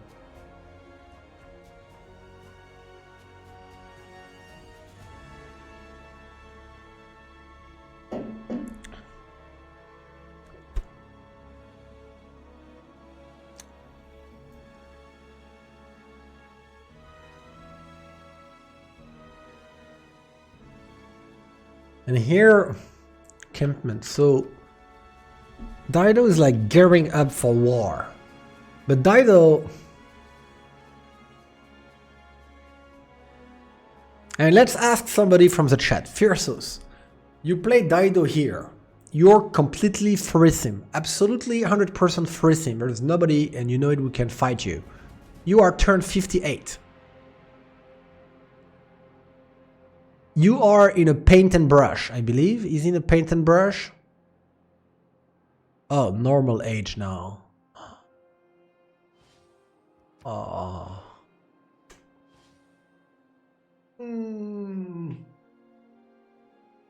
Well.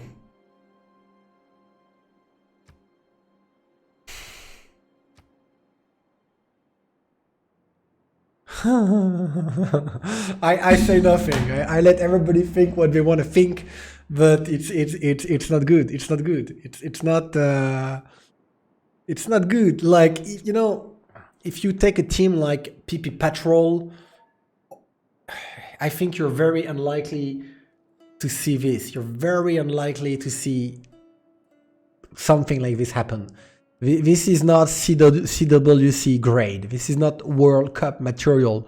This is like, you know, intermediate player struggling with a free sim position and a good spawn. Struggling, like not knowing how to make it right, how to sequence it, and it shows. He doesn't make money, he doesn't have any stats, he's in normal age, he doesn't have like a population, you know, he's got 43 citizens only. You know, it's not good. It's really not good. He's irrelevant himself. Like here, what you should expect, like in my opinion again, but like my goodness, CWC material, what you should expect here is a Phoenicia. The number of cities is correct. Why not 3, 6, 9 cities? Honestly, it could have 13, it could have 9. It's correct, but you should see Phoenicia with 150 science and 60 culture and about like, I don't know, 20 more inhabitants easy. Like all of those cities which are like 3, 4 inhabitants, they should be like 7, 8, and the one which have 6, 7, they should be like 10, 11 probably, and everything should be improved here for the production and chopped, and yeah, doing probably like 100 something gold per turn and gearing up for war. Yes, when I say yes, you go for war with the Maori, and if you're truly smart, if you're like a mean, I'm gonna stay polite, but if you're mean, and you didn't take cartography, so what you do is you push the Maori on the land, and you come with some settlers as well, and you settle here and here, and you teleport your admirals on the Maori Sea with tech musketeers, and you bring some settlers and some builders, and you chop the boats, you take caravel, you upgrade in caravels, and you say to Maori, hey, like, you know, from 1 turn to 2, 3 turns later, I have 10 caravels in your sea, and I'm there with you, you know, let's dance. But to do this kind of plays, you need to sequence this right. You need to improve your tiles. You need to get the cities growing. You need to get the golden age. You need to do it right, you know. And here he's gonna be able to do some stuff, you know, but not so much. Like, what is he gonna do? Maybe he can push this. That's it. You know, and look at this. He used the Gaius. He got Gaius here, and he used it to do normal age because probably he was trying to get the golden. And normally this Gaius, you know, you would want to see him here. Like all the admirals get teleported. You chop the boats. You use Gaius. You start upping, and you put hell of a mess. You can totally, if you play this right, you might be able to kill Maori out of this. No, Ben, I don't make tutorials. So far I should do it, but I don't. But I do play the game a lot, and it's not just talking. I mean, I play the game fairly well, probably a bit better than this. No, there's many ways you can go about it, and you can also sim like crazy and not touch Maori at all, and just make a lot of gold and wait for later in the game. It's perfectly possible as well. You can have different sorts of plays, but here this is trouble. It's not gonna achieve anything.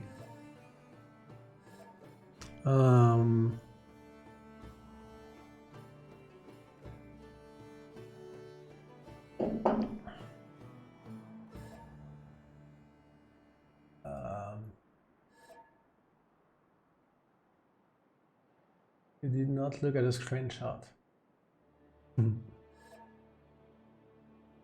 Well.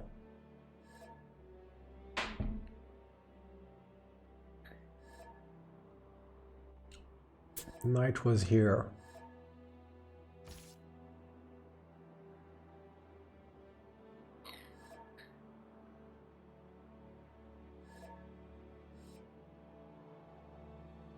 Ay, guys.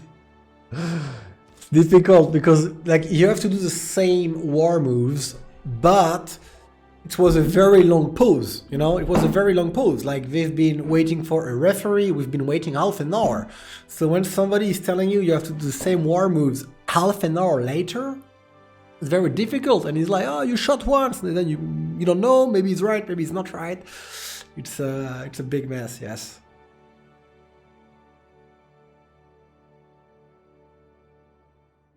Yeah, like look at a city like Carthage.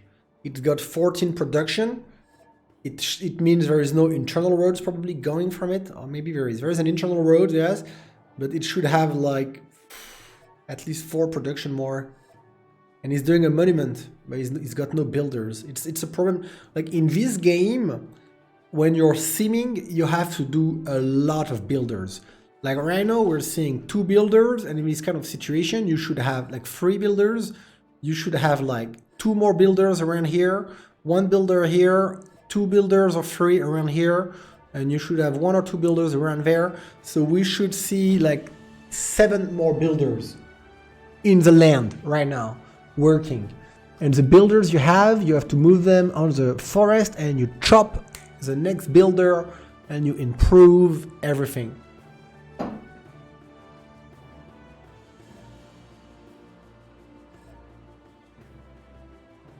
Well, normally when people start taking screenshots though, they like, I don't know, the screenshot shows the final result, and you kind of know what you did, half of it anyway, and you should be able to work it.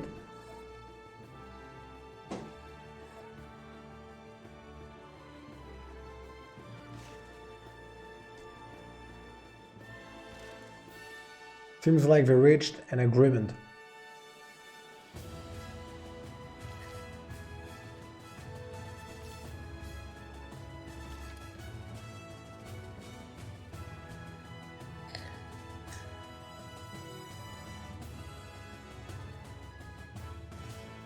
This should be devastating. What technology does Hunter has?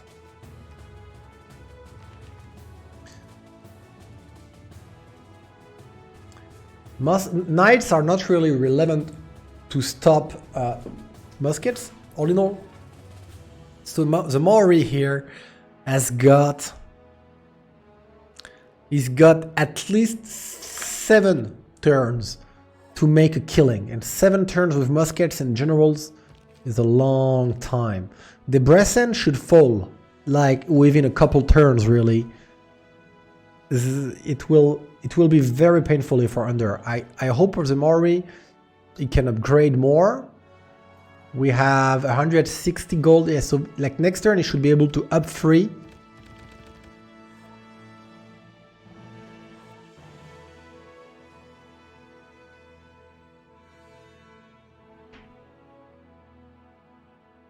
Let's reload. Oh, reload, please.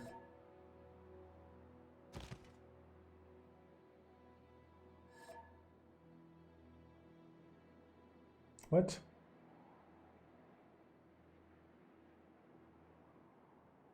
He's a caster. Nobody has a caster. Not supposed to.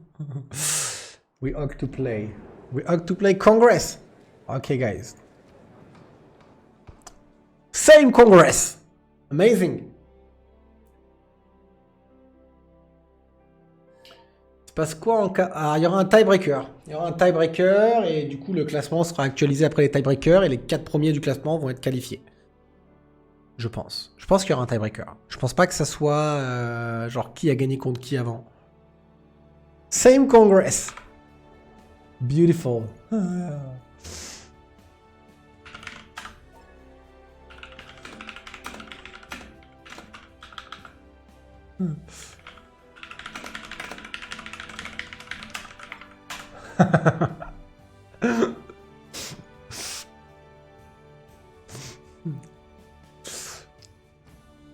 Alors, so what do we do?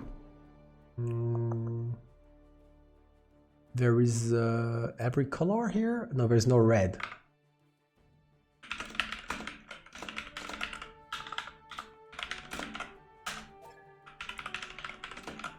Military CS are not in game, so we will have no impact. And let's say me.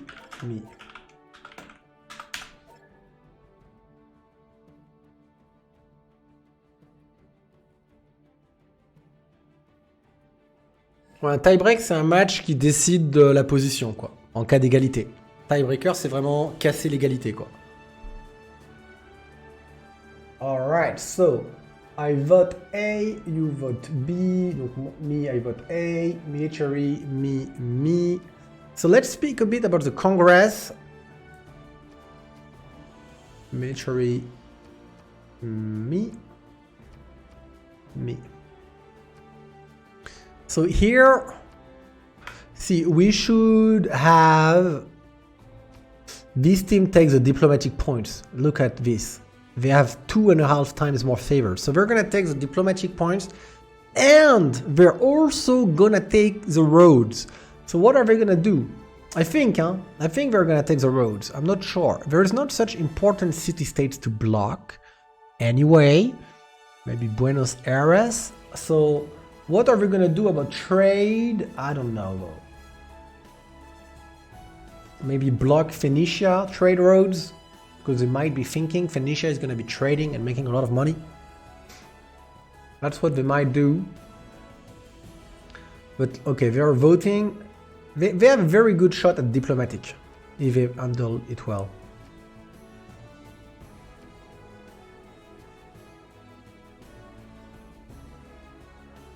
Alright, the game is on. I hope we don't get no really. Red Phoenix is now in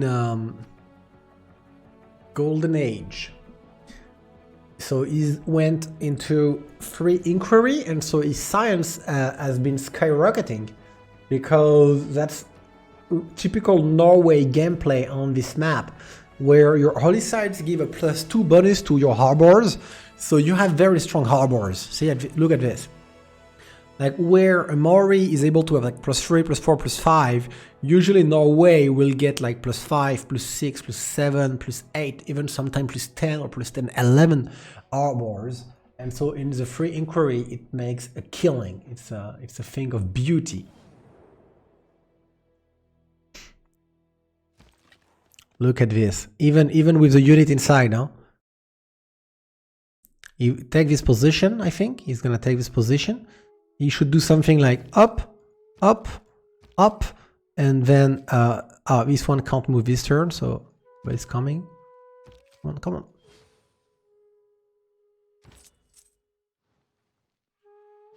I want to see more ups. I think he still has the cards. Yes, he has the cards here. He's ready to up some more. Let's see the money. The money is being transferred. He's gonna deliver the blow, and it's gonna be one strong blow. What's Propi doing? Is Propi getting a general yet? So the question is, Commandante, great general here.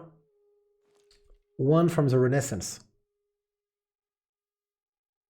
And then, so there is two more great generals from the Renaissance to take. Persia might take one, Hungary might take one, because what Russia wants is generals from the next era to go with the Cossacks. And I think with his science, he's not so far from the Cossacks anymore. Printing in free, I'm thinking like 8 turns maybe to Cossacks. So let's have a look. 1, 4, a bit more right now. It's more like a solid 10, 12 turns to Cossack. But his science will probably keep going up. And I wouldn't be surprised at turn 70 we see 2 stars Cossack.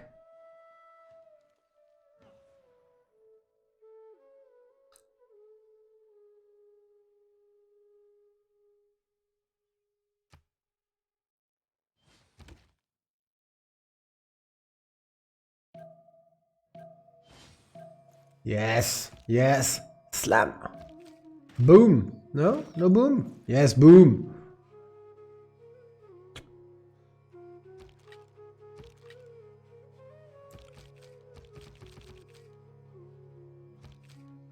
Oh, this is so dead. I think this is dead this turn. I think this is dead this turn. I'm not entirely sure. Come on, take the position. Huh? I thought he would shift enter, to be honest. I thought he would just shift enter the hell out of it and he has to replace the general here to boost this guy because Rhino is a bit weak. He can be shot. Yes, done. And see here, the city strength has improved again. I don't know why. I don't know why. It was 63 and now it's 68 because it put maybe Bastion. I'm not sure. But it's still gonna go down.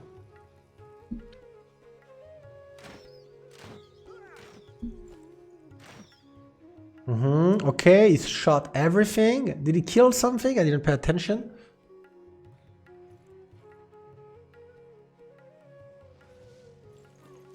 What do you mean, Slam Gullion?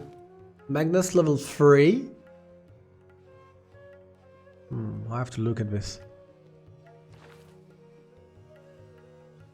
I don't understand why you're talking about the Magnus for Propi.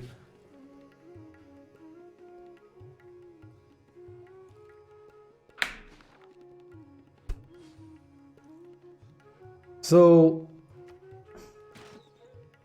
I mean,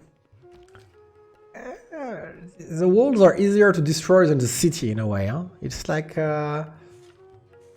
not such a good slam, huh? It should fall, but it will cost a lot of musketmen. It will cost a lot of musketmen. Yeah, I mean, it's costly, huh? It's not so easy to slam. The city strength went up a lot in the last few turns.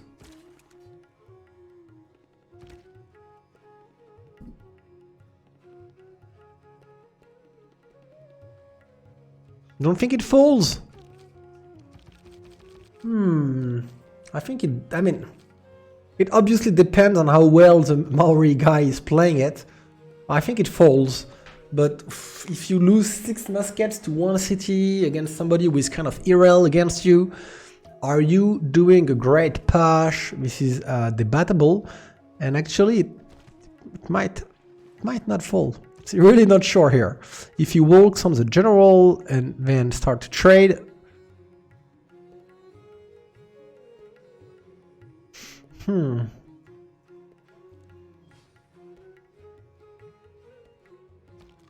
we'll see, guys.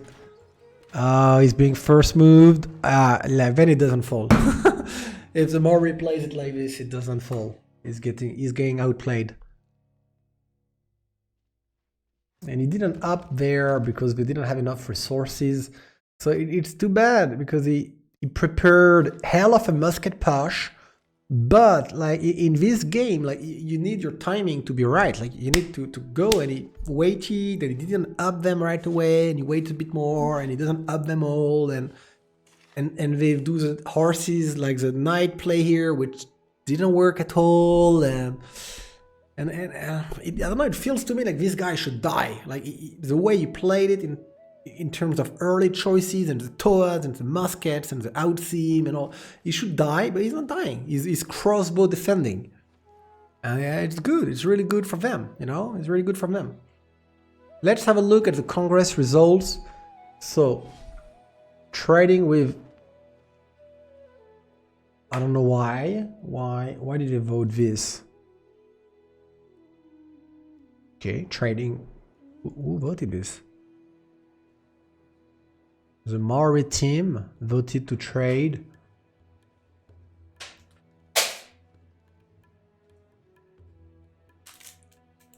The Maori team, I don't understand. Cancel international roads, yes. And the deep flow is for Rush.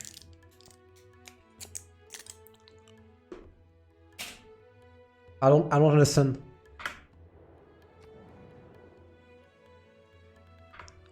I thought my understanding was that these guys have so many favors we're gonna use it to set up a diplomatic victory. And actually,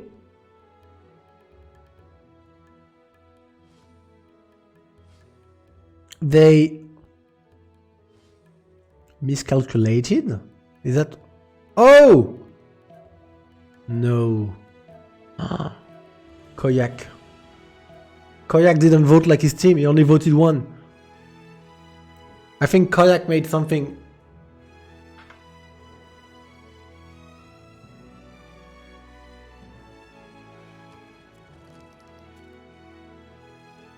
I'm so surprised, but I do think Koyak made something wrong here. We're gonna check his other votes. Let's have a look at the war moves, and then we're gonna try and understand what happened in the Congress, because it's very important. That was the obvious win condition in the late game for Seadogs, and it's not there.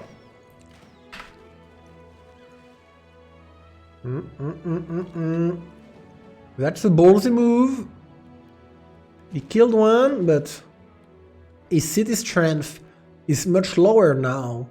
And so see, the slams used to be like this is like if he slammed twice with a musket, even though he only slammed once, because he removed the unit from the city.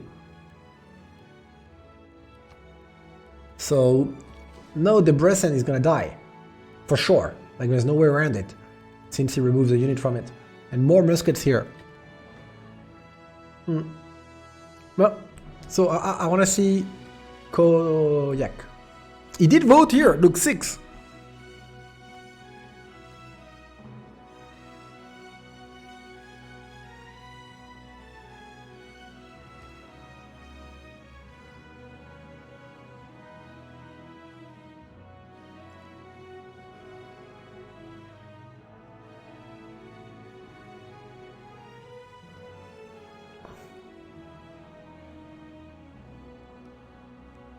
I don't understand. If anybody can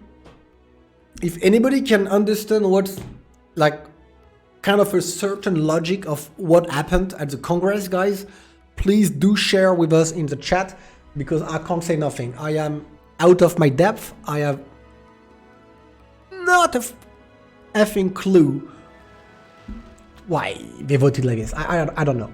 I just don't know. It's way above me. I mean, I would like to, you know, listen to the conversation that's been going on in their team channel when they thought, let's not take the diplomatic points and let's max trading with industrial city-states. Like, what?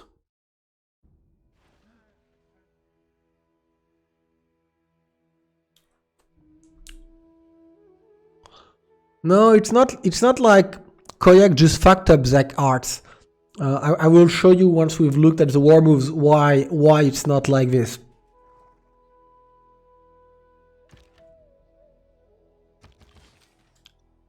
You will have to raise it though, and you will have to be quick. If he is not quick enough, it might be taken back. Oh, don't tell me. Ah, okay. That was a close goal. He low rolled here. If he could shoot once more before eating. Maybe he keeps it. Maybe he keeps it. Nothing can take it. There's only crossbows. He can keep it. He can keep it. I think he can keep. Because the push is alive. There's no front line. The crossbows will be pushed away. So, you know why I say it's not like Koyak just fucked it up? Is because the way they structured the vote is not right. Like, you would not have everybody put 5 and one person put 1, because that's more costly in terms of favors when you vote. So what would happen is normally instead of everybody putting 5 and one puts 1, it's everybody has to put 4. You have to calculate.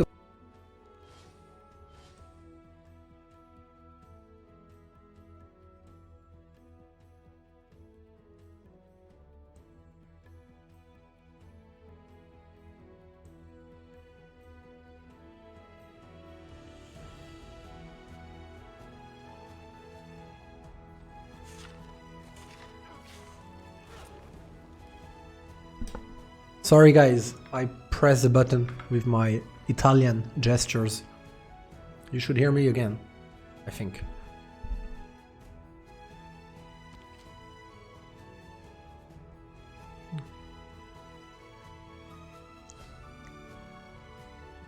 So Russia is like on a wall, another planet.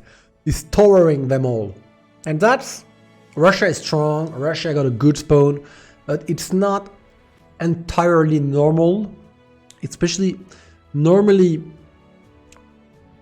Norway had a really good land himself, and normally we should expect more from Norway here. Norway can challenge Russia, it should be able to challenge Russia, but I am afraid, oh, it's been raised, I am afraid Norway did not do as much of a good job as Russia, and therefore will be having a hard time challenging Russia.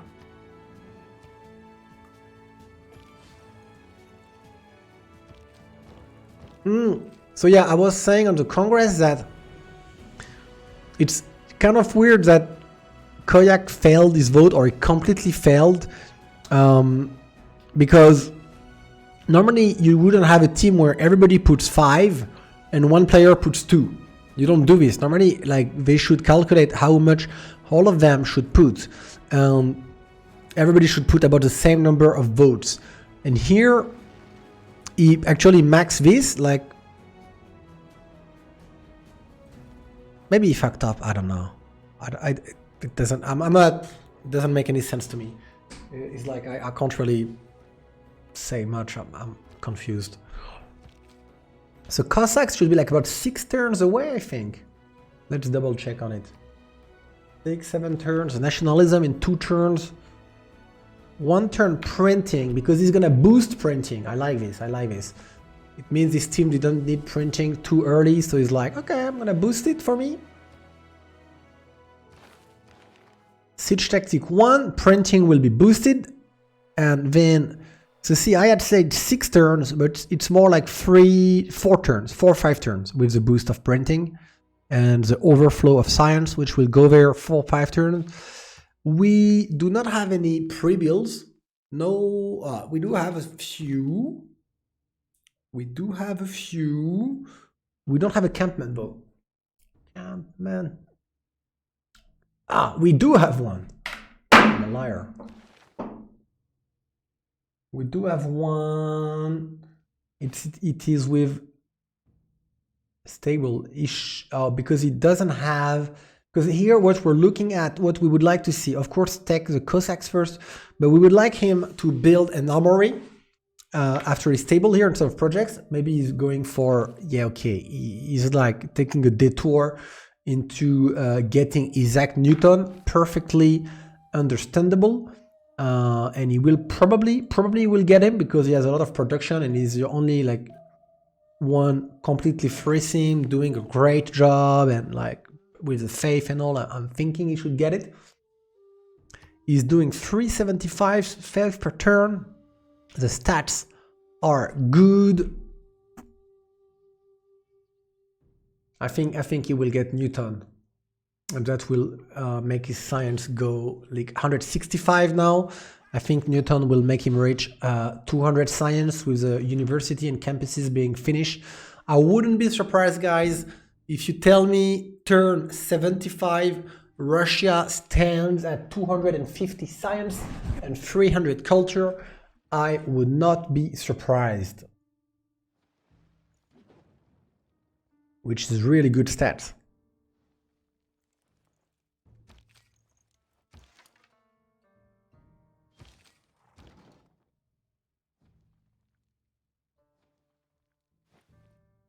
And what I'd like to see though is an armory. Oh, he's making pre-builds now, okay? Because I'd like to see an armory so he can do them military engineers, and with the military engineers so that he can, you know, make roads, because Cossacks are a lot stronger when there is a lot of roads. So he would want to have roads all there over time, and then roads toward him.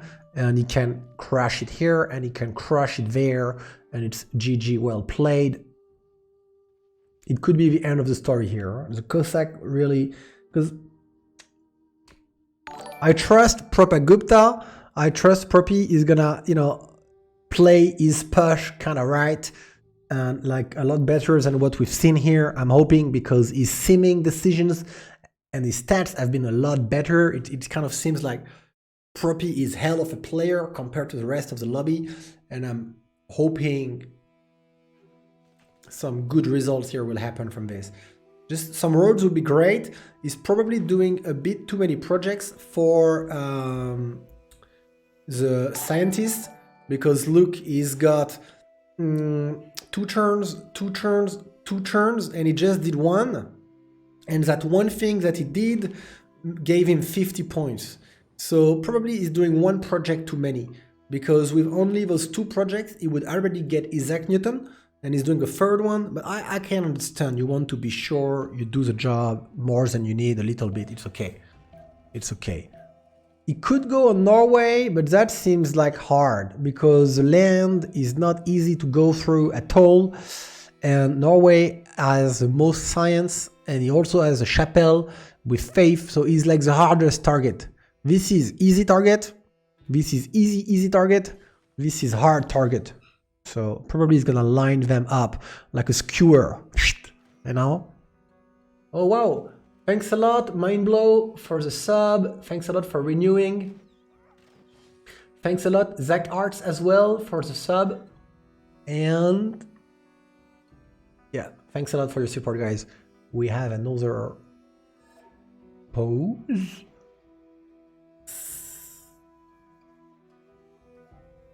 Not sure. Think. First move and last move. I don't get it. Just wanted to say thank you to MPH devs. What the fuck, man? Okay. Well, okay. I'm quite surprised. I'm quite surprised, guys. I'm like, yeah. So you posted deny him first moves, nice. I mean, if I would be in the German team right now, I would be a little bit pissed off, because like Koyak has been extremely ruthless about all the last move and first move and same moves question. He's been ruthless. And then another one of his team members put a pause when it should never happen, just to troll and say, I want to say thank you. Like, really? Like, okay, man. Sure. So 250 science turned 75 for Russia. I've said it, we will see. 2 turns military science. So see, guys, two things I can teach you about the Cossack push or the Chapel push in general that Propagupta is not doing right now. One of them is a Victor. It's extremely, I'm not saying you can always do it, I'm not saying you should be doing it, but it's extremely tempting or interesting possibly to have a Victor level 3 to recruit your units with a promotion. That's one thing you can do, but you know, the other thing you can do, which often you can see it done in combination, is you want to do the military school as fast as possible. So here you really want to do the armory, the military engineers to make the roads, but you want the military school. Why? Because when you produce or build or buy corps right away, instead of, you know, when you do 2 units and they cost 100 each, and then you put them together, it means that the corps costed you 200. But when you do it with a military school right away, it will give you a 25% discount. So basically here we would like to see a very well-timed military school, because it's the same technology as the Cossacks. Therefore, you kind of want, like, as soon as you have the Cossack tech, you start building, chopping, buying the military school, And right away, you can start buying Faith corps at a 25% discount, which is really nice, 25% discount, because it essentially means you will have 4 Cossacks instead of 3. Like, it's a lot. Like 4 instead of 3 is like, you know, buy 3, get 1 for free. It's a good deal. And so that's something is missing out a bit on, and no, is making me lie. He's not gonna miss out on it. He's gonna have the perfect timing. See, he's 1 turning the armory now. This way, next turn is gonna probably 2 turn the military school, and he is gonna buy without promotions, but that's okay. The units directly here. What's annoying though is buying them. You know, you could buy them here, like going forward, instead of buying there, you would save a lot of time. But that's good. He's doing it. He's doing it. That 25% discount is a killer. You need to want to have it.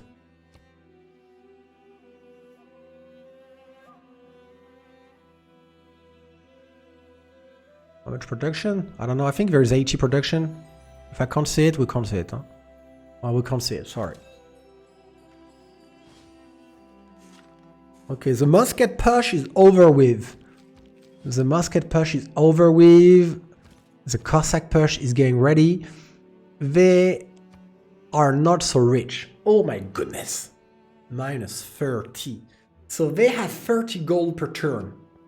He will need to pillage into getting, because we will see, but I think to upgrade a Corsair Corp into a Cossack Corp is probably going to be like 150 gold, and so right now he can only upgrade 2 of them, and he has like 5 or 6 of them, so he has more pre-builds than he can afford. I hope we can find some money, maybe chop it, or I don't know.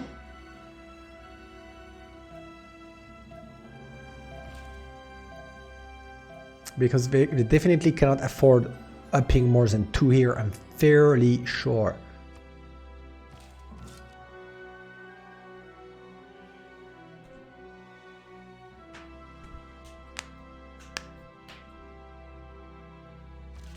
I'm curious if he can pillage before dying.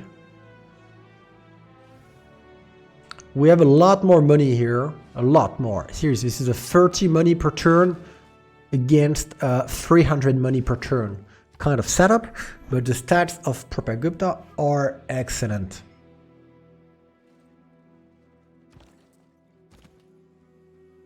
See, 330, but that's before putting the mercenary card, so he can up 2 only.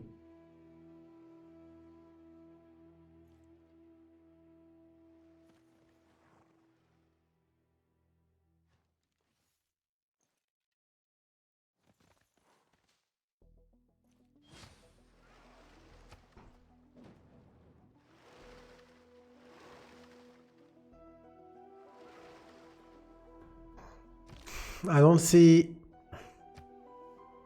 It's gonna be really hard for Maori here. What technology does he has? Is he on ballistics? Yeah, he's gonna be able to upgrade field cannons. He's pre-building field cannons and walls. But that's gonna be tough. That's gonna be tough. I mean, one way he can defend maybe is with frigates as well. If he starts to have quite a few field cannons and frigates, might hold to these cities, but even this, I don't think he can hold on to this, and I don't think Propi will try too hard on those. Maybe he just pillage and he go here, because that would be one crunchy Greece. Like, you see Greece turn 68 with 58 science. You know you're gonna have a good time. And he's not gonna have armies either, or fascism or whatever. So you know you're gonna have a good time. He can't defend. It's not possible.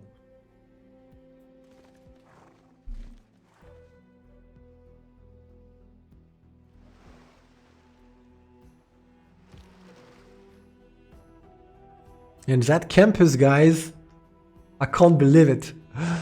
I can't believe this campus has not been pillaged. It's so much. Imagine, this is 20 science per turn for Propagupta is coming from here. See? For so long. It should never happen. It's not possible.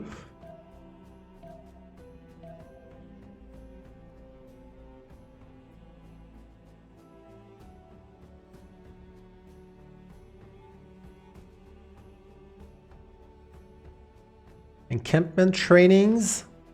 Okay, we need to go through the general 3 turns. That should be the last one. Yes. Yes. Persia is gonna take the general probably to unlock it for the next ones for him.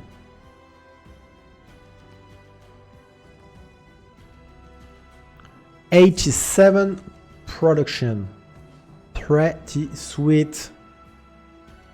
And no military schools yet, more campments. He could do 1, 2 Cossacks. And let's roll. I think this guy needs to make way. Look at them trades. I think they're pretty good, huh? Not so amazing, not so amazing. Kinda okay, but not so amazing. But the general will come through.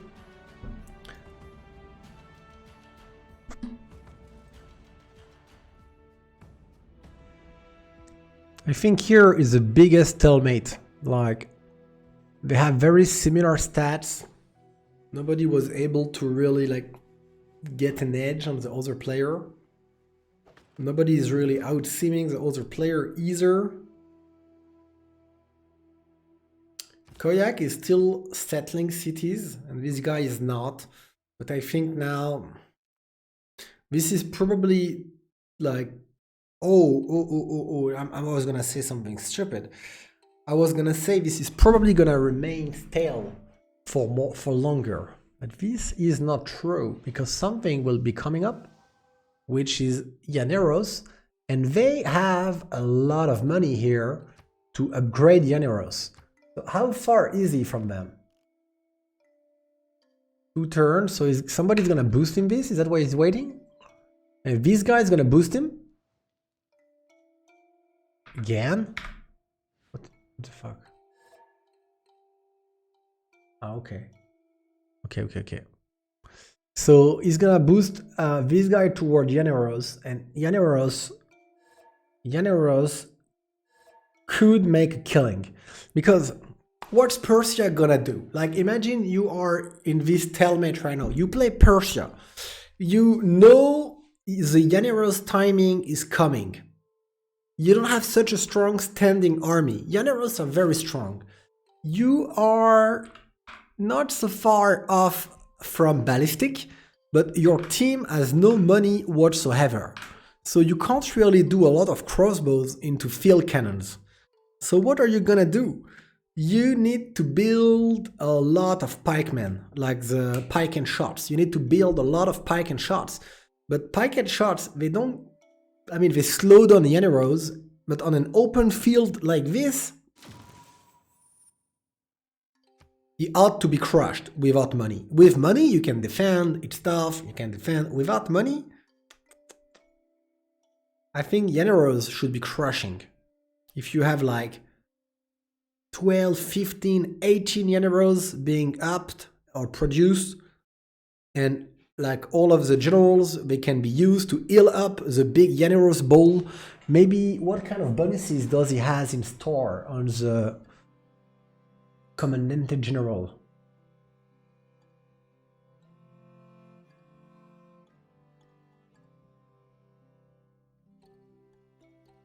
Okay, that's not such a great bonus.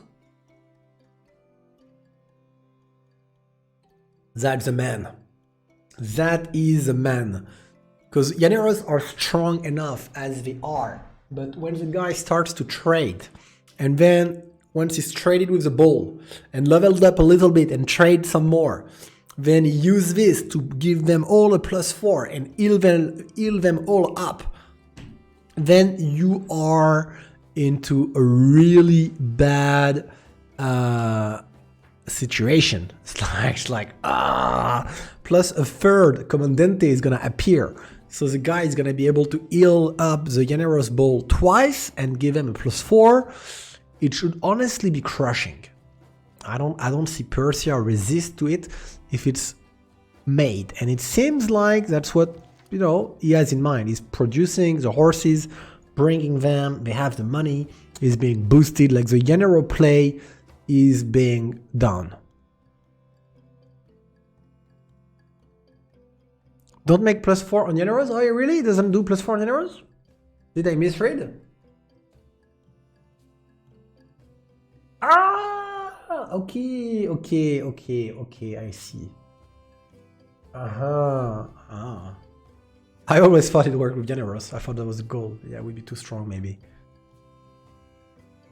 There is the one which does +4 city strength against districts though, which I think works on generals.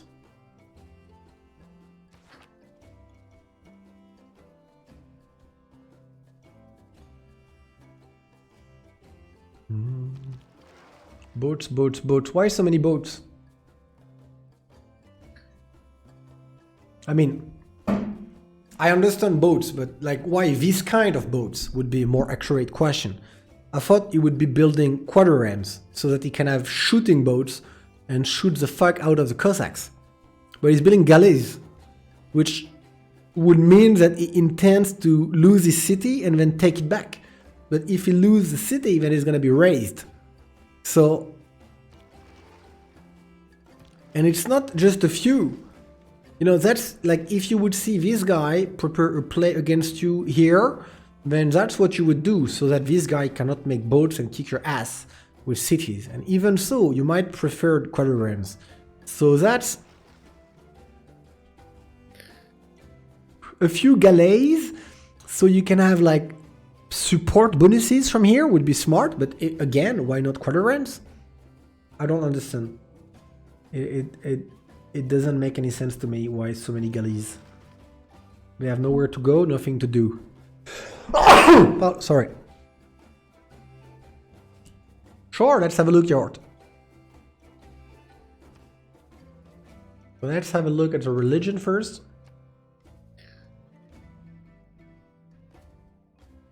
Good thing it took this, huh? To power? Crusade. How is the crusade spread? Coming up here.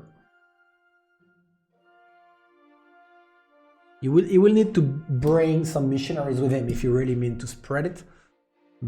But he was right to take it anyway. I don't even think he needed spread to kick his ass. But and in terms of sim,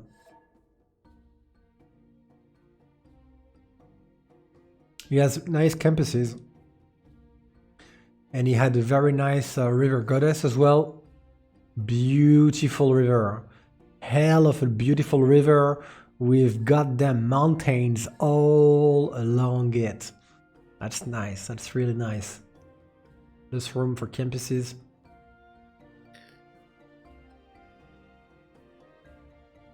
See, he was very careful as well not to improve any tiles on the coast. Not to feed off Norway's Drakars. Like, you should not improve these tiles. Like, definitely not. They are subbing.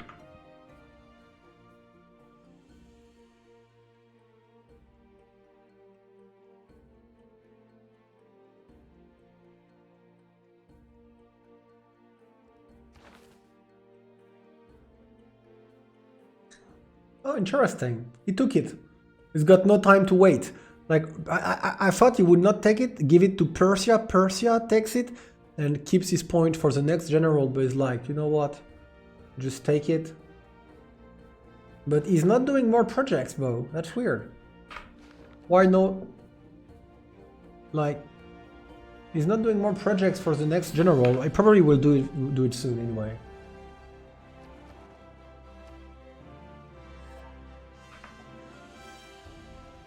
Yes, we all wish the same.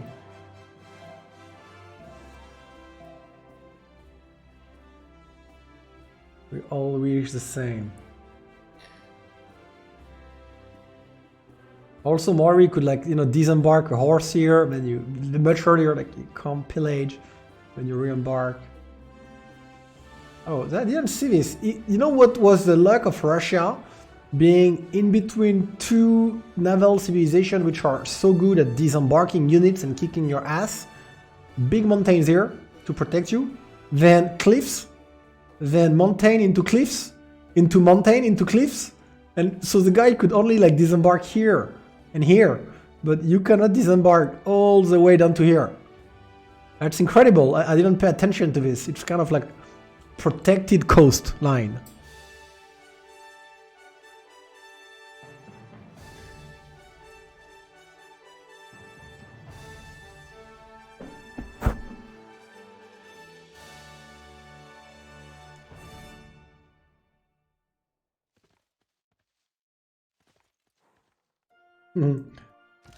Hungary is pushing back on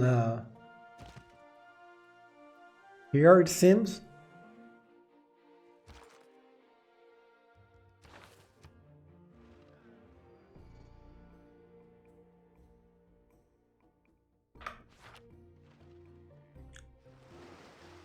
Projecting for an admiral, really?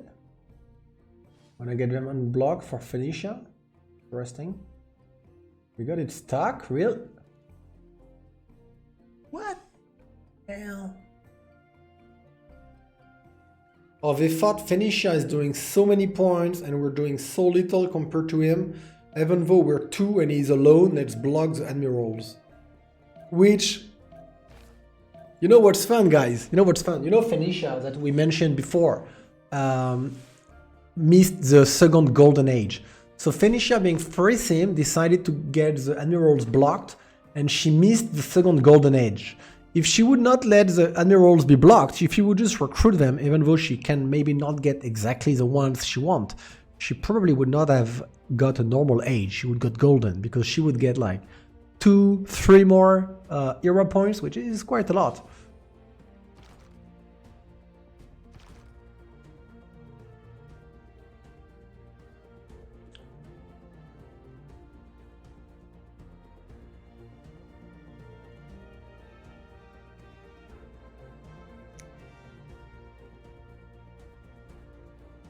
Phoenicia should do more money. Huh? Not nice. You can trade with him. Trade. Send it. What do you? Oh, but he got his road blocked. Sorry, that's why he's not making more money. Even though 26 is very little somehow.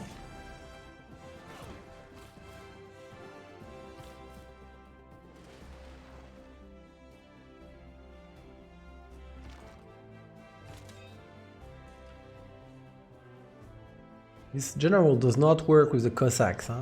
It's not the right kind of general. I think Propi knows it. I think we're gonna see some projects very soon. He probably thought it's better to go spy first and project then. And he's been probably faith buying a few Cossacks as well.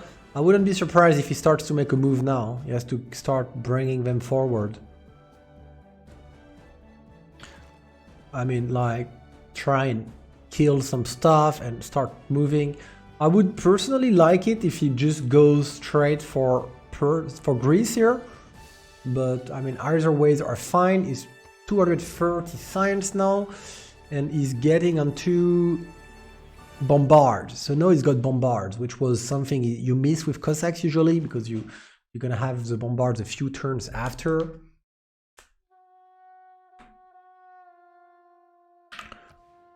Yeah, he cannot really kill Maori because it's gonna be really hard to get there. But these things I think should fall. But this guy he can absolutely kill, like extremely easily kill. And I don't think this guy could handle like 6 corps of Cossacks with a general and couple bombards. I don't think he can handle it. I think he just crumbles. He's got nothing. I'm not even sure how well he can handle this, you know, because he's got no production, no stats, no... It's just some money. They have some money. That's the strong point for this team here.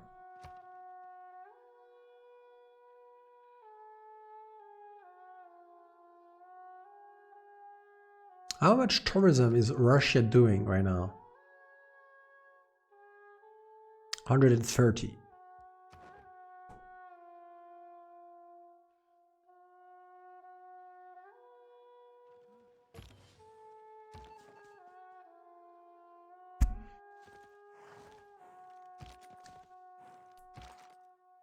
Yeah, he's making a move.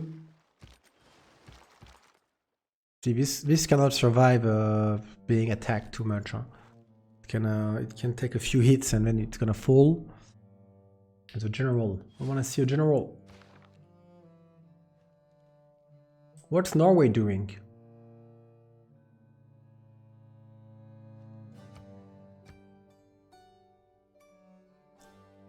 What's Norway doing? He's got like decent stats, like not amazing, but definitely decent. He's got a few cities going, but it's nothing like Russia. It's nothing like Russia. Like it's not up to par to like. I don't think he can punish Russia. I don't think any one of them can punish Russia. Like you might hope for them to make a Diplo win while Russia is like steamrolling them, but that's difficult because this is real science, you know what I mean? This is like 242 real science. This is 60, 70 real science and free inquiry. So it's actually like this is the peak of Norway and then it's gonna fall and it will have like nothing. Same for the Maori.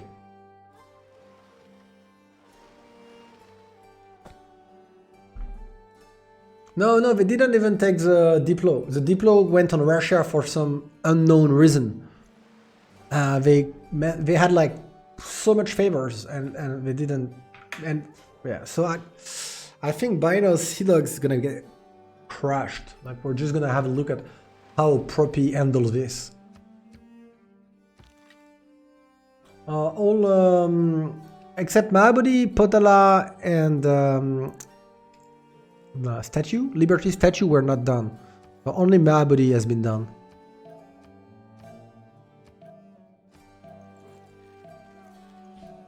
No, but here, like you can't stop Russia. They didn't, like they let Russia freeze him. You know, you might have thought Russia is not gonna freeze him because there is Norway to the right and there is Norway to the left. But they let it freeze him, and their freezing is not nearly as strong as Russia has been. I would have loved to see, you know, some berserkers being produced with a general or something and disembark here and like, you know, put a mess to Russia a little bit.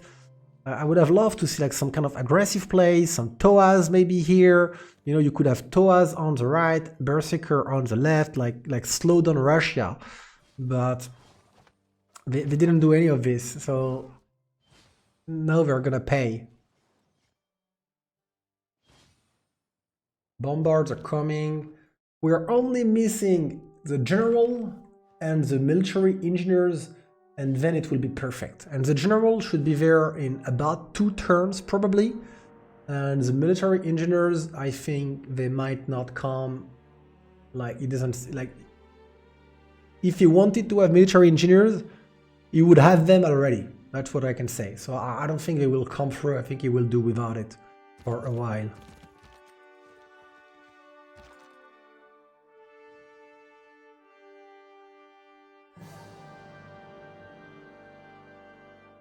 Propi is good, huh? Propi is good, huh? He's a fearsome player. Fearsome. And meanwhile in Phoenicia, oh, tough life. Really, really tough life.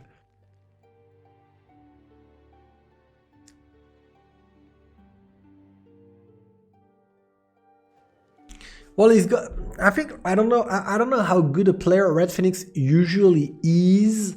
I think, yeah, he spawned inland, which is like extremely awkward. I will agree to this. Of course, I said it right away. He spawned here on a forest. I didn't get it, but he had good land. His land was good. His first team, it's good. He's got coast here, highlands here. His land was really good. But yeah, it's not It's not been amazing. Like I've not like. Propi is good only in free sim. Yeah, well, at least he seems really well.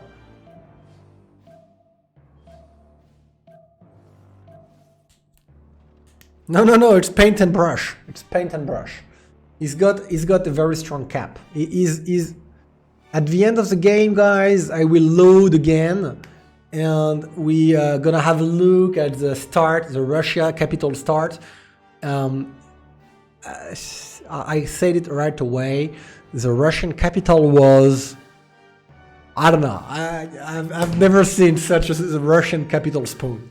It was like, it was amazing. It was full of sheep and horses and whatever, hills. And he made an Artemis on his capital, which gave him plus 12 amenities.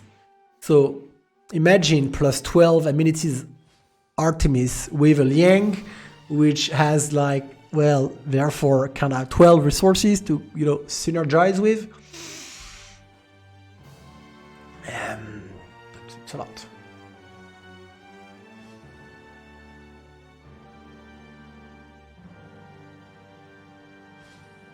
It is a lot. And it's probably too much of a lot for the opponents. Because then it's going to be tanks, artillery, and I had said 250 science turns 73. And ladies and gentlemen, I think I might have been wrong, but not by a lot. We still have a campus coming through here and a university coming through there.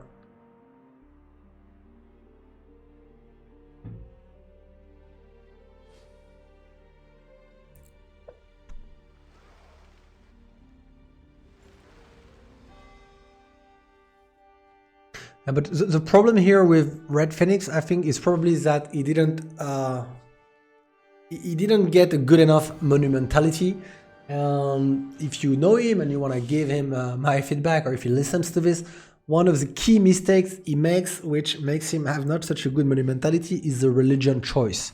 He took Defender of the Faith right away for no reasons whatsoever. So he went right away onto Defender of the Faith, and he should have gone for Pilgrimage right away. And this alone is a huge difference, because Pilgrimage, when you take your religion turn 20, you have 2 cities converted, is already, you know, 40 more faith on your first monumentality. That's really something.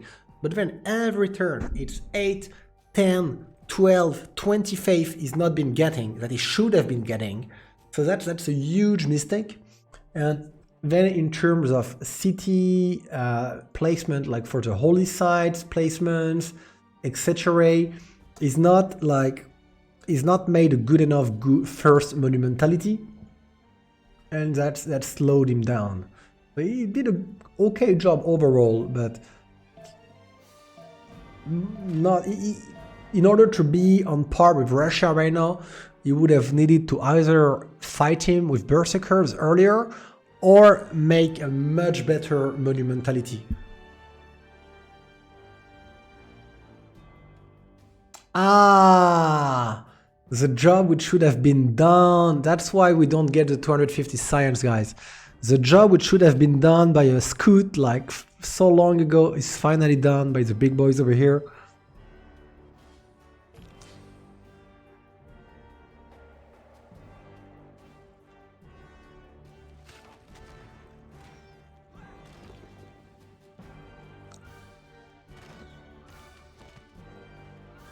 And he is going for Greece. Perfect. This is what we wanted to see.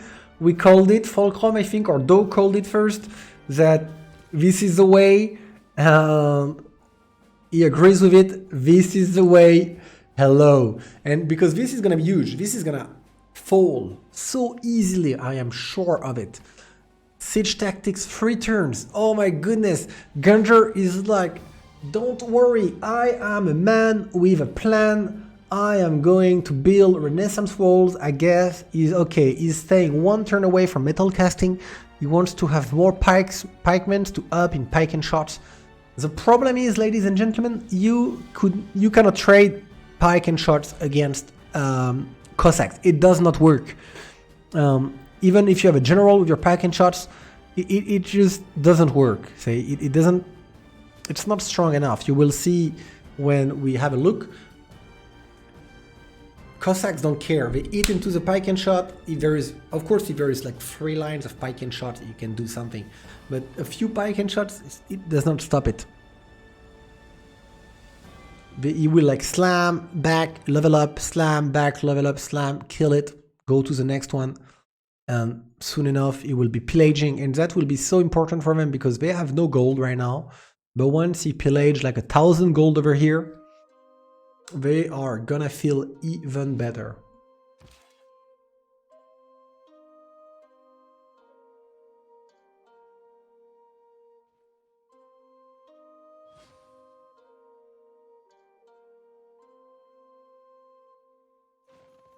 Generous, we have him. Here, it's gonna be tough, huh? See, the same, like, Llaneros into pike and shot. The trades are usually good, unless you have like this big, enormous, huge amount of pike and shots, obviously. But the trades are generally good, and then once you get the +5 and all. The problem here is that even if this play goes through, Koyak is not able to carry the game. So even if he kills Persia, then what? He would need to kill Persia, into kill Phoenicia, into not get killed by Russia, and win Diplo, but we don't have the Diplo points from the first Congress, so it's the right play to do. Of course, he's gonna push with the generals, he's gonna hurt Russia like a lot, Persia a lot, sorry, but even if he works it out, then what?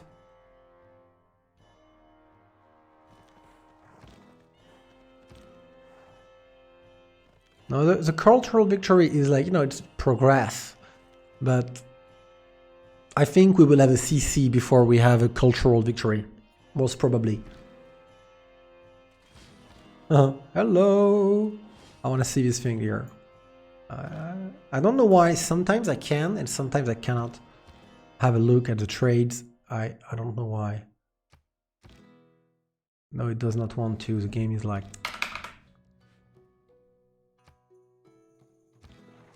Well, too bad, but I'm sure it's very good, huh? I'm sure... Oh, and there is some... okay, why not? A bit more to it. How many generals? 5, 8... There's going to be about like 10, 12 generals. And yeah, that will be good.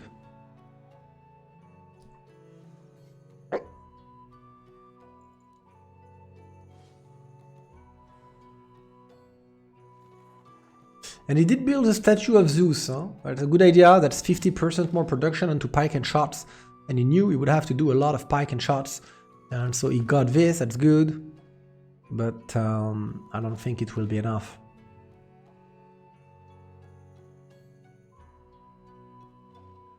I'd like to see a cockroach settler. I'd like to see a cockroach go, I don't know where, somewhere around here. These Phoenicia, if he plays correctly, should be able to defend such chokes for quite a while. But he needs to prepare. He needs to prepare to defend here. And this guy needs to escape. If a unit is inside a city, you can see damage dealt, otherwise you can't. Ah! But I can, because there's a spy. And here I cannot. Ah, interesting. Ah, I can! You sure?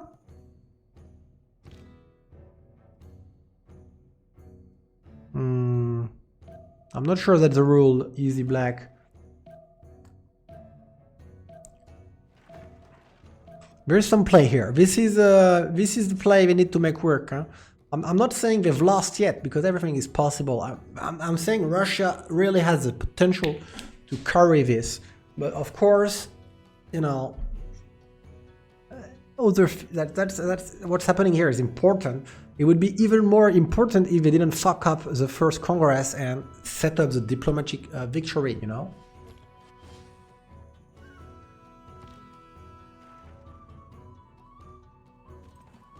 Yeah, he's gonna shoot into this. And I think he can just slam it. It's fine. What we might want to do though is give this to Norway so that he has a place to buy with Chapelle.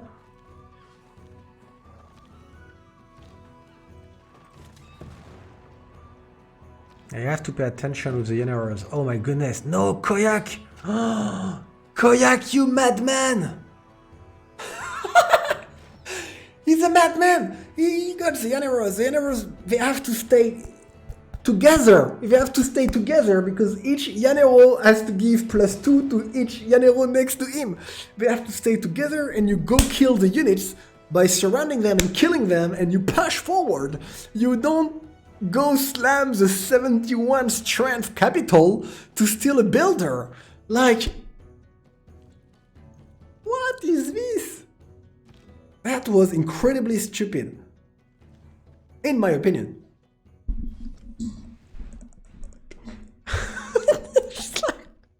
I mean, like, I don't understand. I don't get it. It's like, I mean, I can understand. You see a builder, you want it. That's early game stuff. You know, like get the settler, get the builder, whatever, early game stuff. Yeah, but at this stage,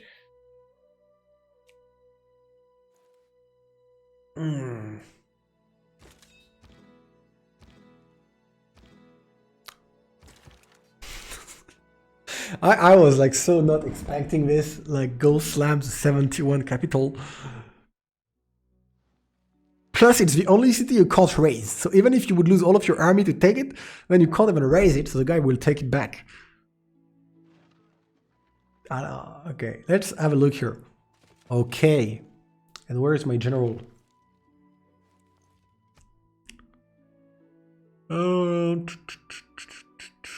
Yes, he's got it. He's got Jan of Arc. And Jan of Arc is a long way. She's here. So probably here what would be very good for Russia if he can is take a city and teleport the general. But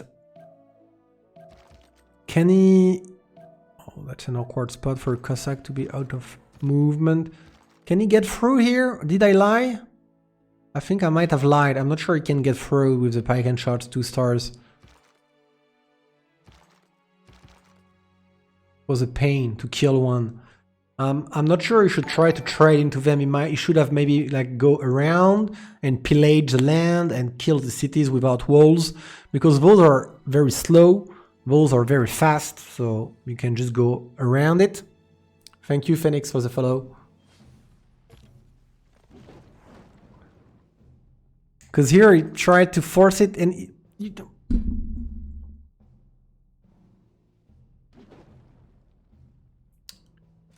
You can't slam them without a general and the reinforcements and all.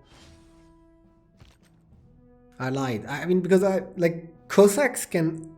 I think like Cossack corps can slam into pike and shots, but not into pike and shot corps which are supported and reinforced.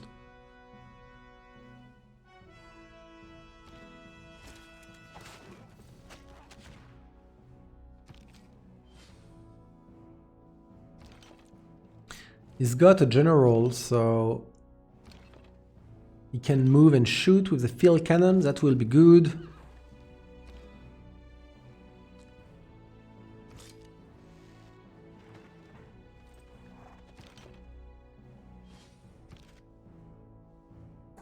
I mean, it's not a good spot to be in for Persia, but it's...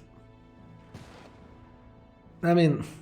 I think a lot of momentum has been lost by Koyak by not killing the stray field cannons when he could. You know, he could have like killed a few units here and there and start pillaging the land and like put a big mess. And instead of this, he gave a bit of time and he lost a few units in not such a smart way to Persia. And so a front line is being like established, like a good organized front line. And so he should be making progress into it, but it might be a lot slower. Especially if he's like making a lot of pike and shots.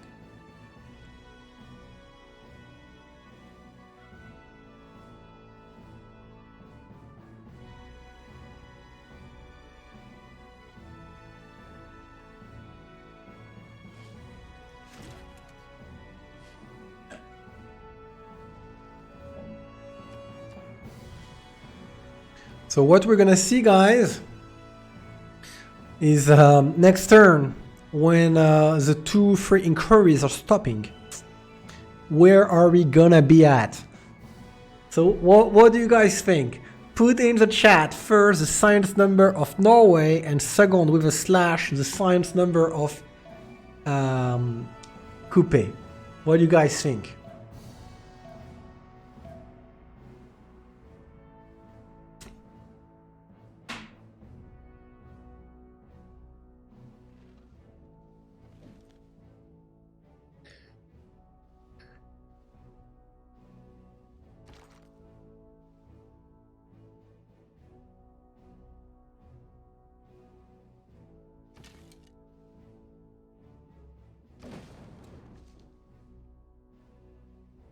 Red Phoenix is on astronomy for the Potala, it seems.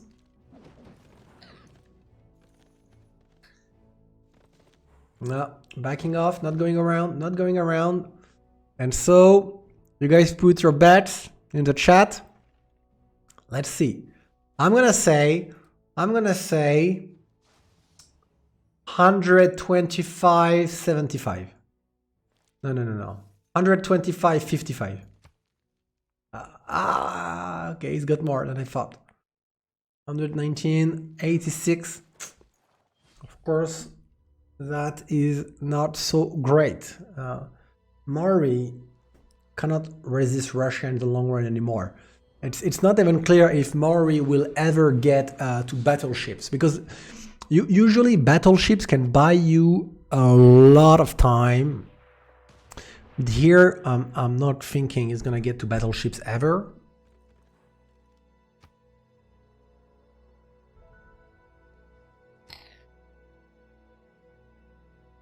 Yeah, I think Algato had the best bet here.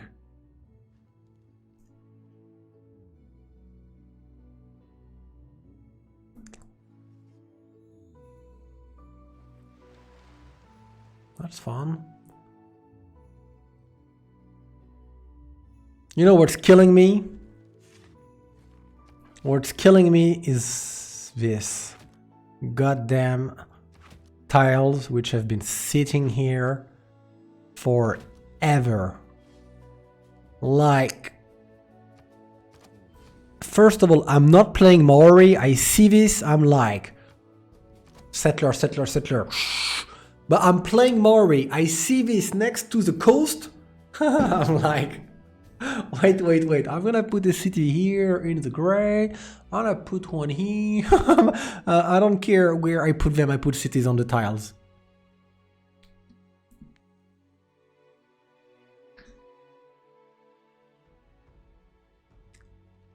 It's too beautiful. That would be like a 4-4. Imagine you put a city here.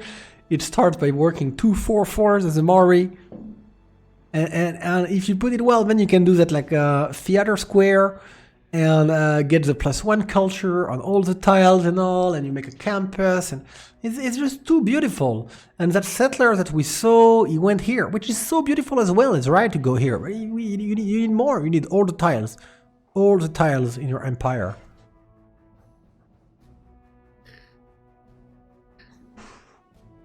Sorry, we kind of didn't look at the war moves. My bad.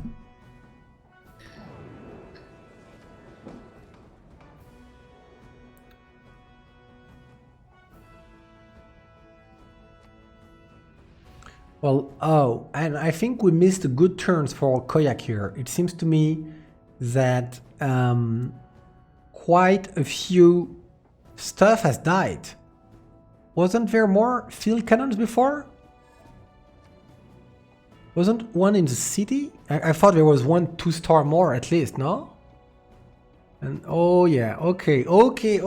Again, the caster is wrong. I say the front line is being established. It will be slower progress than anticipated. And the next turn, there's no front line anymore, and Persia is getting crushed. All right, so what's going on here? Team 1 again has a lot more favors. It seems to me they didn't build diplomatic neighborhoods like districts in this team, because Every time this team has a lot more.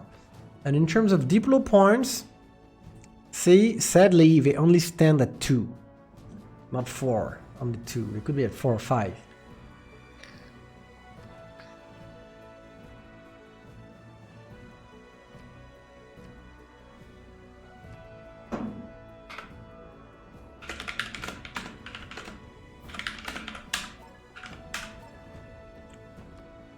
Me,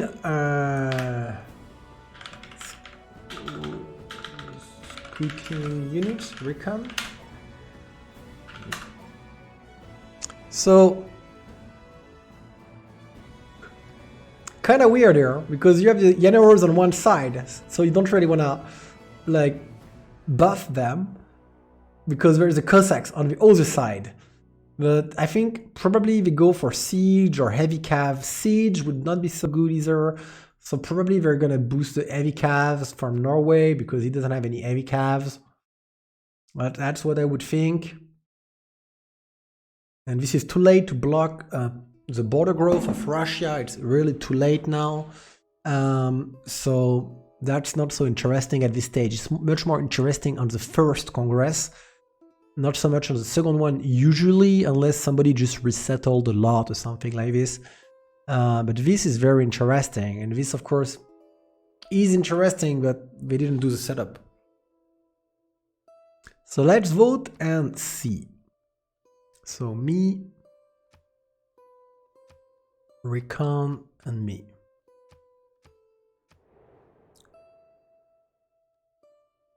Yeah, see, my predictions have been off. Here I said stupid things.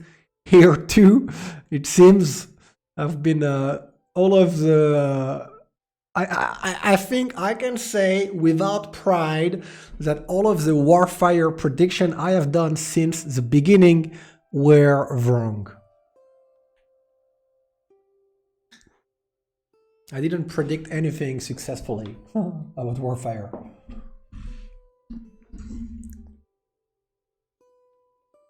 I just don't see how they can win. I don't see how they can win.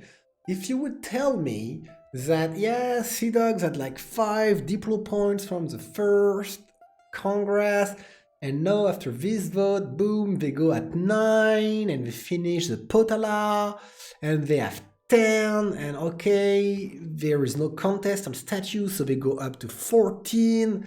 And then, yeah, it's a really tough spot because they need until turn 120 to win, perhaps with 2 more Congress, but Russia is steamrolling, but the cockroach settlers are going here and there. I'd be like, yeah, that's winnable. But right now, having gone from 2 to 7 Congress points, it seems hard because it's 1 more Congress to win. So it's not a win around turn 140, it's a win around turn 160. Or am I off calculating again? I think I might be off, wait. If you project 7 plus 1 Potala plus 4 statues, that gives them 12. That puts them at 12.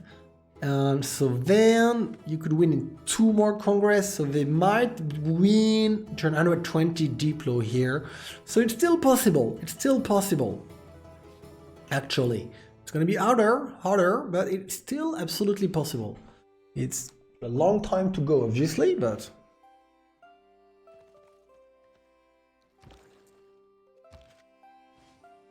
it's good. The diplo is still doable, it's still totally doable. Russia to this city, keeping it, gonna buy more of the chapel. The thing is, Red Phoenix is not gonna be able to kill Phoenicia normally. You know, it's like you never know what's gonna happen. But like Phoenicia has a very good defensive position. Persia should escape. Man, this is not the time to read a book. This is not the time for a bedtime story. This is the time to flee for your life. We want to see you run. Run. So, +5 for siege. Okay. 2 Diplo victory. Okay. And the border will not grow. Okay. And in terms of favors, they spent a little and they spent everything. I mean, this is a very untimely library. I mean, like what the fuck are you gonna do with +2 science when you're being pushed? Like, it's too late for 2 science to help you. What is he gonna help him achieve? Like, get faster on oil, you know?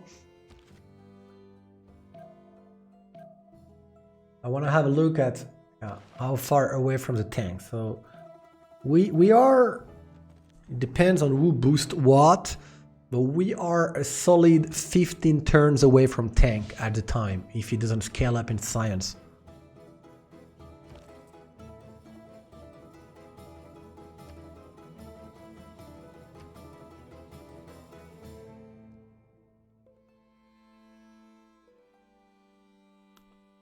And the Russian push has not been so strong so far. Still is a lot closer from tanks. He took 1 city, he did nothing here, not even getting the money. So it's been a lot slower than anticipated, and it's really, yes, exactly. That's what we want to see. So guys, my best advice when you are pushing people and you want your push to be efficient, effective, and it's late in the game and you're way ahead like this, don't be a cheapskate on the military engineers. Just like make 5 of them or 4 of them, build the highways, a lot of road, just make it happen and go. Like do 3, 4 of them, like just don't do only 1 and like with 1 it's too slow to put the road everywhere. 3 is much better. I don't think we have all Diplocarters, but we can check. You guys need to help me. So I don't personally see a Diplocarter on Russia. I think Russia does not have it. Hungary has it. Norway has it.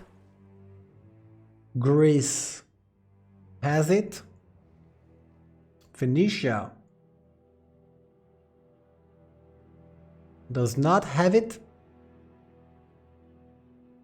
Persia does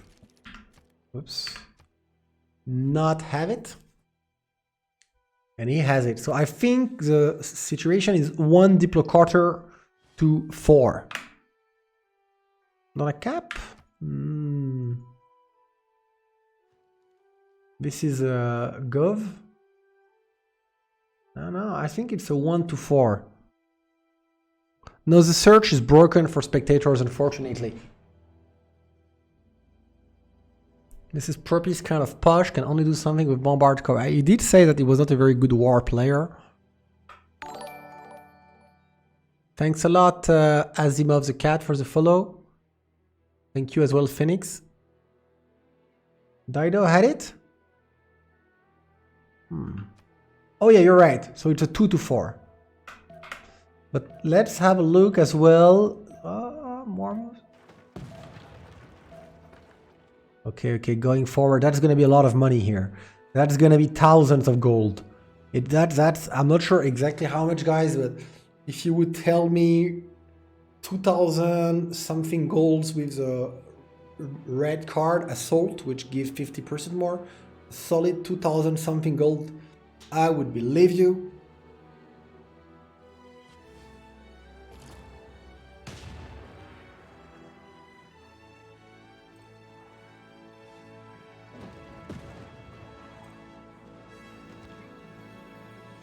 I hope they're gonna pillage. I want to see some pillaging. I think this guy from Impulse had like 5 movement. I would have loved to see pillage first, eat then. And I would have loved to see a general touching him when he's fighting, but it's okay. Kolyak is doing a lot of progress with his friend. Persia's drunk. Like, what? I mean, normally, like, normally there's a pretty good understanding among players that when you're getting killed, you build units. You don't start an 8-turn university. Maybe he had put them in the queue and he forget about them in the queue. I'm a bit surprised that he would, like, you know, make a university now in 8 turns. That's not gonna help.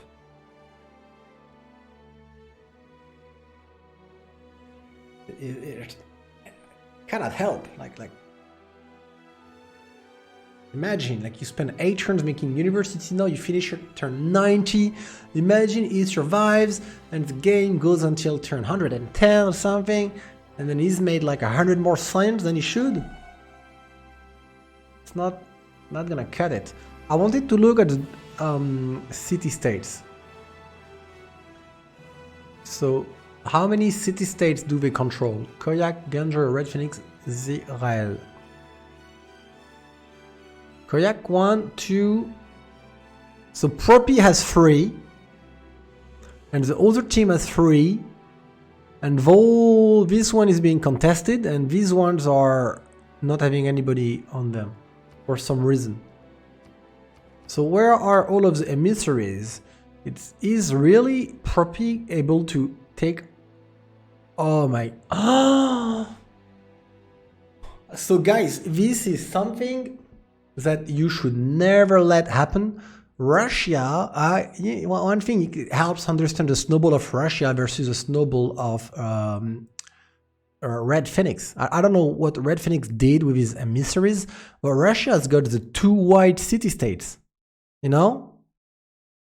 And he's got them for cheap. 7, 8 is not a lot. We turn 81. He should not be able to keep them for so cheap. It should be like... I don't know, it should be contested, like that's the bottom line. It should be contested or killed or something. You can't let Russia like feed off Vatican here, south of Greece. You can't... Emissaries equals emissaries, envoys. Did I say envoys? Sorry. Yeah, but it's not, you know, if you say he can keep more than 1 city-state because he has more culture, and I see like, oh, 20 envoys. I'm like, yeah, okay, it's more culture, that's the reason. But if I see 7, 8, 7, and he's got 3 city-states, the amount of culture he has does not matter, because anyone can have 10 or 12 or more. See, Ganger, 17 emissaries in Geneva. And so the question is, where are Red Phoenix emissaries? Envoys, sorry. Where are all the envoys, really?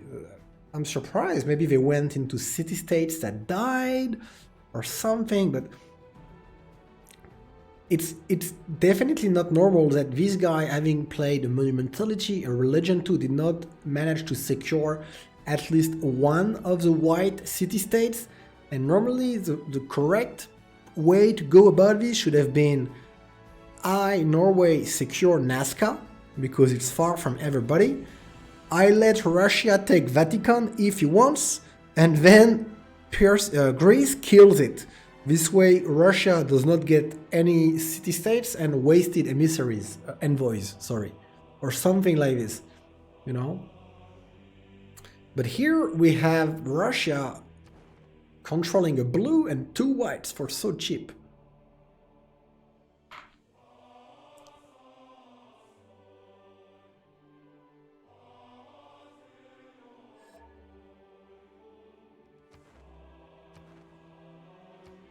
Yeah, too far away, nobody came here.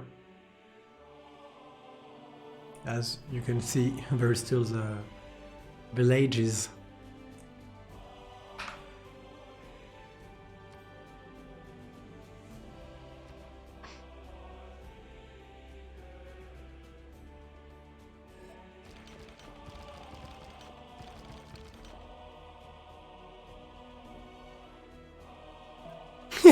Yeah. It's crazy to catch this. Like, it's impossible. You can't let people do this. You can't. Just no. You have to kill them. You have to contest them. You can't let Russia do this.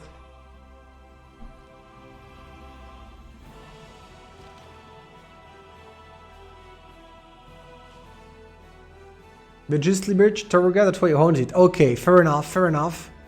I agree about this. But yeah, the white ones.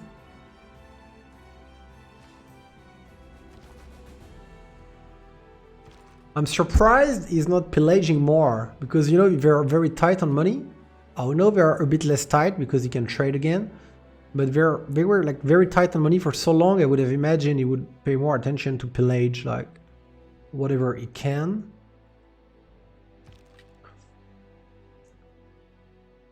The thing is, so now he didn't crush Greece, he didn't crush Maori. How much culture, like tourism? 17 on 63, and he has 165 tourism per turn. It's gonna scale up, obviously, but if you go and kill this guy, like the cultural victory will just like flow. But if he doesn't go and kill this guy, it will take a while. It will take a while. And meanwhile,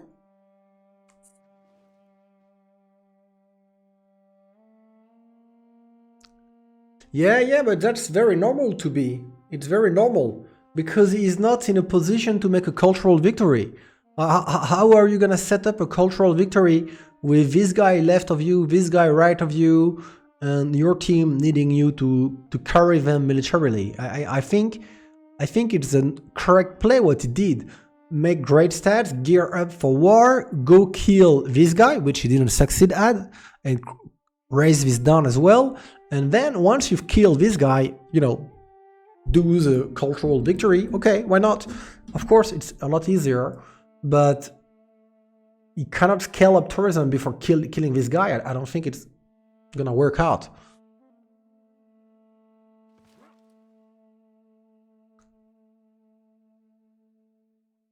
Well, Greece, yes, dislike builders, I agree.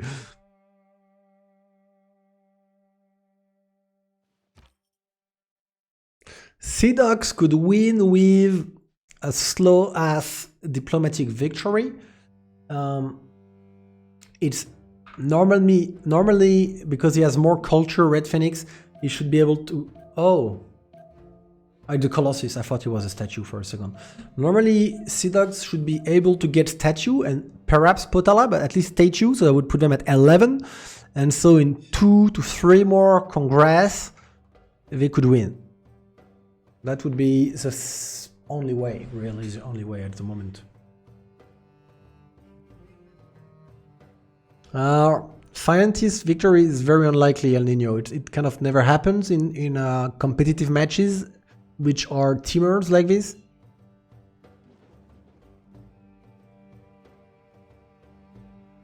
You don't see Persia falling? No?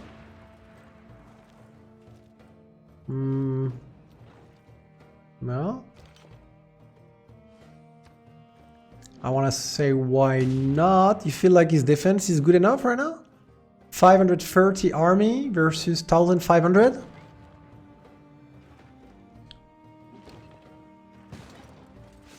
Pasargad is a hard thing. If Pasargad fall, everything will fall.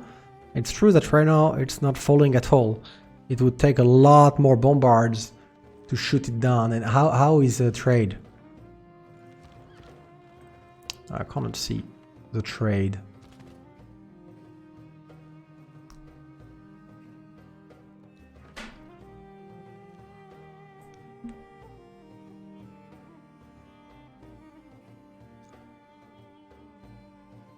Yeah, look at this guy. I mean, I think like at least I would say it like this. It seems like Persia and ES-Def are on the same level. They both don't see Persia dying, and so he makes universities. But it's true that Propi will be the first to nukes. Like, there is no doubt about this. Propi will be the first to nukes. But the Diplo win in... If they didn't fuck up the first Congress, they would be totally able to maybe win turn 120 with the Diplo. Because they fucked up the first Congress, they might win turn 120 with a Diplo, which is not sure, but possible. But it would be more likely to be 140. And 140 is a long, long time from now. Very long time.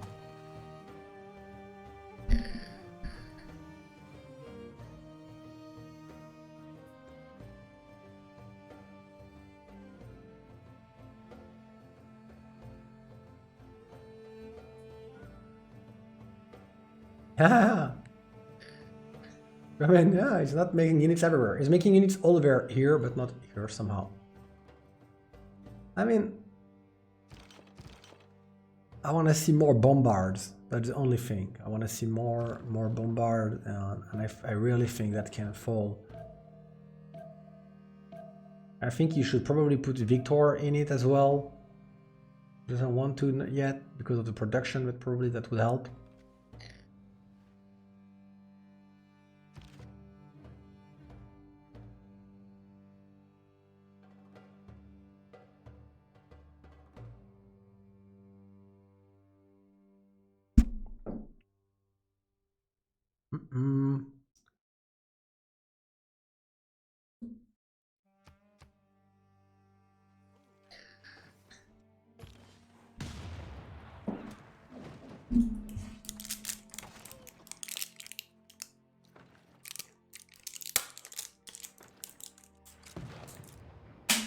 What's happening?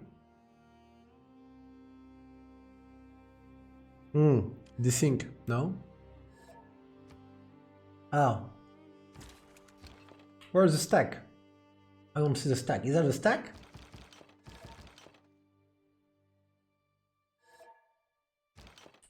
I didn't see the stack. I was not paying attention.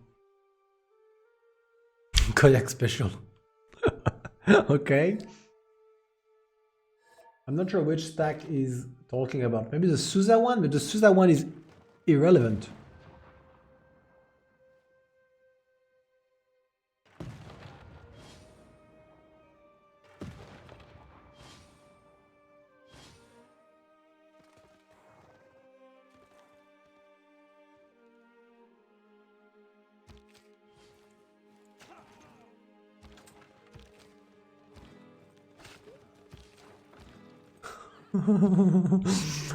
Oh man, you must like to suicide them generals. That's the spirit. Like, these guys are expendable. Just, you know, send them forward and God will sort them through.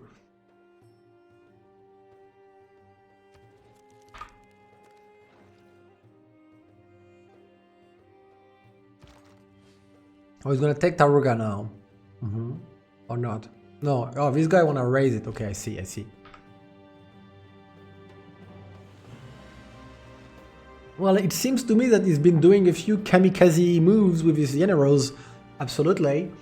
I mean, there's a few times where you see general, because, you know, generals are kind of a simple enough unit to use when you play Colombia. Is that low maintenance cost, make a lot of them, it will not cost you too much, plus 2 combat strength for every adjacent general. So basically you want each general to have 3 to 5 buddies next to him. So they are a lot stronger. So, and the general. So this kind of generals, like, you know, wandering about behind enemy lines, circled with units, nobody next to him, no general. You don't want to see this because that's a weak general, that's a dead general. Look at this, like, he's at only 79. Normally he should be 84 with the Commandante, plus 3 for buddies, and he should be therefore like 92. You know, sometimes you're gonna see like 98 generals and whatnot.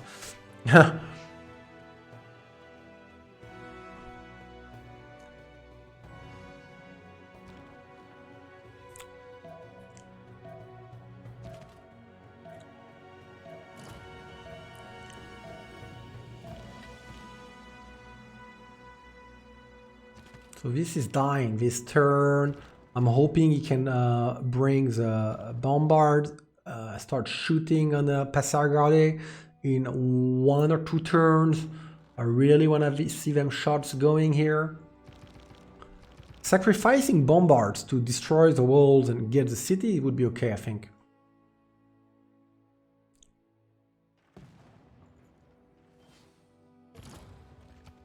Well, it's not coming so... Artillery is true, could be coming like right now. Is there a stack somewhere? Where is the stack? I don't see the stack. Where? Oh, here. Here is a stack. Well, yeah, that stack was relevant. That is true. That should be on stack. It was next to the unit he killed. No, here it's true. You should not kill the Yadero next to the stack. It's kind of true by the rules. Like, it's not. It's true. I think that was a relevant stack. Like, it's next to the units. Well, it doesn't matter, but it is a rule. So it does the same. Ah, okay.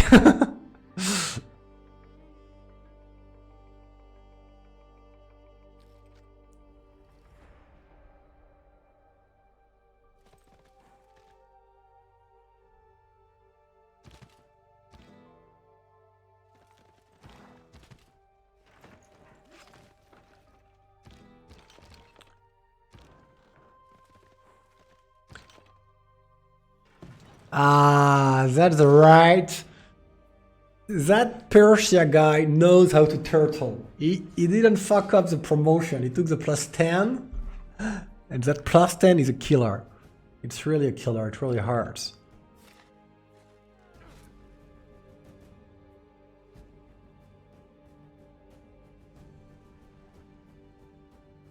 Well, Koyak, I know him for, I know him for this reason exactly, for misbehaving. I had to report him once on CPL for insulting another player in the game. And I've seen his name a few times in the warnings being issued. So yeah, he definitely is not the most polite guy around in the CWC. I will give you that much.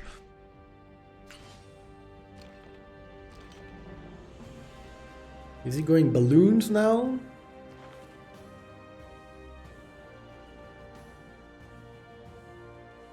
Why would you not one turn this? I'm not clear on this, guys. Why would you not one turn refining right now and start getting some oil to get tanks? I'm all fine with, turning one turn up, one turn down kind of strategy to make up like more techs in the same amount of turns. But when you're one turning down, then you should take down. That's a bit what I find is weird here.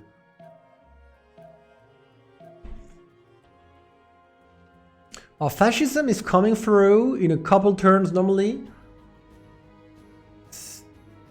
4 turns ideology, and if he made the right setup, he should have several military schools for the fascism optimization. And so I would think in like 5 turns fascism, that's good. Propi has been doing good stats, like considering that he's been going to war as well. What he's not been making is good war.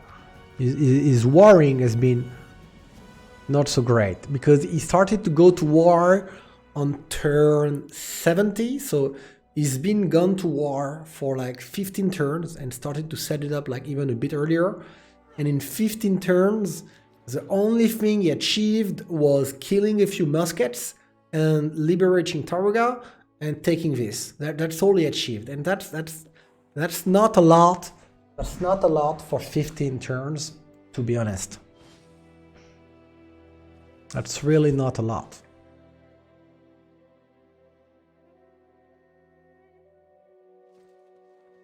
Do you think they will give Basil to Jack again today? You know, Fin, I'm thinking maybe giving Basil to Jack is a good strategy because then he can spend all of the money from Ellis. So it's a strength, but it's also a weakness.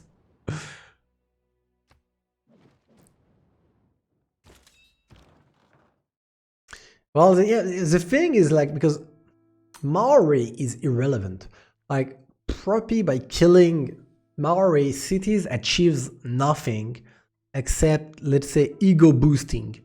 The only guy that's relevant to kill is Pericles, because you get all of his culture shit from him, and there is no more cultural defense, and as a result, the cultural would just like advance so quickly. So I was very happy when I saw his units go here, and much so less happy when he didn't go around to pillage and didn't bring all the firepower that is needed to actually go over Pericles. And it's not hard to go over Pericles. 80 science. Look at this, 20 prod, 33 production. I'm making the total, guys. 58, 60, 58, 88. I want to make a fun calculation. Okay, I can't see them all, I don't know why. But so basically, that Pericles is 150 production altogether. So as it happens, if you just look at the amount of faith that Russia is doing, it's 220 production per turn. So it means that Pericles building units in all of his cities and having a plus 50% production card running has exactly as much production as Russia on a turn per turn base with his chapelle. So Russia can outproduce Pericles not producing,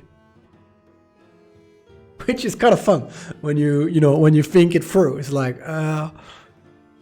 that's weird. It shouldn't happen like this.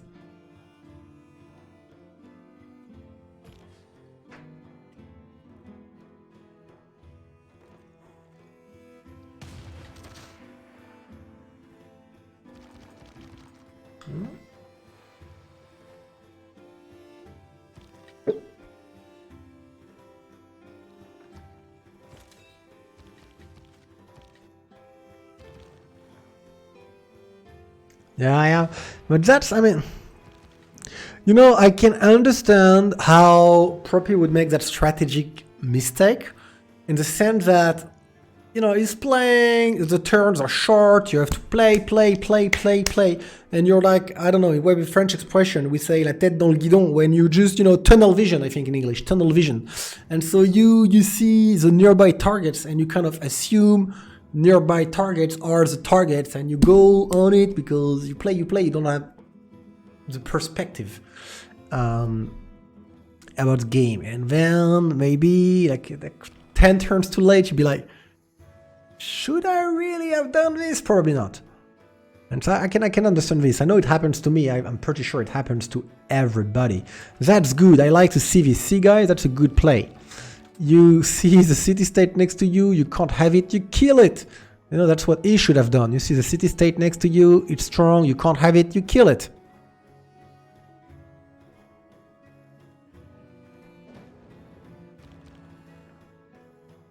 All right.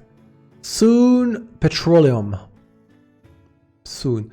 So I'm thinking, well, I'm not sure. I'm thinking maybe Red Phoenix is like, I'm gonna wait for artilleries before I go ahead here. It seems to me like the trades are fairly good. Look, that's not even the core. But of course, there is some firepower shooting back. That's the problem. Even with the +5. And Red Phoenix has no general. I understand now why he's not doing it. Red Phoenix has been pushing without a general, and somehow I completely failed to notice. Because I was, talking and thinking those are 3 PM bombards who can move and shoot and have the +5, which is very much welcome. But it's not the case. So actually they cannot move and shoot, and actually they can get shot back like very easily as well. So that push, guys, unfortunately is going nowhere. And as a rule of thumb, in this game, you can pretty much never push successfully without a general. It's like a general is just too important to push in this game. You need the +5, and most importantly, you need the PM so you can move and shoot. And now, yeah, it's like, yeah, that push didn't go through. So, you know, we were like thinking about how we're gonna crush Persia and then go into Phoenicia, but that push is still ongoing because it's gonna be tanks, it's gonna be artillery and all. But once again, it's a bit of a, how you say this, like not such an explosion as we anticipated. It's slow and unwieldy. Refining. I hope you guys are communicating about the optimization, hey, because it doesn't look like it for now. Oil. Do he have a campment? Yes, he does have a campment. 2 campments, that's good. And what about getting a general then for the tanks? Russia, 18 points per turn. I like this. We didn't have a look at Russian sim for a long time. But it seems that getting a general will be easy enough for him. And what about 9, 6, Phoenicia is projecting, I assume. I'm not so sure it's projecting. He's not projecting. He's okay. So he's gearing up for war. He is gonna get. I think it seems to me, Phoenicia is gonna get one of the generals, and Russia is gonna get one of the generals. And I hope for Seadogs. That Norway is gonna get one of the generals. 89 points. Oh, he just recruited industrial and modern era. All right, guys, my bad. He got one. He's got one.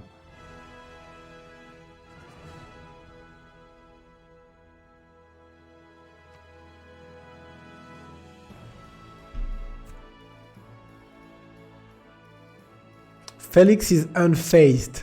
He's weathered the storm. Some pike and shots, some, sitting tight and letting Koyak suicide units. I think, guys, when you play against Koyak, if you want to defend tough pushes, you make kind of a tunnel with your units and you put a builder at the end of it. And this way you can look at Koyak like rushing through the tunnel, snatching the builder, well, losing.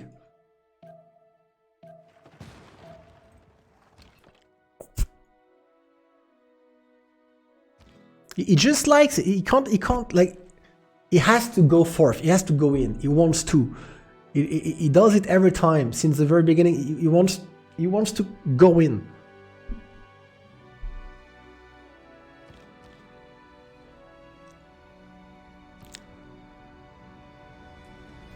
But he's not killing the like these things. He could have killed them at the very beginning of the push.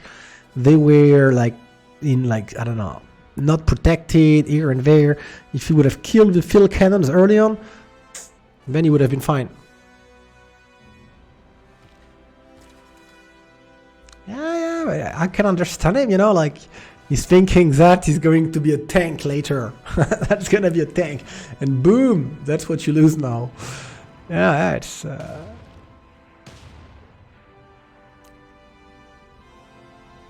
one way to do it. Okay, so this is... Why didn't he keep it? It doesn't have a city state yet. Oh, yes, Mexico, my bad. Okay. So are we making progress here? And so that Galaise... That's a cockroach settler, I believe. But are you gonna put your cockroach settler here within plane distance? I hope not.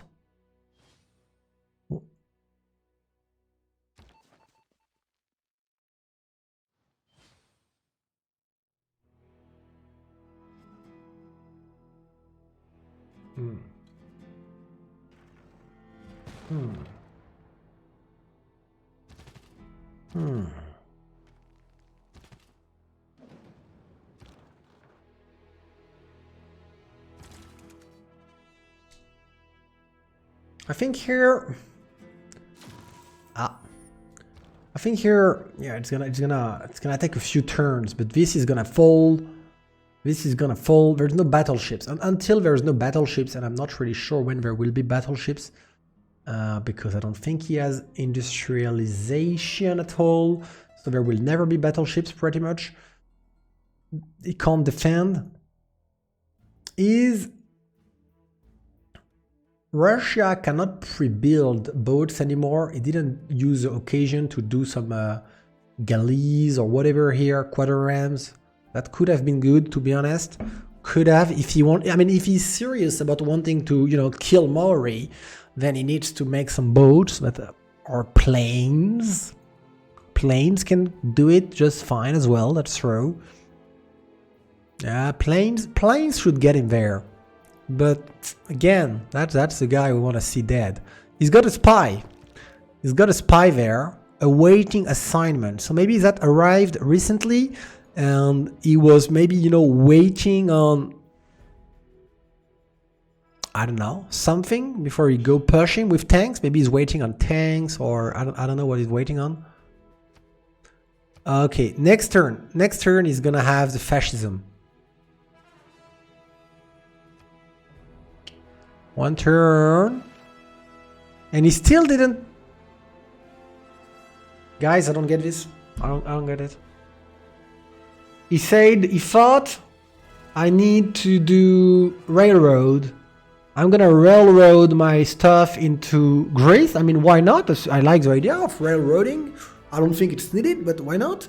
But why would you not take refining and get oil for your push? I don't see why you wouldn't do it. I'm gonna use that little pause to go to the restroom.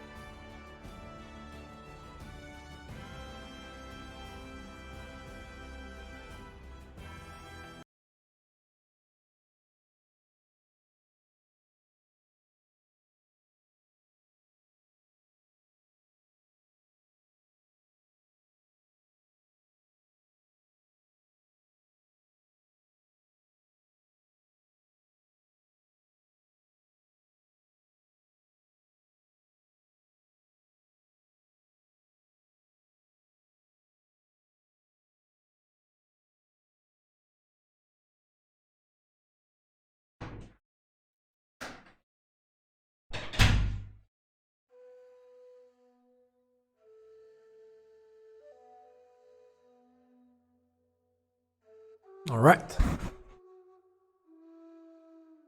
So, cultural 24 and 76.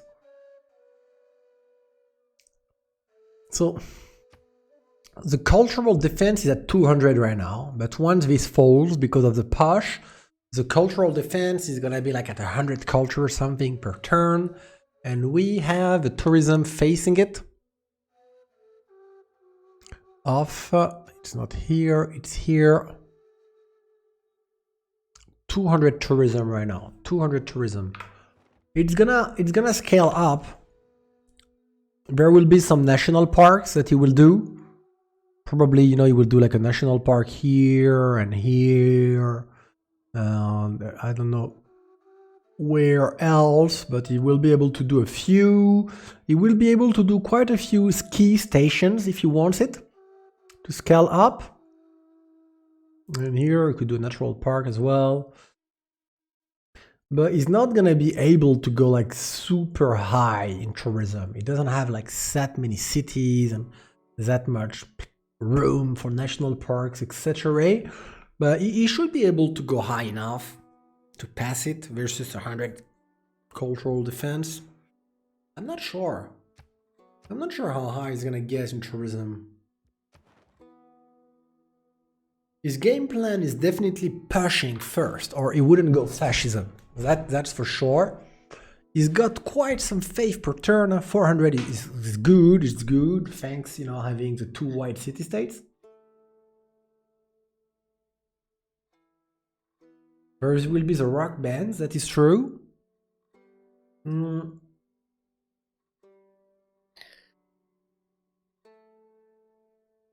know what surprises me? I know I'm a mad chopper. I know I'm somebody who chops everything. But see here, he's never chopped. He's never like worked this out. It's like it's burned and it feels like the tiles are good enough already, but it does not deserve to be chopped and added some production on top of it. I think it does. There is like quite a few chops, a few like +2 production that should be put here.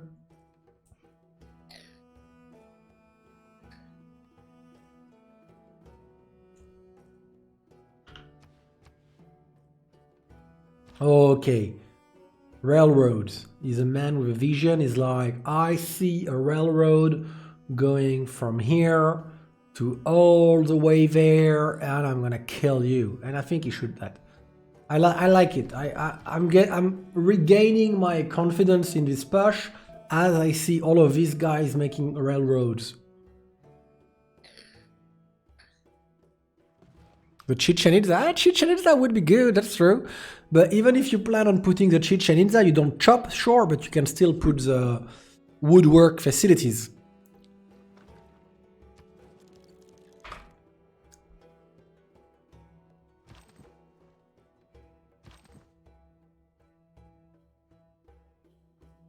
It's gonna be 1 railroad, and he's got to see like 1, 2. He's gonna have like 5 of them, so that's gonna be pretty quick. Like with 5 guy, you honestly, I think in a few turns you can have railroad up to there, like in 5-6 turns of time. Lumber mill, thank you. Practicing my English.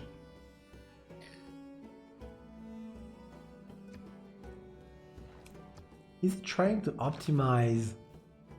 Build 1 coal power plant. Is he trying to? No, I'm not sure. No. Fascism is just so good.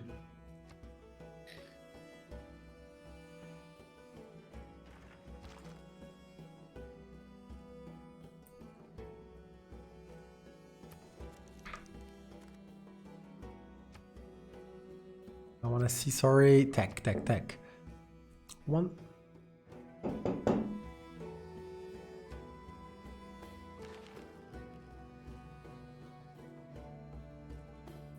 What's up with everybody not discovering oil? Ah, he's gonna get it boosted. He's gonna get it boosted. Okay, that makes sense. That makes sense. This I understand. I hope he has some builders at home to improve. Okay, Statue of Liberty, 19 turns. Interesting. You should try and get this guy probably for the statue.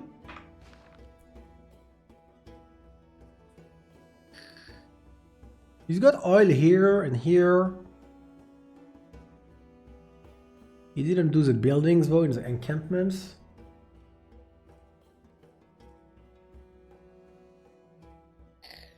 He's got oil here too. And look, 3 more oil here.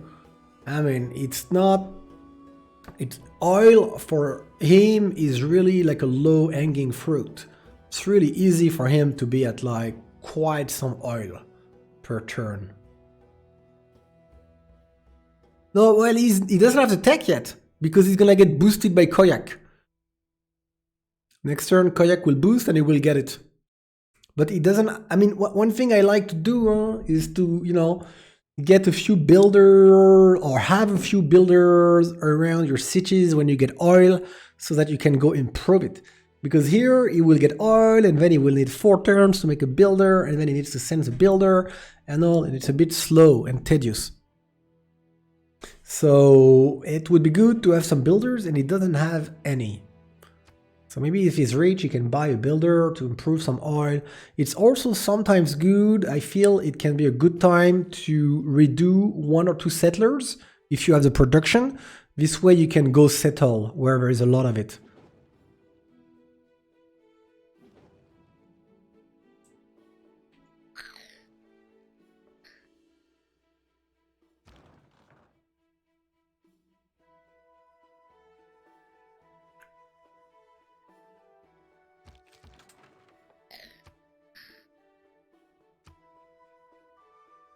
Steel. So he's got steel. He's got, oh my goodness. So it means that Red Phoenix decided to take steel before oil. And so now as a result, he's got both artillery and oil, but he doesn't have any oil yet for, you know, the artilleries. So that's a bit weird. Normally you go to steel when you are defending, you go there first for the walls, but when you are attacking and nobody can give you oil, then you go refining first, but he didn't do like this. Why not? It seems like he's not going to tanks. Is he? Maybe he's gonna change. Okay, he's going to tanks in 5 turns. Good. Well, that's gonna be another difficulty for... He has a general already, modern era units. So pike and shots against tanks, it's a defense, but it's gonna be tough.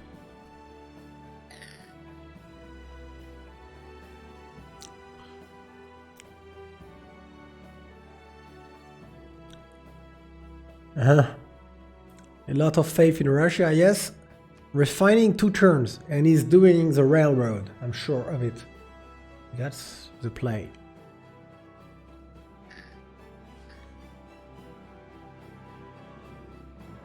Do you guys see a railroad? I don't see no railroad. I don't see no railroad.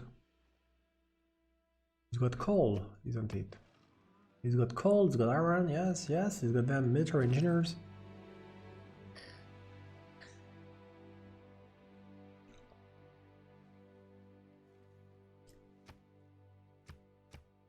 In terms of gold, they have more gold now than the other teams. That's interesting. Oops, sorry.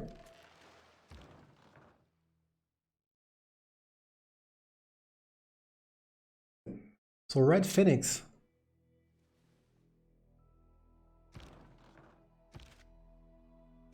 That would be so well played if he manages to kill that bombard before it becomes artillery. Kill Idris as well.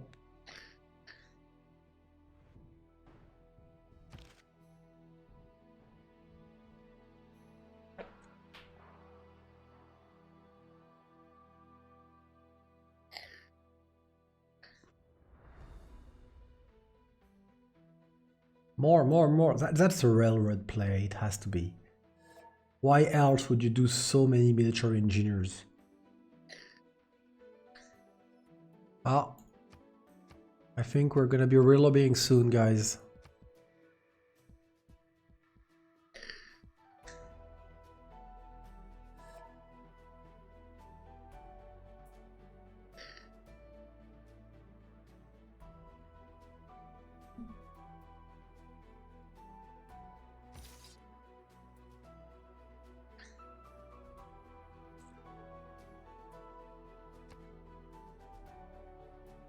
How many relobby this game?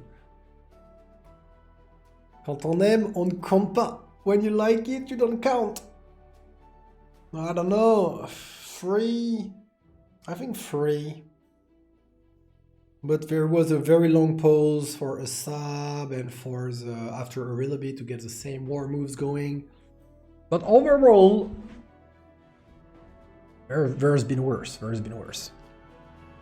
We just experienced a very long time of very fluid and smooth playing. That was nice. See guys, one thing in this game that I personally as a player obsess over, I don't know, are you here to be still? Do you obsess over this? Improving your goddamn tiles and chopping? Because I personally obsess over it. And since I obsess over it, I don't know, the quality of my play has increased a lot. See, when you guys see this, chop, chop, min, chop, mine. Farms, that's good, but it's not as important. Chop, mine, you know? Like, goddamn chops and mines, like, everywhere where they should be. And you just end up with a lot more production. So if you're like a beginner player or an intermediate player and you want to get better at the game, try and do more builders. Try and find your pace, your rhythm to do more builders and improve your land. Like imagine, for example, if you would chop this and put a farm, then it's 3 more food because it's plus this farm, so it's 2 more food here and one is 4 more food. Boom. And a chop. You know, you improve this. It's like 1 more food, 2 more gold, and more habitation. So more people, more stats, more production because more people to work on the tiles. You know, you chop this, and this. It gives you 2 inhabitants and 1 builder to then put some farms instead, etc. So that's really something to obsess over, because if you chop your land right and you improve your land right, you will find out that you've been playing the game wrong probably before, because actually this way you can make twice as much production than otherwise. No, it's not true, Fulcrum. You don't only chop woods on hills. The rule of thumb you guys can go with is that when you look at your city, try to imagine how many inhabitants will be in that city in the long run, and try to have as many good tiles to work. So for example, Barinas, you can be like, oh, I think this city will have 10 inhabitants in the long run, so I need 10 good tiles to work. So then you count them, like 1, 2, 3, 4, 5, 6, 7, 8, 9, 10, maybe a farm here. So that's easily 10 good tiles. So you can chop, no problem.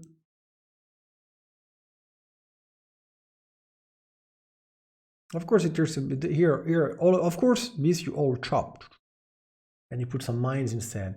Here you try to put a farm, the mine, etc., and everything will be better. Like you will have more inhabitants, better tiles, more production, more stats, because each inhabitant is 0.5 science and 0.3 culture as well. And the chops give you a lot of production and a lot of inhabitants, because whenever you chop a jungle, very often your city will go to the next inhabitant.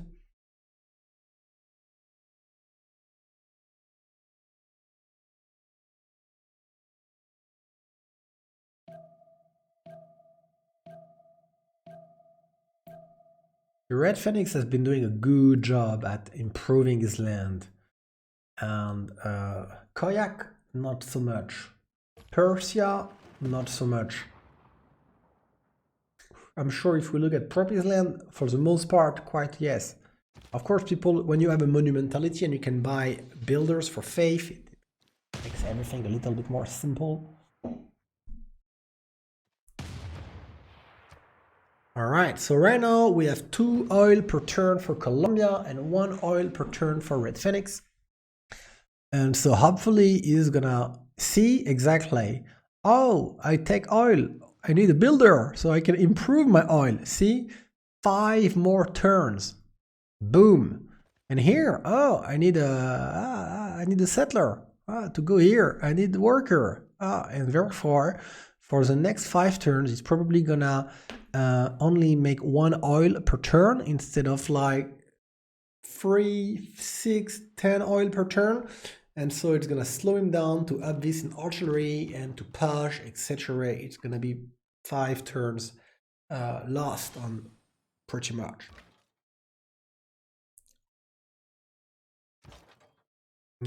That hurts a lot. That's nice.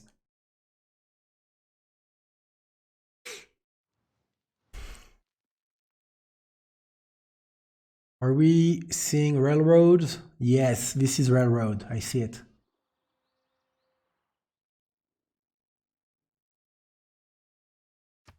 Refining next turn.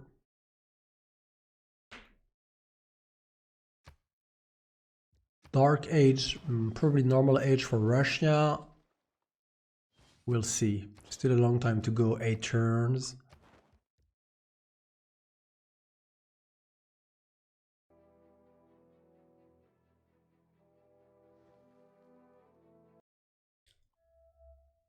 Is that 200 tourism? So right now, when you see 200 tourism against 200 culture for the defense, it means that the cultural victory is not moving forward.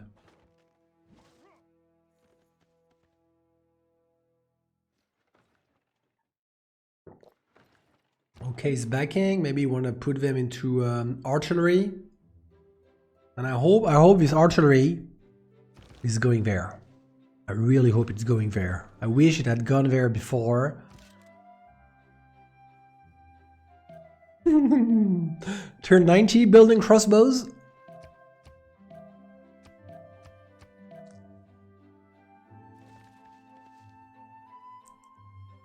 $28 turns. So he's trying to contest.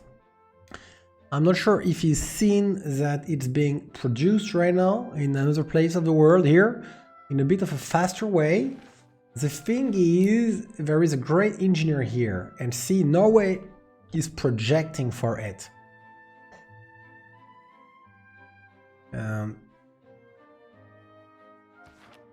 You know, honestly, I think Greece should, yes, escape a settler. And that, I hope that's it. I hope he's not gonna settle this guy like here. I hope he's gonna bring this guy like swim up to whatever here somewhere hidden.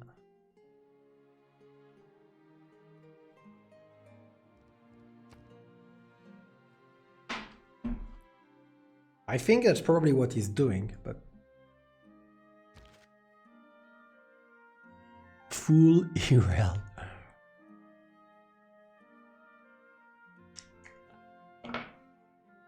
How much gold does he do?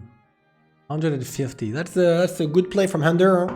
When you've been IRL but you survived and you cannot come back in the game, you have to do something to support your team. And usually what you can do to support your team is gold. And as a result, my opinion obviously, but here if you're only gonna be able to do gold, then do gold.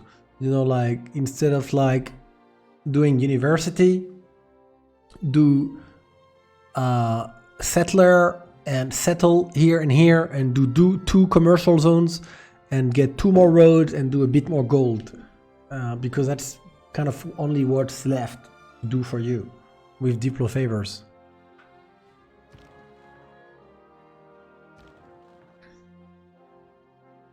Well, it would be good. Theft buying the engineer would be a good idea, I think. I think he should do it, but I'm not sure that he will do it.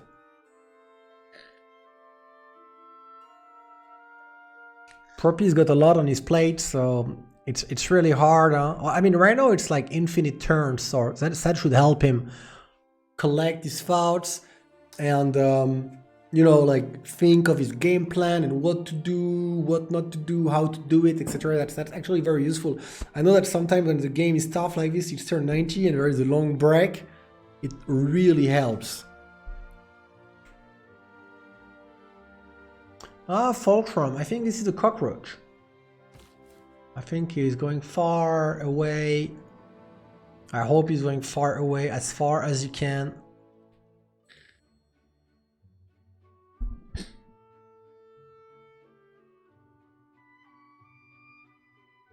Let's see, for example, when I was talking earlier about obsessing, about improving your tiles, so that you don't end up in such a situation, guys.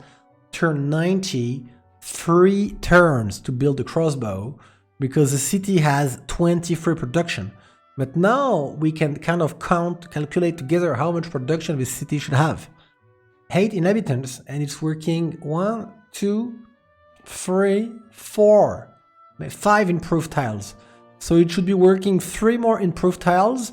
It would already be like 6 more production. But because you have more tiles improved, you have more food and more habitation, and therefore you are not 8 but 10 or 11 inhabitants, and so you work again 3 more tiles. And that's how the story of Corinth having turned 90, not 23 production, but 45 production instead. And therefore, you know, taking 1 to 2 turns to make a crossbow, not 3. A cockroach is a colon de la honte in French.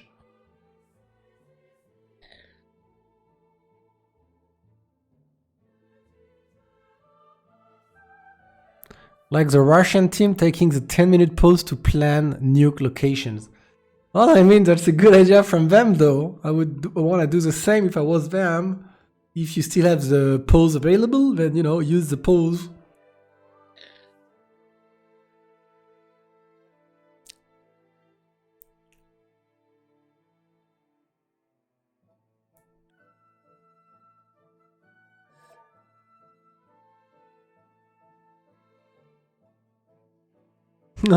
His land is ugly. Thank you, Anatis, for the follow.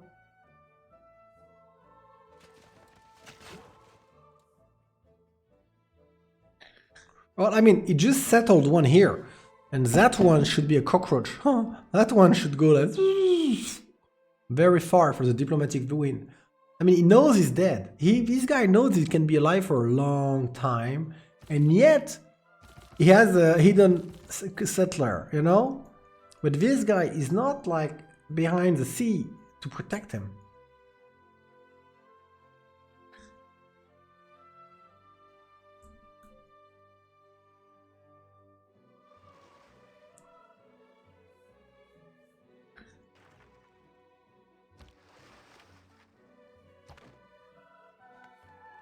I've learned to like the railroad. It's not a play I knew about recently. Until recently, it has been demonstrated to me, and railroads are amazing because it allows to go so very far. I don't know exactly how far you can go, but amazingly far with it. See, movement code 0 to 25, so if you take a unit like a tank, which has 4 movement, I believe, then you can do like 16 tiles. So imagine you start here and you go like 4 here, 8, 12 here. One turn your tanks are here, next turn your tanks are punching something here. That's so good.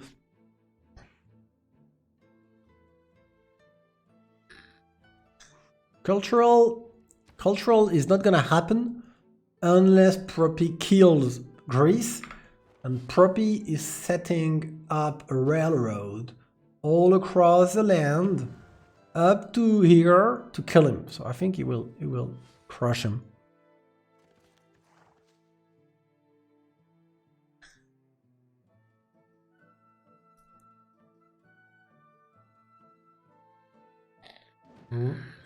Yeah, but where would you put tunnels here? You would put a tunnel here and here? I mean, it's not as good as road, pretty much. Here, you can go around. You know what I mean? Like, it's not easy. Like, for example, you could go from here to here, yes, but it's not going anywhere. So it's very rare to find from here to here. Tuk tuk. From cap to the tip. Wait, I'm lost. From here. No, you can go through the volcano? You can go through the volcano with the tunnel? From here to here, really? I don't think so. I think you can go from here to here, no? But not here to here.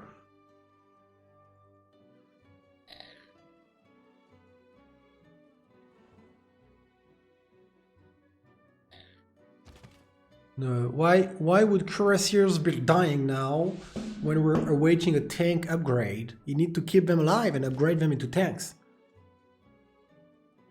You can't build on it, but it counts as part of the chain. Ah, okay.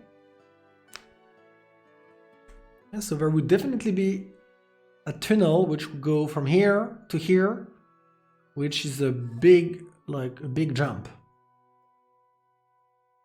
And another one from here to, I don't know. Yeah, it's true that it's overlooked.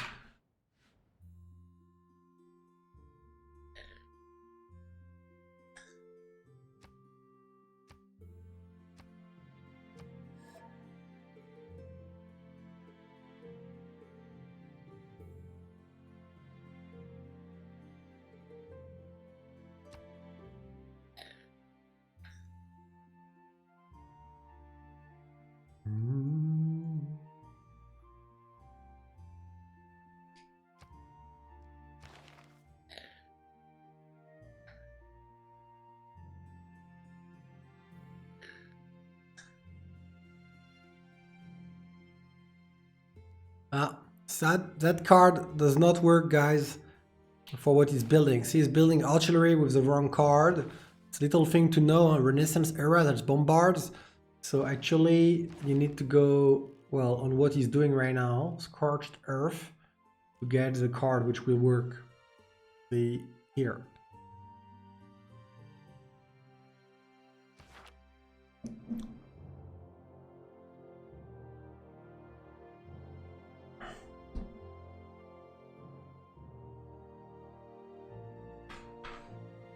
Ooh.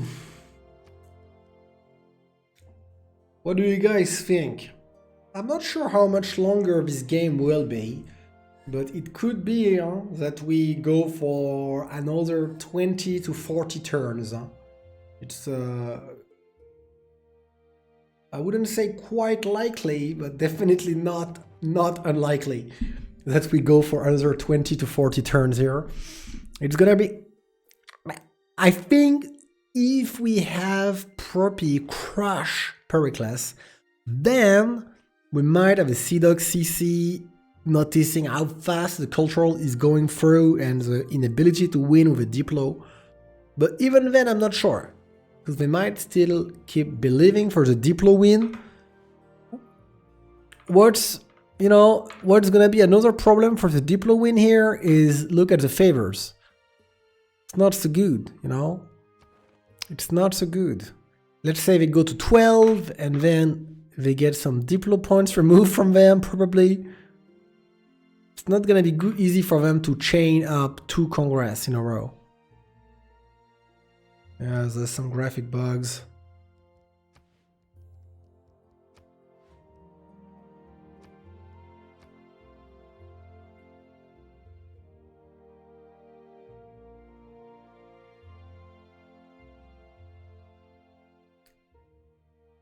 I'm getting hungry. I'm getting hungry.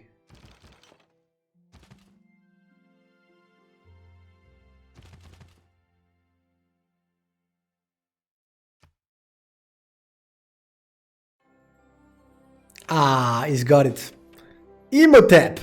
He's got Imhotep too. Wow. We noticed at the very beginning of the game that Imhotep was the first great engineer to come through, and nobody was gonna take it, so he's been taken eventually, like so late in the game.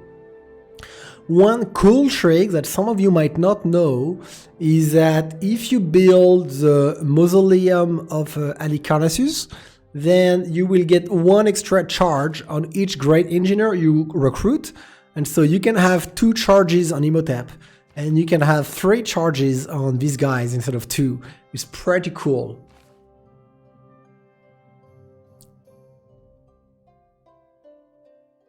Well, it is still good. It's, look, 175 production.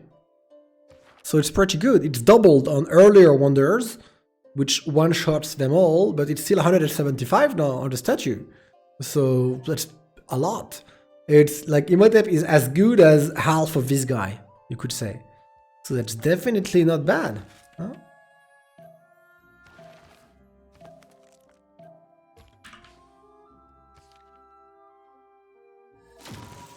See? Guys, have mercy. Okay, this is a lullaby, ladies and gentlemen. Let's do this. I'm gonna go get myself little something to eat as well because I'm getting hungry. I'm not gonna do like a full-fledged dinner on stream, but just a little of something.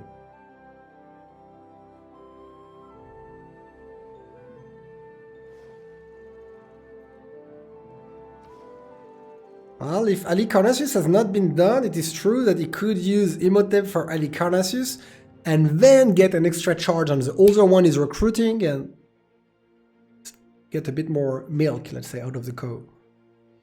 Old Link, I think, yes.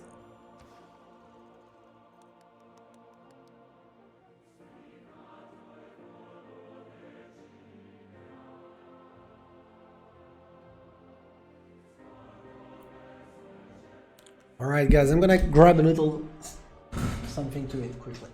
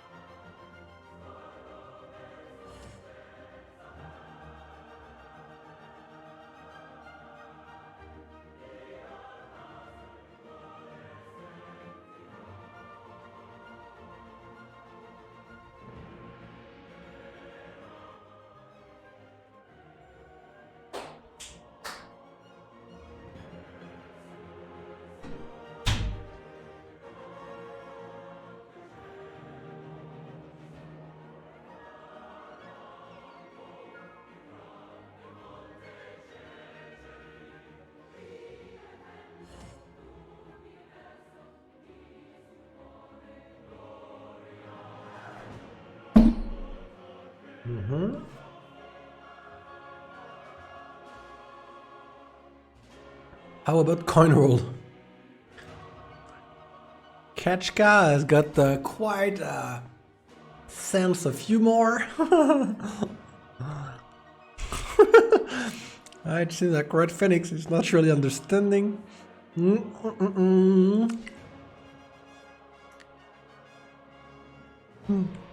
It's funny because normally the rule as a caster is that you shouldn't be interacting with the players much at all and just let them play their match.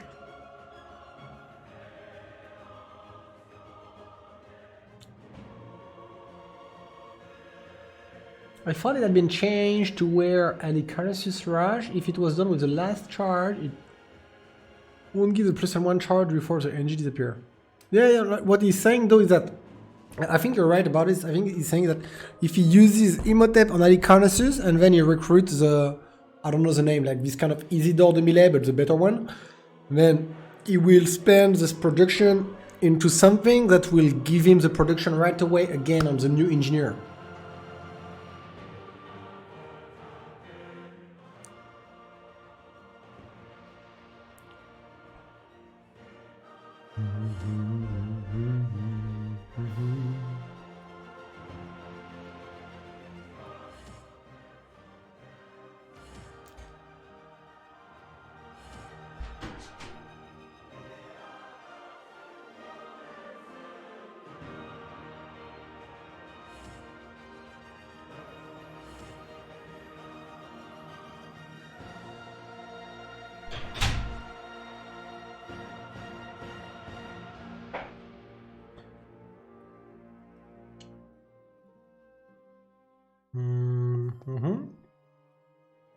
I see everybody connected, so that's all right.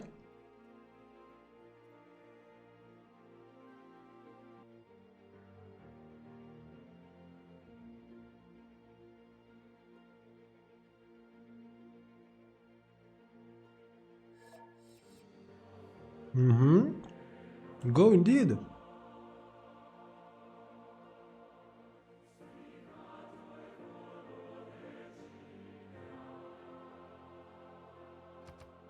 Come on, buddy.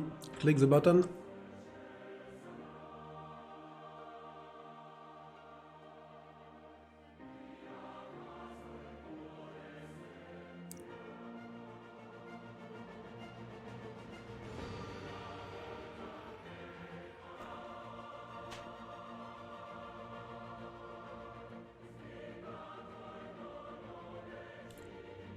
I don't think we've seen any Hussar this game.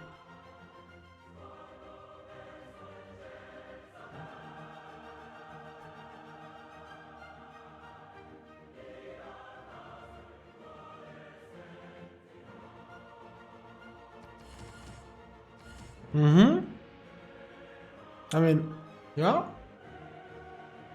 I'm hungry, but otherwise everything is going perfectly. A bit of free lobbying for these things, but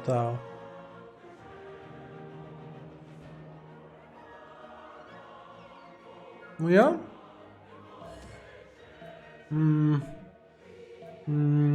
I think kayak has been a bit annoying at times, but I mean, I'm not really. I don't think I have witnessed toxic behaviors. Really?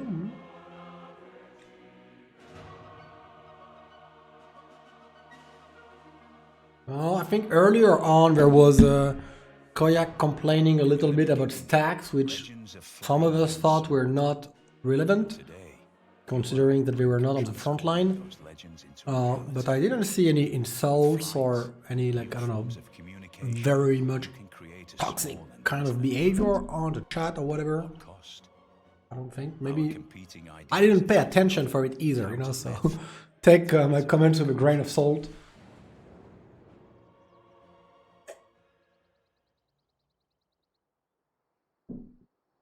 Some report about toxic behavior. No, I'm thinking Refifi, she's meaning that there was reports of toxic behavior not on the channel, but in the game between the two teams. I mean, that's what I understood.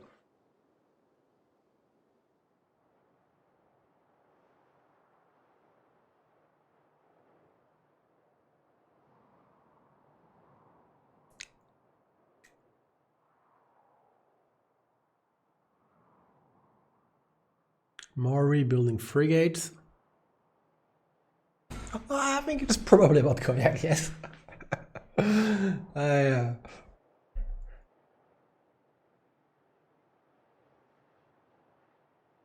Koyak has a way of ensuring international fame. I think Koyak is the most known player in Seadogs. It seems that everybody knows him on the channel as well. But nobody knows him for, let's say, the good reasons that you usually want to be known for.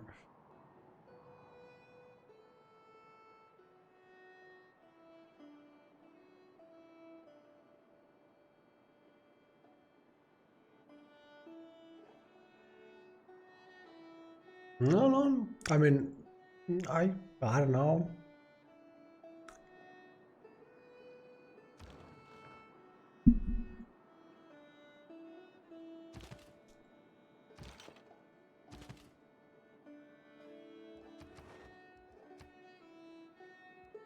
So the next Congress is in 8 turns. And here we have 476, we have 780 favors to the left, while we have 700 favors to the right. So we have a bit more here.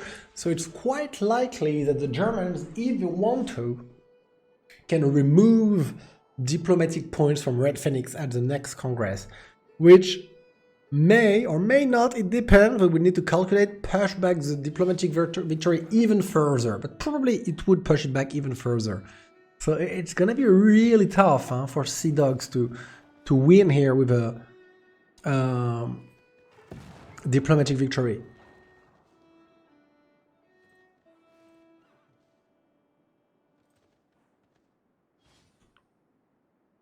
Okay, Lydia win, no problem. I mean, I'm not sure if the toxic behavior report is not coming from the teams, then I mean...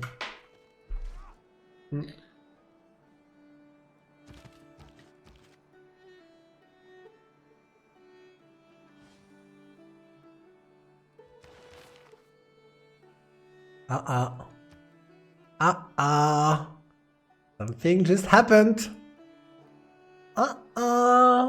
I like how we waited for him to finish his project and be like all the way there and be like, nah, you're not getting it, buddy.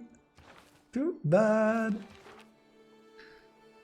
The question is, will that be enough? You know, because 23 turns, he's got some chops. You have to chop it, chop. You have to chop everything here, my friend. Everything. Chop. And it might be enough, because here... Sorry, where was it? Here. 9 turns, but Imhotep been used already. So, this one looks like about 1/3. I'm not sure of the price of freedom. What is the price of freedom? We are onto a 620 production cost. So there is about 400 production missing here. He's got the Magnus for the chops. And that engineer is doing 310, 315 plus a card 15% if he puts it. So Russia should be able to snatch the Statue of Liberty. Red Phoenix, if he is a smart man, he should chop. Take this, chop. Everything you can. Everything you can get your hands on, you chop to make it go faster. Give all the production you can. Yes, they are buying a free charge builder. Oh my god. That's some chop coming through here. Like when you start to panic buy free charge builders, you mean to chop.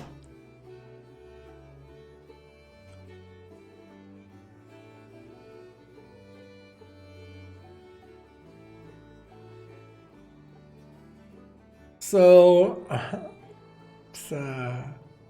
we will find out. I think right now, I think Russia will get it. But maybe it's Norway. See, it was 9 turns and it just become 8 turns. So that means it probably like swapped tiles around and maximized production on Alizund just now. That's why it went from 9 to 8. That is something obviously that you should do from the get-go. You shouldn't wait to feel like somebody's gonna fuck with you before you become efficient about making the Statue of Liberty. So I say, guys, if you think Russia will get it before Norway, put a 1 in the chat. If you think Norway will get it first and the dream can go on for Seadogs, put a 2 in the chat.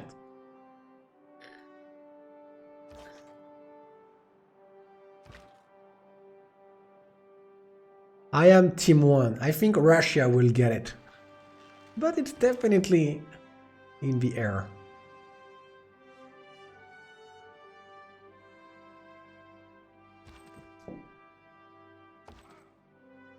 So one fun thing to know, guys, is that if you have many engineers, how many railroad tiles can you build in one turn? So the answer to that question is something like 12 or 15 railroad tiles in one turn. Because, you know, you can like move the one in the back like ship. It's like when you, I don't know, saute mouton in French we say, where you bring the guy forth, you make the tile, then you bring the next one forth, you make the tile, etc. And you can make more than 10 per turn in this way. But so the railroad from, so right now he has 1, 2, 3, 4, 5, 6, 7. So he can definitely make 7 a turn. So look, 7 more next turn. 1, 2, 3, 7 brings you here. That's gonna waste time, so it's gonna bring him around here. Oh no, there is road, so it's not gonna waste any time. So one turn is gonna bring him about here or here, let's say. Then the next turn is gonna bring him around here, and the turn after that is gonna like make a shit ton of crap all over here. And basically in 2-3 turns, it will be all railroad up to there, and it will become very messy for him, knowing that obviously the army is following, hopefully, to go there too. Not here. Please, not here. Leapfrog, yes. That's funny. They say it's about jumping frogs, which we say it's about jumping ships. I think we got it right, obviously.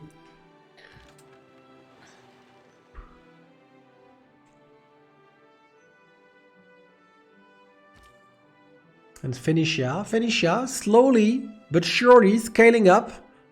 Eventually, 200 science.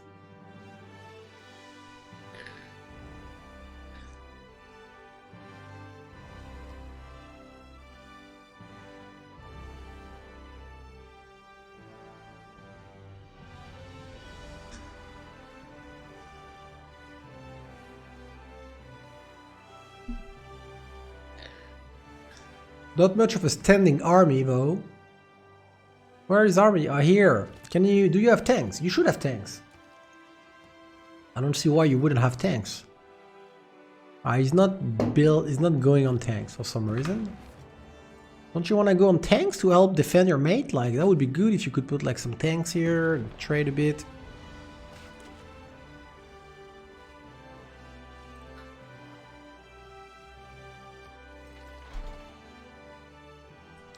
Because archeries are extremely painful, huh?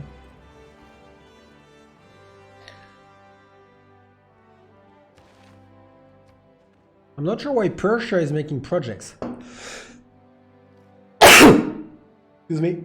I'm not sure why Persia is doing projects because he doesn't have... I think he already has a general for industrial units and he's not gonna have any modern unit anytime soon. I kind of... maybe he's thinking he's gonna get in time to tanks. Maybe he's right. Seems tough, but... Thank you though.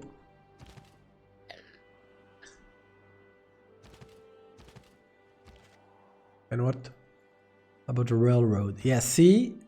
Not exactly as far as I said it would be, but... it's because he's sending some in weird places as well.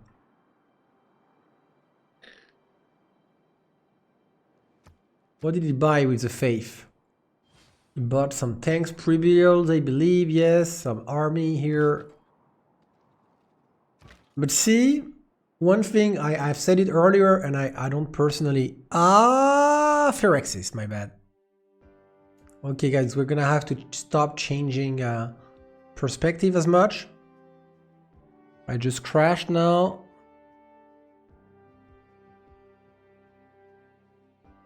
So yeah, I don't think Russia has Victor level 3, and as a result is not hiring his units with an extra promotion, which in my opinion is extremely strong. Like, you know, you hire your tank army or tank pre-builds with some promotions, which you can either spend right away or you can keep it, you go, you attack some, you promote to level up to get back some HP.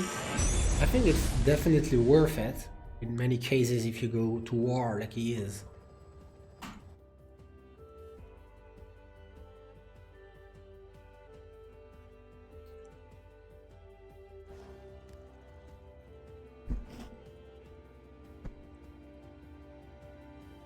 I hope we're not gonna miss on the statue action.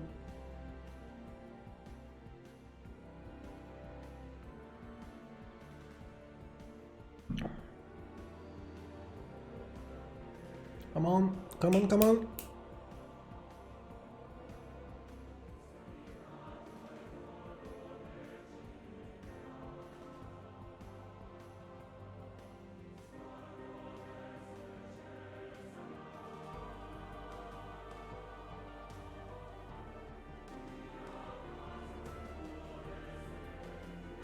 Okay, okay, go, go, go.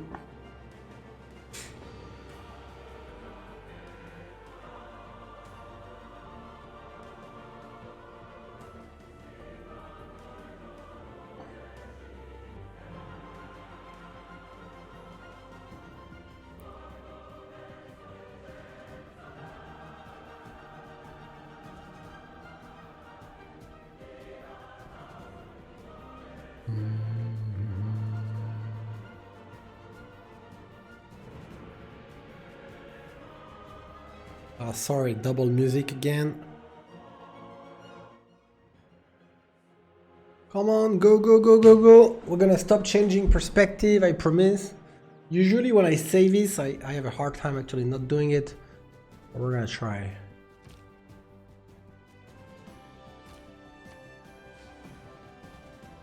Tough on gold for them, huh? Not so much gold anymore. They had the gold advantage all game long until the late game, and now we have a lot more gold for Germany. Ah, he's protecting 3 turns! 5 turns! Chop, chop, chop, chop, chop! Chop the goddamn... Chop, chop! Come on, you can chop more. We believe in you. Go chop. Make the dream alive for your team. Keep it alive. He needs 2 turns to chop here. He can chop here next turn. Oh wait, 1 turn to go here. Next turn he removes the thing. Then he can chop. Come on, buddy. I think it's on Russia right now. Except if he's a smart man. If he can kill the coursers and walk on the engineer. Oh, there's one more. Ah, there's one more. Next turn, I don't think he can stop it. Yeah, Russia has a chop too. Russia is probably he's not gonna use this and he's gonna chop instead. Yeah. I was saying, like, because if you could put a boat on the statue, you know, it's your Mare, this is your sea. If you can put a boat on the statue at the end of the turn, then you can really, like, delay. And here, maybe there is a play where you can put a boat on it. Come on, come on, put a boat. I don't think you can. It's not so easy to kill something that's swimming like this.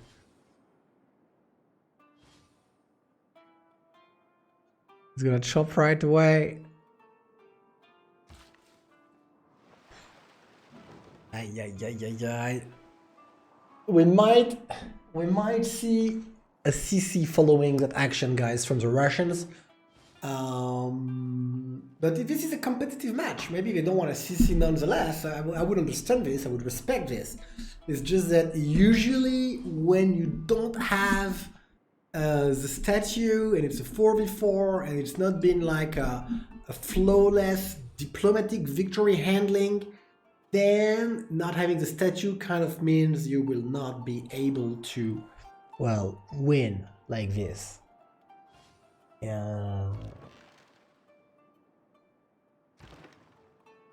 What would be beautiful is if he can... He has to shoot. He has to shoot and bring the boat on before... And then what's gonna happen? He's gonna kill whatever is there and chop. Not a chance. He's only too late.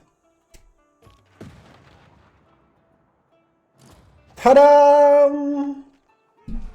And you know, that is on the Maori 100%. He fucking let Russia build the Statue of Liberty in his own sea, in his homeland, on a city that he settled. He let Russia do it. He has no frigates or battleships or whatever it might take to contest the tile. He can't do it, and it's on him.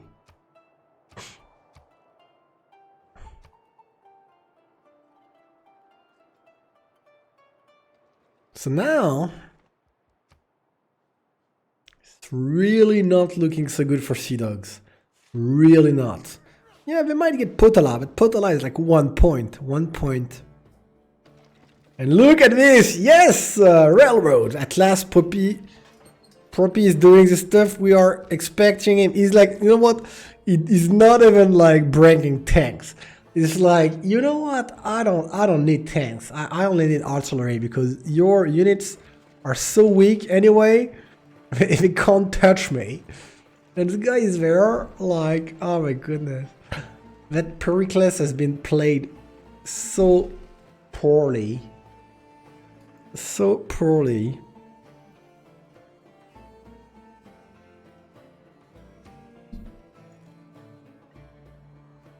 It's like a 3v4.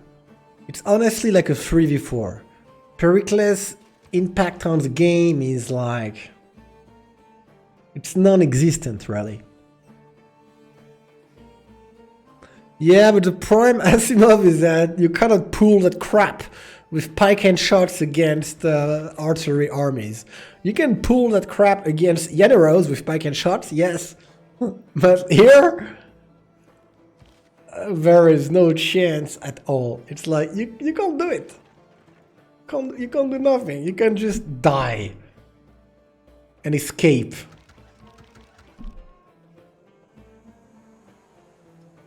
That's the bus of hope. There is all of the government officials in it.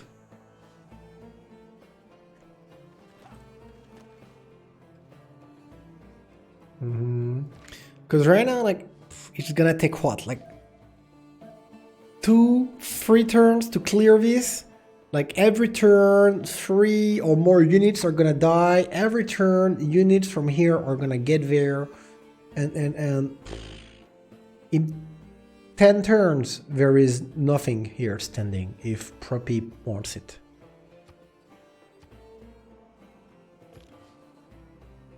And with that, the tourism, of Propi is gonna improve because I'm gonna do what I'm not supposed to do, but I'm curious. Why is he posing again? And stack again. What stack? What is the stack? Will you guys see the stack? Where is the stack? Where is the stack? I don't even see something stacked. Do you see it?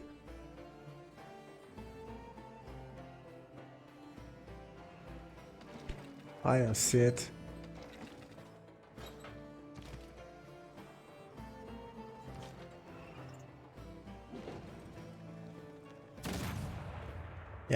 Yeah, that's gonna be quick. This guy though did not escape a settler, unlike Pericles, and that, in the long run, could be a fatal mistake if he does not do it. Because see, this guy is gonna stay alive for a while, and therefore it will be 4 versus 3.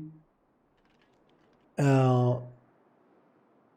will be a 4 versus 3 voting at the Congress. The thing is, even if they vote 4 versus 3 and they want to win with a diplomatic victory, what's gonna happen? Let's imagine now, and it will be kind pronostics.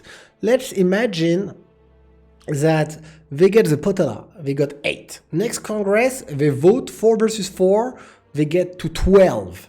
Then they become a 4 versus 3, and they need 2 more Congress to win, hopefully. And here, see, 3 turns, so that would make a victory for Seadogs on turn 139.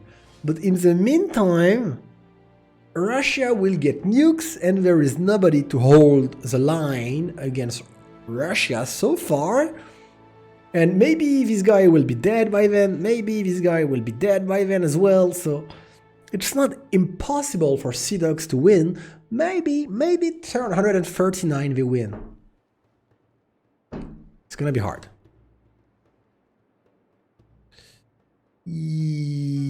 Well, Nazca is probably at 16, and you would need to see it, or Buenos Aires is 0, so that could be taken away from him, probably. I'm not sure where under emissaries are. You know what I mean? Because they are here. Probably.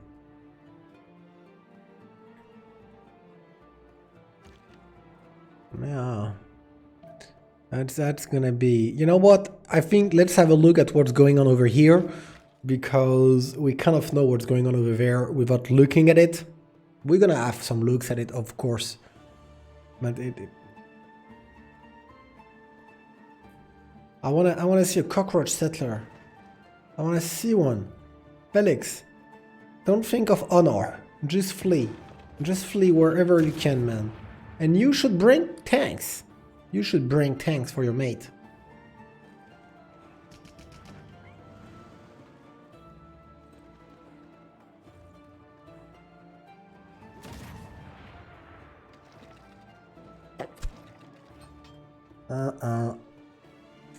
You will die very fast, Felix, if there is no tanks. Flight! No! Oh, sorry, I said I shouldn't click on this. Wow, too late, we clicked on it. He doesn't have tanks, he's not doing tanks. Because he wants to do pre-builds, I understand, but it's turn 97. You ought to have tanks. Normally there should be like, you know, Phoenician tanks here, fighting back a little, trading, slowing down the advance and all, and not letting it go like this. I'm afraid Persia will be eliminated in a very stupid way. Normally, you know, when you know you're probably gonna lose your fight, you like way ahead of time, it's turn 75, you can tell you will be dying in the future. You just make a settler, you go like there, somewhere, behind him, and that's it, you're safe.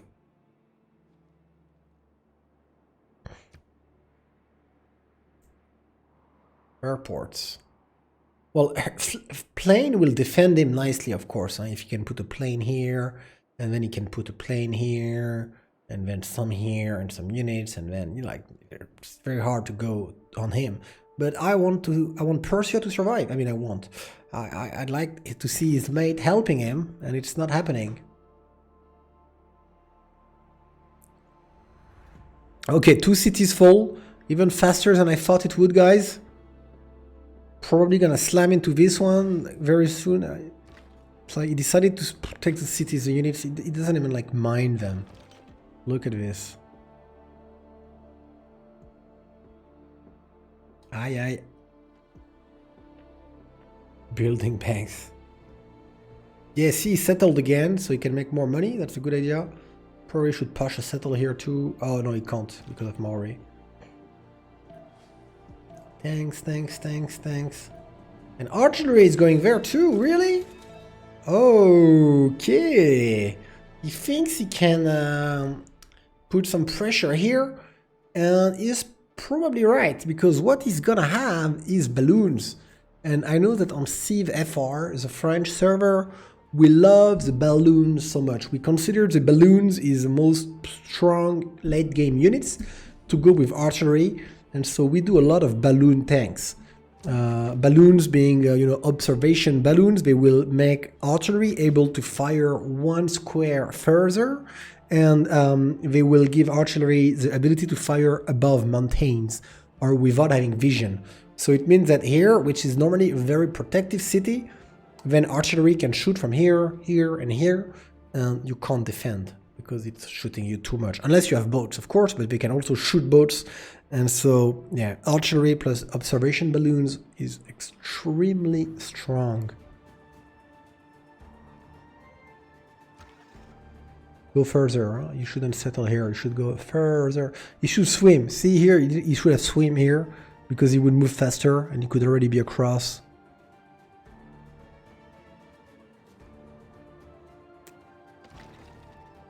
Alright, let's just shoot the cities.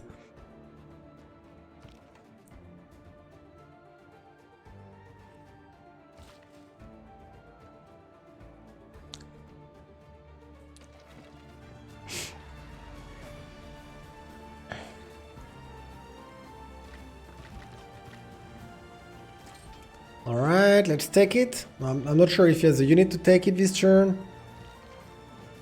This guy might, like, I think this guy might almost be able to go up there. Oh well, somebody came. That's railroads for you.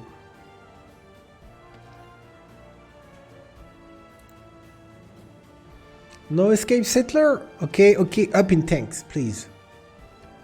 2 turns, okay, he's gonna up in tanks in 2 turns. I hope he still has, well, units here to protect Tarsus for a while. 2 turns is long. Many things can happen in 2 turns, huh? Like, some of those might die or be, like, very unhealthy 2 turns from now. And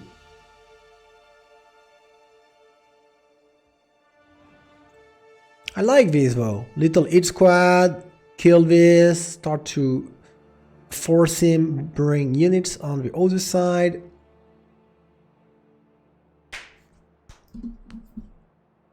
Did they see Lisbon? Let's check. I think not. Only I saw it.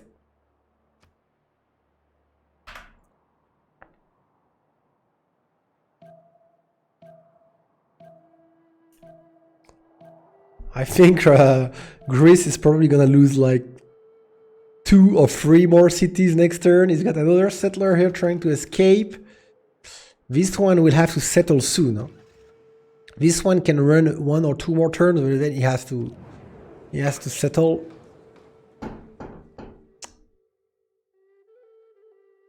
What is going on there? What did Phoenicia do? I don't get it. What did Phoenicia do to get so much favors?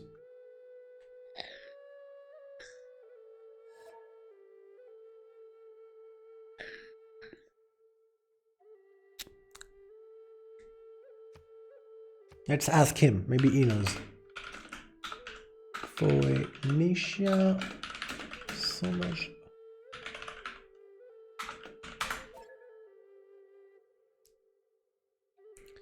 So what do we have here? City-states thing.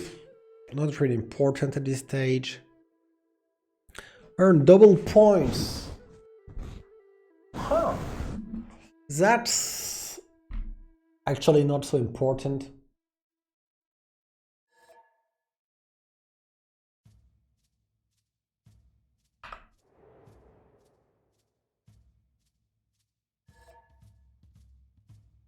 Russia passed it and we forgot to switch. Ah, I see. They didn't like balance it out correctly. Okay.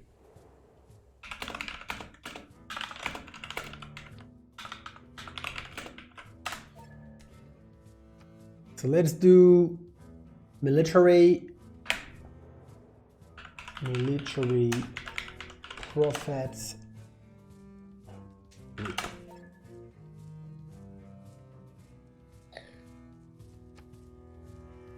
Oh, therefore he has 0 before voting. Oh my goodness, what a fuck up. Ay, ay, ay, ay, ay. The dream is alive for Seadogs. The dream is alive because they're gonna make 5 points this Congress, probably. They're gonna make 5 Diplo points this Congress. So it's gonna bring them up to 13 with a Potala. And they can get the points cheaper because they don't have to vote to use as many favors to get the votes because of this guy having 0. And as a result, the dream is alive because of such a fuck up, which they had more favors no matter what. But next Congress, if they save up on the favors, next Congress they should be able to remove Diplo points from Bambo. I think they should be.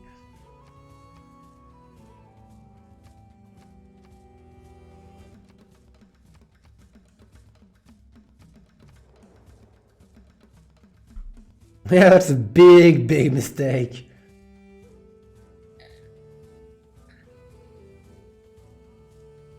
Fin de la rencontre, on dit.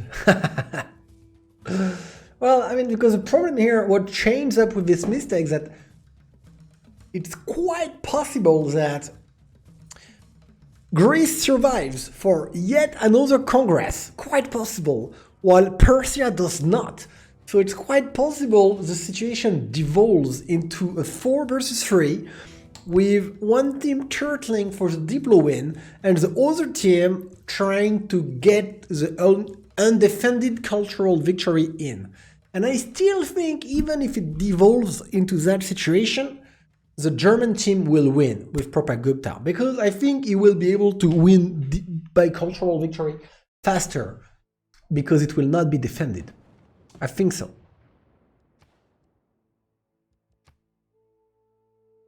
But still, it's a big mistake. Because without this mistake, really...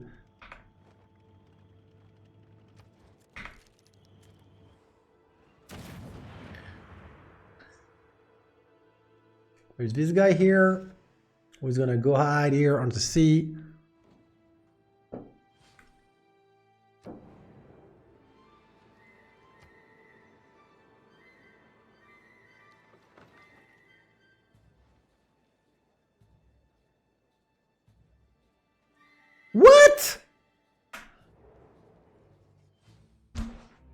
What is going on, guys?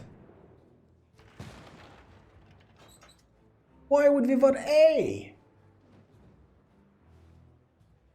Why would you vote A? And not B? What is going on?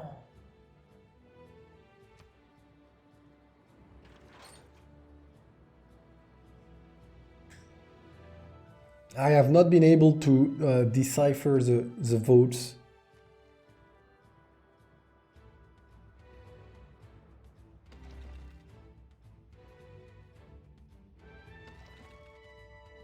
It doesn't make any sense to me. Because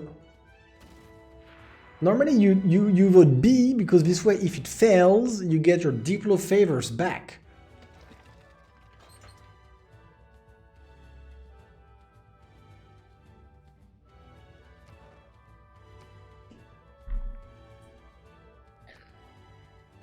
They did 5 points. They were at 7, now they are at 12. Yeah, they spent quite some points, which is probably these points. Wait, how could she vote 16? How many points is 16, guys?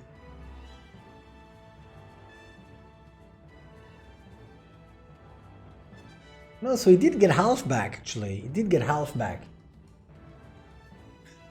But normally you should...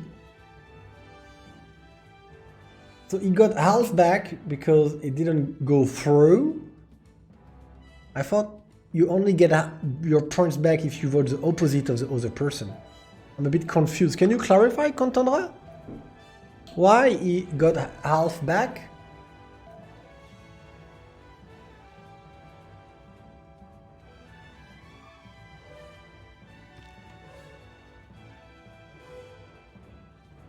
Can you up? Oh yes, I think he's gonna be able to up in tanks here.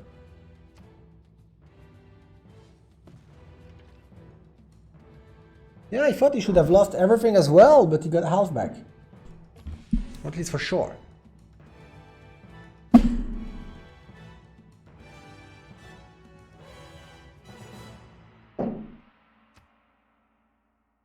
No, the game is alive and kicking after an enormous mistake from the Hansa. They gave 5 Diplo points to the opponents for the diplomatic victory, so they are at 12, but they also have the Potala going on. The statue has been denied. Potala 1 turn. It's gonna bring them up to 13, so they can, Seadogs can win in 2 Congress from now. Of course, they need to survive Russia for 30 turns, but if it goes well, which it might, Persia die, and therefore it's 4 versus 3 voting at the next Congress. Not easy, not easy. Cultural is, you know, it's nothing amazing. 32 out of 100 is because he's waging war, so he does 300 tourism. You know, it's not like he's doing that tourism scaling that you might be anticipating, but of course no, the cultural defense has been, well, vaporized. See, this is a guy defending here at 99, and but no, he's not defending anymore. So the target at 100 will stay there for quite a while, but 300 tourism per turn is not a lot. He would need to get at least to, I don't know, 600 tourism or whatever, and then we're talking. I'm not sure that's what he's looking forward to. I'd like to see him, you know, put some naturalist national parks and maybe get some ski resorts as well. That would be really good here.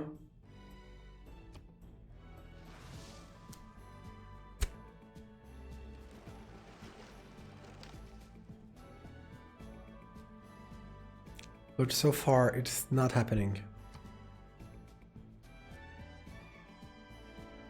Well, in Foxy is on radio right now, and like I think is, let's click on him. You know what? Fuck it. Live dangerously. What? Ah, Firaxis! Fuck! That's why it was not working. Okay, so you see, we cannot live dangerously. We should not click these buttons, I'm sorry.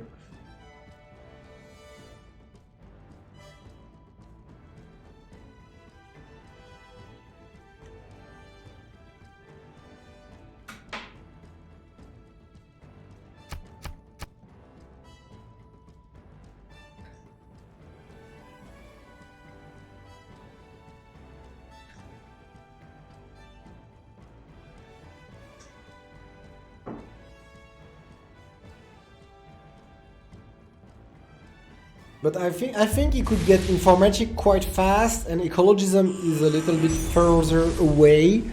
And I honestly think the cultural will go through before 40 turns. It's 40 turns is such a long time, and there is no nukes or there's nothing on Seadog side which could buy them 40 turns.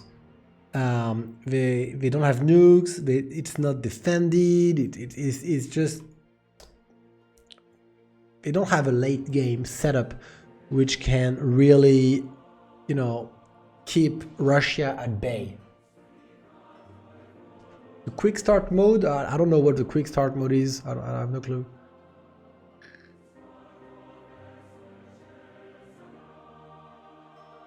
Yeah. I mean, it's just like I have such a hard time not clicking on the perspective changing buttons because I feel it's like so interesting to look at what the players are doing and change perspective and all. And my computer is quite good, but can't take it apparently. Sorry. Maybe it does. I don't know. I don't have an issue with the loading video, to be honest. I don't really mind it. Just click and it goes away. Our understanding from the tiny atom to the majesty of outer space. Mysteries long tolerated are closer than ever to revealing their deepest secrets. How is it going for Ulyss, guys? Can you tell me about Ulyss versus BTS? It should be easy. Normally. We're back for the CC. I mean, I can understand the CC. I can understand it. Jack lost his B2. Oh my goodness. How can he ERL 3 players if he lost his B2? I don't understand that much. You lose your B2, you're the one with ERL. Yes, Seadogs has a CC.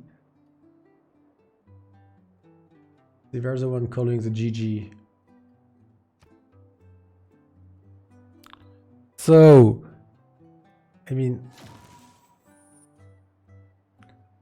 do you guys want to interview the players? Hi, wanna chat with me? Do Hansa.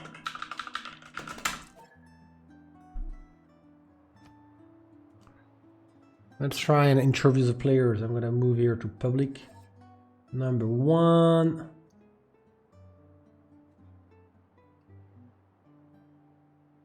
No, but Hansa won.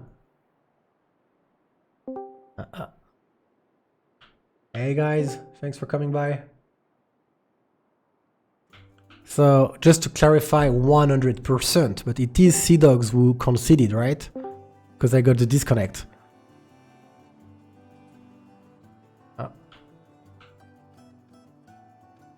I'm sorry, I'm not hearing you. Probably my fault, just a second.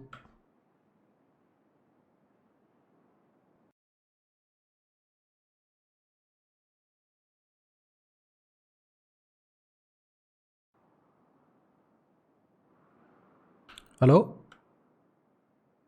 I'm sorry, I'm having an issue here.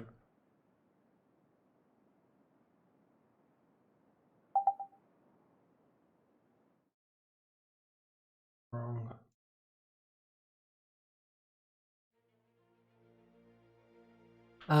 Okay, I'm hearing you now. Good. You guys hear me as well? Okay, awesome. Yeah, I was saying, just to clarify this 100%, but it is Seadogs who conceded, right? Because I got disconnected and I came by. Yes. How do you guys feel about this victory?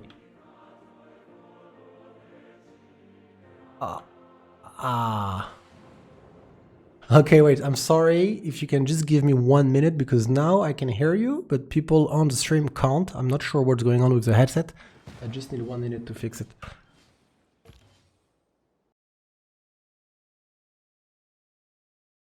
Guys, I don't have a clue what's going on.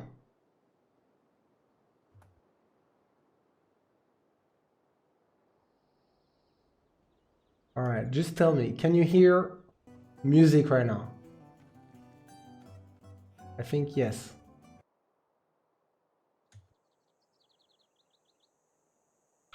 Can one of you just talk for test purposes? Yes.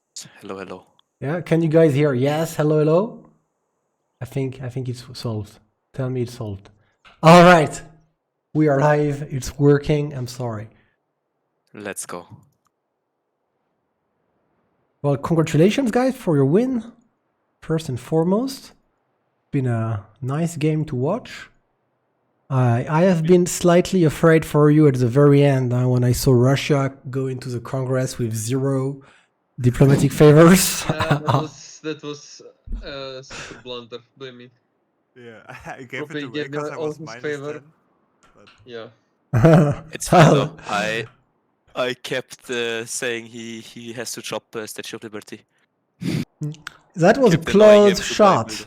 Because Red Phoenix probably, if he really tried harder, could have gotten the Statue of Liberty. But he only started to really try hard when you took the engineer. When you faith by the engineer, I was like, God damn it, I need to swap them tiles in the city, maximize production. I need to buy builders and chop. Like, he actually started to try hard. But it was too late, and when you got the statue, he was like 2 turns away from getting him, getting it himself. I think he expected to get the engineer himself. So he had the most points, he made Yeah. all the points per turn. But he didn't project in time and probably just faith bought it. Yeah, we saw this. And that was a good play because otherwise I was surprised to see that you didn't escape a settler, Persia. You didn't like flee for your life. And I thought, damn it, like maybe you die and then it's 4 versus 3 at the diplomatic and it can become tough. Yeah, but we were focused on Diplo for a long time, and Dido has like 7 tank cores now in Persia's land. So I think the anime just saves Felix. Yeah, I have general, I have tanks, soon to be armies. I'm going to have planes soon, so yeah. What did you think of your capital city, Propi, when you spawned? oh my god, I was like, no V-maps, GG. No V-maps on the game, I was like, oh. And you couldn't see the horses right away, but there was like 3 horses waiting for you and all. I was like, what the fuck is this Russian capital? Plus you have like, the rivers with the mountains all along to make them nice holy sites. The biggest temple of Artemis ever. Yes. Like 10 improvements or something. Probably didn't even know to improve plantations. I counted 12. I counted 12 activities there's on it. Which is, 12 activities carries you for a long time. Yeah. Okay. I remember when my Plus cap 9 was, abilities. I think 6 or 7, Propi's capital was 19 pop. Yeah. So 28 right now, yeah. I think my cap was like 2 pop and Proppy's cap was like 8 pop because I lost the population early from a flood, I think. Or from a volcano. What was I it? liked also that ballsy campus at Smolensk. You like, I'm gonna do a campus toward Mori that's just gonna work, and it actually worked like till turn 80 or something. We were very surprised. We were like, really, you're gonna build a campus and a bibliothèque and a university there, like 5 tiles away from Maori capital? Like, really? And it worked. Yeah, no, it could have been completely gone wrong and you would just pillage it and I would never get anything from it. Why didn't you go and crush Greece sooner, though? we thought, you know, you have the Cossacks, you have the general, you're just gonna bring the army, like turn, you know, 75, 80 on Greece, and like he was completely like irrel. I mean, I tried first and I was like, okay, he has a lot of defense, and I was like seeing my culture. I knew I have really good fascism timing, so I can just like go back, get fascism, get railroads, and then just kill them later. and, like, think- prevent the Okay. rush. I think turn 75 is when we channeled all our gold to Felix because he had to defend. Yeah, also Yes. we were Maybe really that low was the case. and gold in the Mhm. mid game. I mean, pike and shot cores are really hard to push. Like he made a huge line, so we have the philosophy that sometimes taking it slow is way better. Wait for your fascism and then be unstoppable. Because at this point, nobody on the map can stop the Russian tank armies, the balloons, the artillery armies, the Mhm. fascism, the That's true. generals. So you can like no reason to rel. Like keep simming, get that, secure that statue, prepare everything, prepare academies, prepare railroads, and then you go. Mhm. When you're ahead, get more ahead. Under the gun, you've been very, like, how would I say? Like, you were not afraid of Mori. Like, No. you were like not afraid. Like, the Toas were on their way, you had no campments, you were building commercials, you didn't levy the city state, you took it with horses instead. Like, I was Yeah, like, I should have raced. I think that was like my biggest mistake this game, to not race the science CS. Of course, like Mori had an insane spawn, I would assume. Like he had super high stats, very fast into the he game. had very, Mori is very strong on this map, you know, because when he spawns, you could see the land and the fishes all around. Yeah, of course. And he just selected the best spot, and he had turtles, quite a few turtles. And yeah, so he did a I big w- Toa push with the general, so that was really scary. But I think the mass crossbows were barely enough. Maybe I was honestly, trying to. he could have killed you right there and then if he really like pressed on the issue, because his timing was even better than what he actually did. He could have been on you like 3 turns earlier, but he yes. decided to make like an extra settler instead of his general. You know, like, you know, he was ready, but still like taking his time. He had the Yeah, pre-build, you true. know. It was already pretty late when he actually went to me. Like was around turn 40. So yeah, I guess if he all ins like around turn 30. Yeah, I mean, 35, 36, he had the technology, he had the pre-build, he could have had the general as well. And you were like, you know, building commercials. I was like, the guy is not Aw, it afraid. was- yeah, there's no reason to be afraid. I got my Limus card, I got my Victor with 2 promotions, I got the Bastions, and I mean, at the end I lost 1 city, but I think it's okay. Like the biggest mistake was not raising Fest. When I upgrade Fest, when Yeah, I I raise think Fest, also there's tougher for him to. different way to go, but one thing you could have done as well is that city state, was it fast next to you? And you could have, because the B2, you know, of the Maori is Kaiwa, and it's just next to that city state. And so if you would have like to use Amani and levy it, Yeah, you levy could on like him. kill the B2 of Maori and But just. we were really focused on the Koshak front. Like we were trying to help out Felix to get like a ball of immortals, to get like 8 to 10 immortals with general, get them rolling. And I put like 7 envoys in Geneva and upgraded 5 swords, but somehow they managed to take it over. I don't Yeah, understand with this. Like Hungary gets Pericles. 2 free envoys. Yeah, 2 but free envoys. Pericles get 1 free Yeah. envoy per Yeah, I get. building, and you know he was like ahead of Yeah, you. that's true. You had like 45 culture. He was at like 80. True. Yeah, but he ereled himself a bit. I think he didn't seem too well. He He went too misplayed high much. culture, too fast, too little I mean, cities. Not improved. he's got a bad land, and he didn't play it right. Like it's like. Yeah, the problem is Athens. Yeah, there's nothing. You cannot settle to the north, but it's a 2-2 base, strong campus.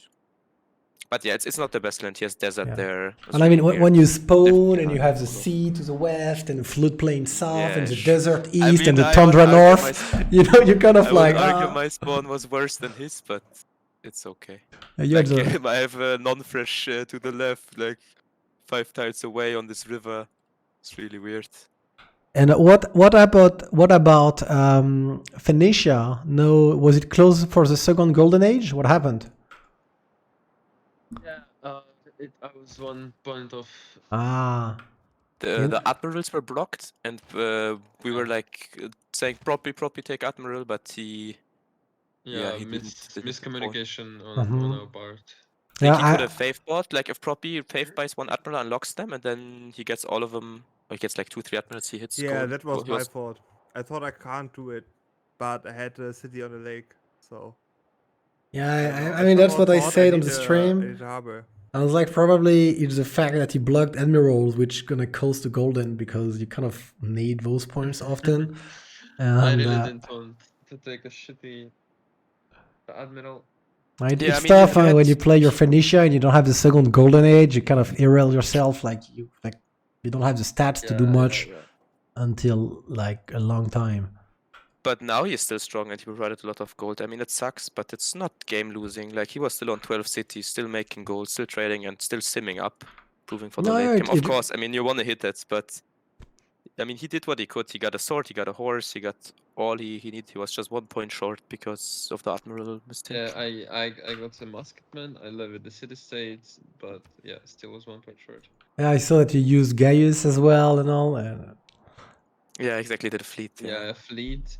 I was like 1 turn off from Yeah, it's finished. If you guys have some questions from the players, just write them in the chat and I will ask them for you. A little bit unlucky. I was surprised that Maori didn't settle more cities on that peninsula between us. I thought that he would settle Yeah. everything and Yeah, then we all thought that. Yeah. He should have settled to the right. yeah, he would I think bully like me on land. I thought Propi you would have like a harder game when I saw your positioning because you like you had a very strong cap, but you have Norway West and you have Maori East, and they can both like attack you like disembarking units. Both of these civilizations have bonuses to do so, and so I just assumed I was it would really come, afraid of berserkers or Taurs, yeah. and it didn't Yeah, come. we were no, thinking that no Toas will swim to berserkers. Propi, actually. Yeah. Like, we were thinking maybe those Toas, they embark, maybe they swim over to Novgorod, to Propi city. Maybe the berserkers come at some point as well. Yeah. I was thinking that would happen too because it's just like, nobody likes to let Russia do its own thing till the very late game. You kind of like try and like annoy Russia a little bit because He got otherwise. all wonders, right? Everything, a single one. Artemis, Oracle, with my Garden, production, yeah. Forbidden, Colosseum. It's And beautiful. question from the chat is why didn't you guys ban Maori? We were trading, by the way. We were trading civs, like really good civs on the map. But we thought that they might pick Russia and let us like Maori Dido. I was really surprised by them going Dido, like Maori over Dido and Russia, but it was fine for us as well. Oh yeah, I would have gone. I mean, I would have done like them. I would go Maori over Russia and Dido as well. I was very surprised that you guys went for Dido instead of Norway once there was a Maori facing you. We just think it's stronger, like especially with the audience enough on the map, you can spam so many cities. Mhm. Yeah, like Yeah, Dido got I- buffed with Ancestral being strong. And I Norway? think Dido and Russia are barely better, like a little bit, but better than Maori. So I think our draft was good. Right, because the only thing is that Maori on this kind of map is like not the best late game simmer, but he can kill somebody. Like if you are a bit too close from Maori on this him, map, definitely a beast. and he does his Toa push right, he can like kill you in a way that's really hard to defend because he has too much production too fast. Like I agree with you, Astikoos. I wasn't there at the draft. I would have banned Maori. I would have I would have gave my vote to ban it. But I think the draft is fine, and I like Dido a lot here because if you pick Norway and Russia, for example, you have two faith civs. Norway opens up with holy sites, is negative GPT as well. It goes for monumentality and Dido, and then you have like a lot of GPT problems. And like Dido starts with the Cothans and can like support the economy for the team right away, support Russia. Like Propi was negative GPT on a free sim, and we had two people rallying. So I think like Dido was definitely good here. I think Felix, you could have killed Quito a couple times. I think you had a bit of hesitation, no? Like I was like, oh, slam it, and no. Yeah. And then the turn I decide to slam, he gets walls next turn. The turn after. Because when you came at first, you had like 4 immortals, and the city was at 26. You could have killed it, but it was another time later you could have killed it as well. Yeah. Was because Quito is a very greedy city from Colombia to put there over the river, giving him no respect. Yeah, we tried to funnel Felix really hard, and I think he did pretty well, except with the immortals. I mean, you have a tough spawn because you have a not chop start versus somebody who has quite a few chops. That makes big difference, in my opinion. 2 base, 2 sheeps, and we allowed him to open up with builder, and we bought. Yeah, but scout, that's so like what he doesn't have was chops on the capital. Like there was no woods to cut, and that's I mean because usually when you try to get many immortals going, you're gonna chop many of them. You know, you're gonna like transform each forest in an immortal, and here you can't do it. We only had like 4. I think we upgraded a bunch with gold, right? Yeah, I upgraded 2, and then each city produced 1, and then. Yeah. What do you think about the Temple of Zeus, pike and shot core Dark Age defense? I think it the biggest of calls, the bestest of strategies. was a very good idea to bring like- to build a statue of Zeus. It was a very good idea here. I honestly think Field cannon course was huge defense. I That honest- line of defense. I honestly think Kayak didn't push you very well. It's like, you know, whenever you would see like a builder or something in the back of your defense, he would like run for it and then lose so many units. And I was like, what? Why? And then he would like, this way, I think that the plan is doing so, he can see all of your land and he can call about useless stacks, you know? I think that's the plan. I'm not sure. Yeah, and yeah, he didn't trade that efficiently. I mean, I didn't trade efficiently either, but normally I think Lanero push is pretty deadly, and here they push like, you know, S2 and. Evidently, it just like started to slam in your capital and lose 3 generals like right away, and I was like, "What's going on? Like, why? Why would you do that?" And then of course you would like keep churning out more and more pike and shots, and then over time, like, Yeah. Did you feel that Pericles was a solid counter to Hungary under? Yes, definitely a good pick. I mean, I think Pericles is one of the strongest civs, and it gets picked so little because people find it annoying or something.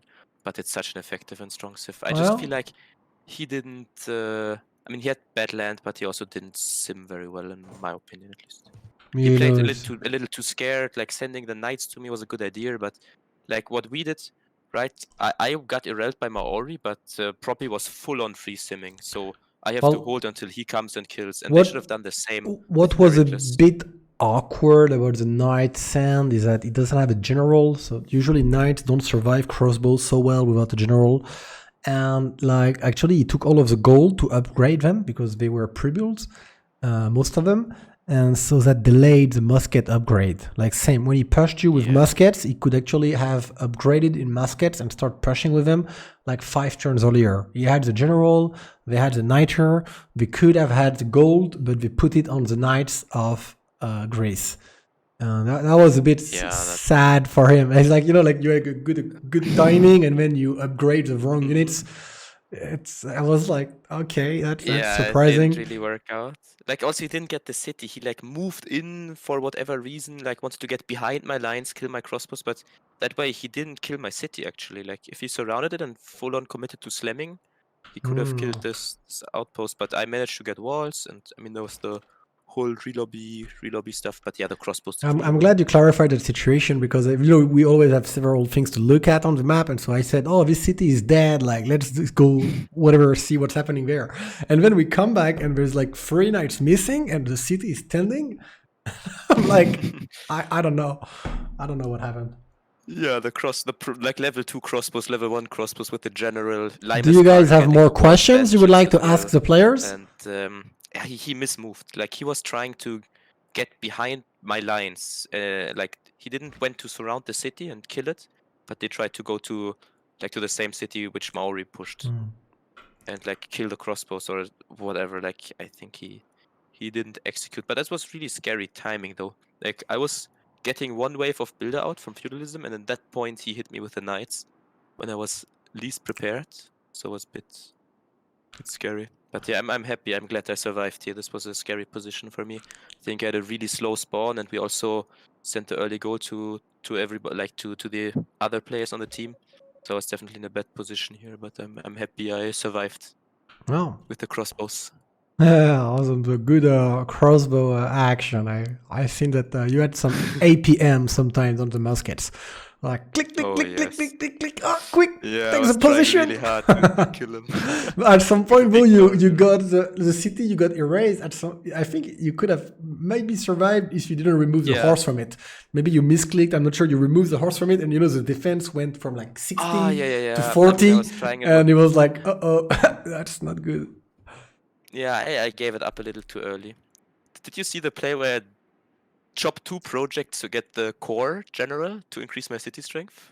Ah, no, I didn't see. I saw that you got the core, but I didn't understand you chopped projects to improve city Yeah, I strength. chopped 2 projects, so I have a core, so I core up like a knight, or I did like my UU to have like 70 city strength, so I don't lose any more cities. Nice. So That was some pretty impressive stats, Propi. Huh? Pretty impressive stats for I Russia. had such a great game, man. I had such a good game. I don't know. Did you, two things that surprised me is that you had that fire up there with amazing tiles, but you never chopped or improved. I was surprised that when you got... we had a discussion. Really? About this? Don't dredge up this, Yes. please. Okay. I told Proppy to build builders and improve all this rainforest, and he was pretty angry about it, and he said, Yeah, no, it he doesn't. said, fuck off. All right. No, because what surprised me is that usually you will see monumentality players before they go paint and brush, second era, spend all of the remaining faith they have on the last turn into builders, so that you have like Yeah. a little stockpile of builders. And you went into paint and brush with you had like 480, 500 faith stockpiled, which I was like, oh, it's gonna, buy 4 or 5 builders that he needs to finish the job. And you didn't. And I was like, oh, okay, I'm not sure. Maybe. I actually want to get stupas at the time, like my Oh, special Proppy. wedding. I want to buy stupas. Do you like stupas? Are special stupas wedding. strong? By the way, guys, I honestly think River Goddess is so good. Like, it's the I mean, amenities in I the had current one of the meta. best, like, if you're at mountains, sure. Like, I had such good holy sites. I just had amazing spawns. It's Like, good, but it's also- especially good when you get the mountains next to the rivers, which is not Yeah. everyday kind of thing. True, absolutely true. I think like non-Tundra Russia might even be better than like Tundra Russia with the nerf, like not getting faith anymore in the Tundra. Like I think just playing the grassland Russia is actually quite viable. I really liked in the beginning, probably that you didn't go fight for Feed the World. Like I thought, I said maybe he sees that he has a lot of food on his spawn, so he doesn't feel the need to fight for Feed the World, because let's get more settlers out and scale more and not do projects.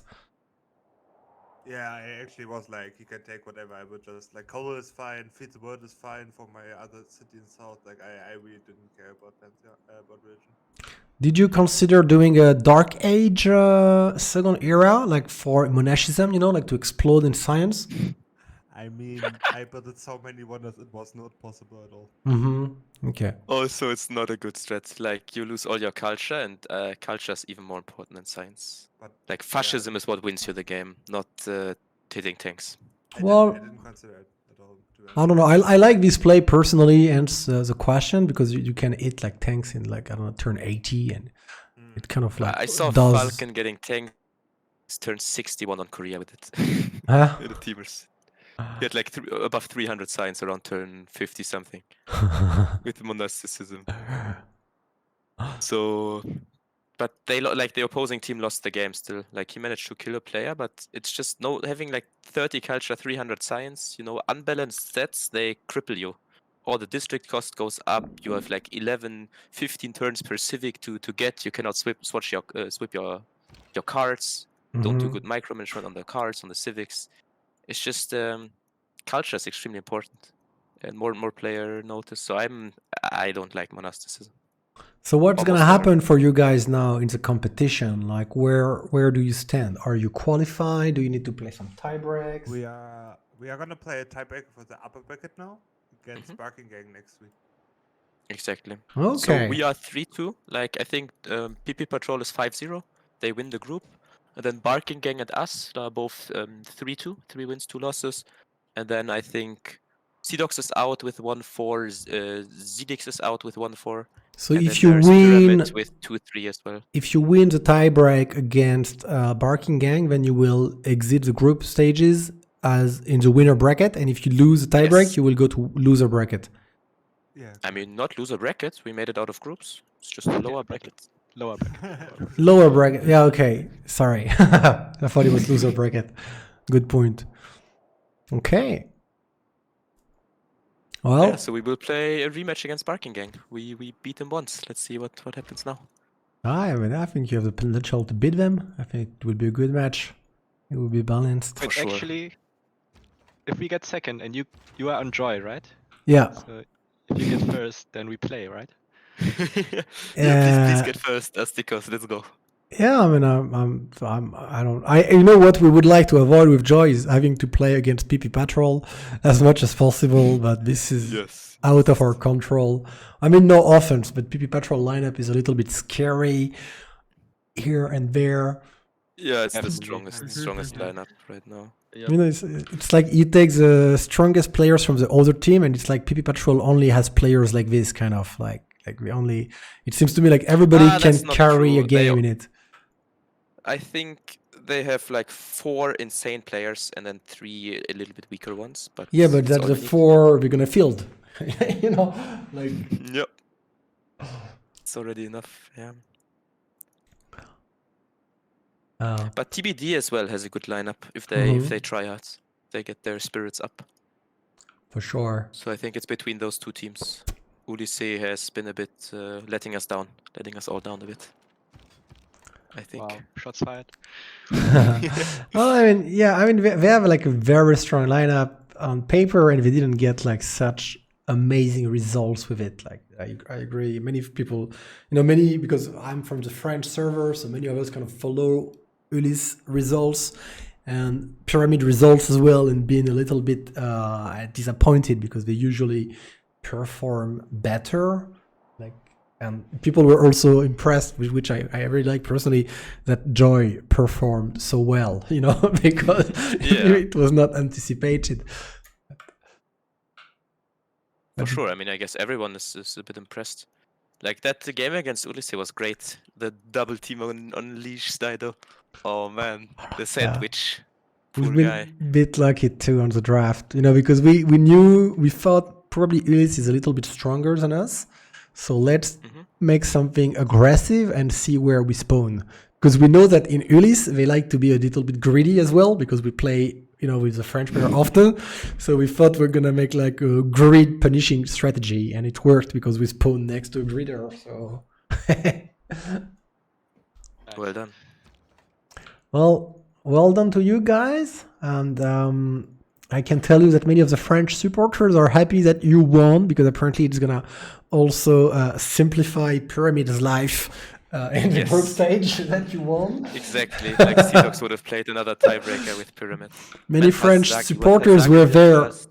Many French supporters were there to see you win against Seadogs and be like, good for Pyramid, Nice.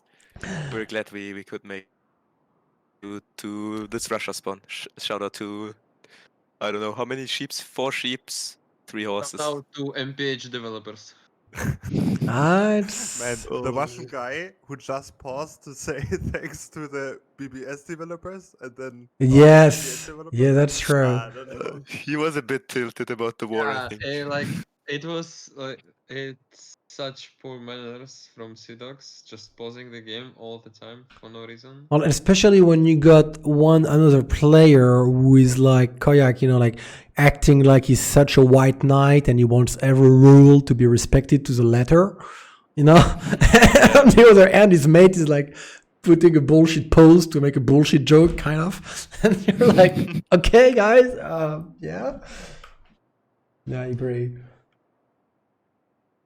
I mean, I guess it's fine. Like, emotions were up. This was a really important game. Like, Seadogs is now eliminated. If they win, they have a shot. And then, if they win, but wait, do Hansa, Seadogs, and Pyramid are all on 2-3, right?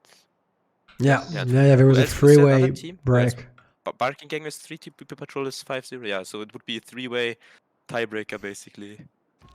So Well. yeah, Pyramid could have been eliminated if we lost today. Well done, guys. It was a pleasure casting. I'm gonna go and get some dinner. I'm hungry. Yeah, thank you. I was like, win it already! Come on, Thanks. win it! Because I was pretty sure that you guys were gonna win as the game progressed, and I didn't see anybody, able to carry the late game against Proppy in the opposing team. I'm like, come on, win it now! I want to eat. I think Proppy's push was pretty nice and pretty quick. What was that? 8 cities in like 2 turns? yeah, that was good. I like the railroads. Railroads are amazing. Hell yeah. Thanks for casting, man. Cheers. See you around. Thanks for casting. Okay, guys. I hope you enjoyed the cast and you enjoyed the match. I hope you enjoyed it being in English, even for the ones of you who are used to see me cast and play in French. I'm going to raid Malm, who is casting Ulysse versus BTS, and take a quick look, like 1 minute look with you guys to see just what's happening, because I'm curious. I hope Ulysse can win, but I'm fairly sure they are going to win, because the Brazilian players are not so strong just yet. They need some practice. Let's see. I'm raiding. Oh wait, who is the English caster? Malm is casting in French. Is there not an English caster for the game? Oh, we're gonna raid Malm. I'm gonna send you to the French caster if you would like to see it in English. I am so sorry, I am not sure who is casting in English. Et oui, de rien, Duke Gats. Merci à toi d'être passé. Une bonne soirée à tous, les gars, en français, rapidement. Un bon appétit, bonne soirée. Et puis, j'espère vous revoir demain pour des petites parties sympas. Et merci à tous d'être passés encore une fois. Et puis, c'était cool, ce petit match, c'était sympa. Et j'espère que vous avez bien aimé le cast en anglais. Have a good evening, everybody. Cheers!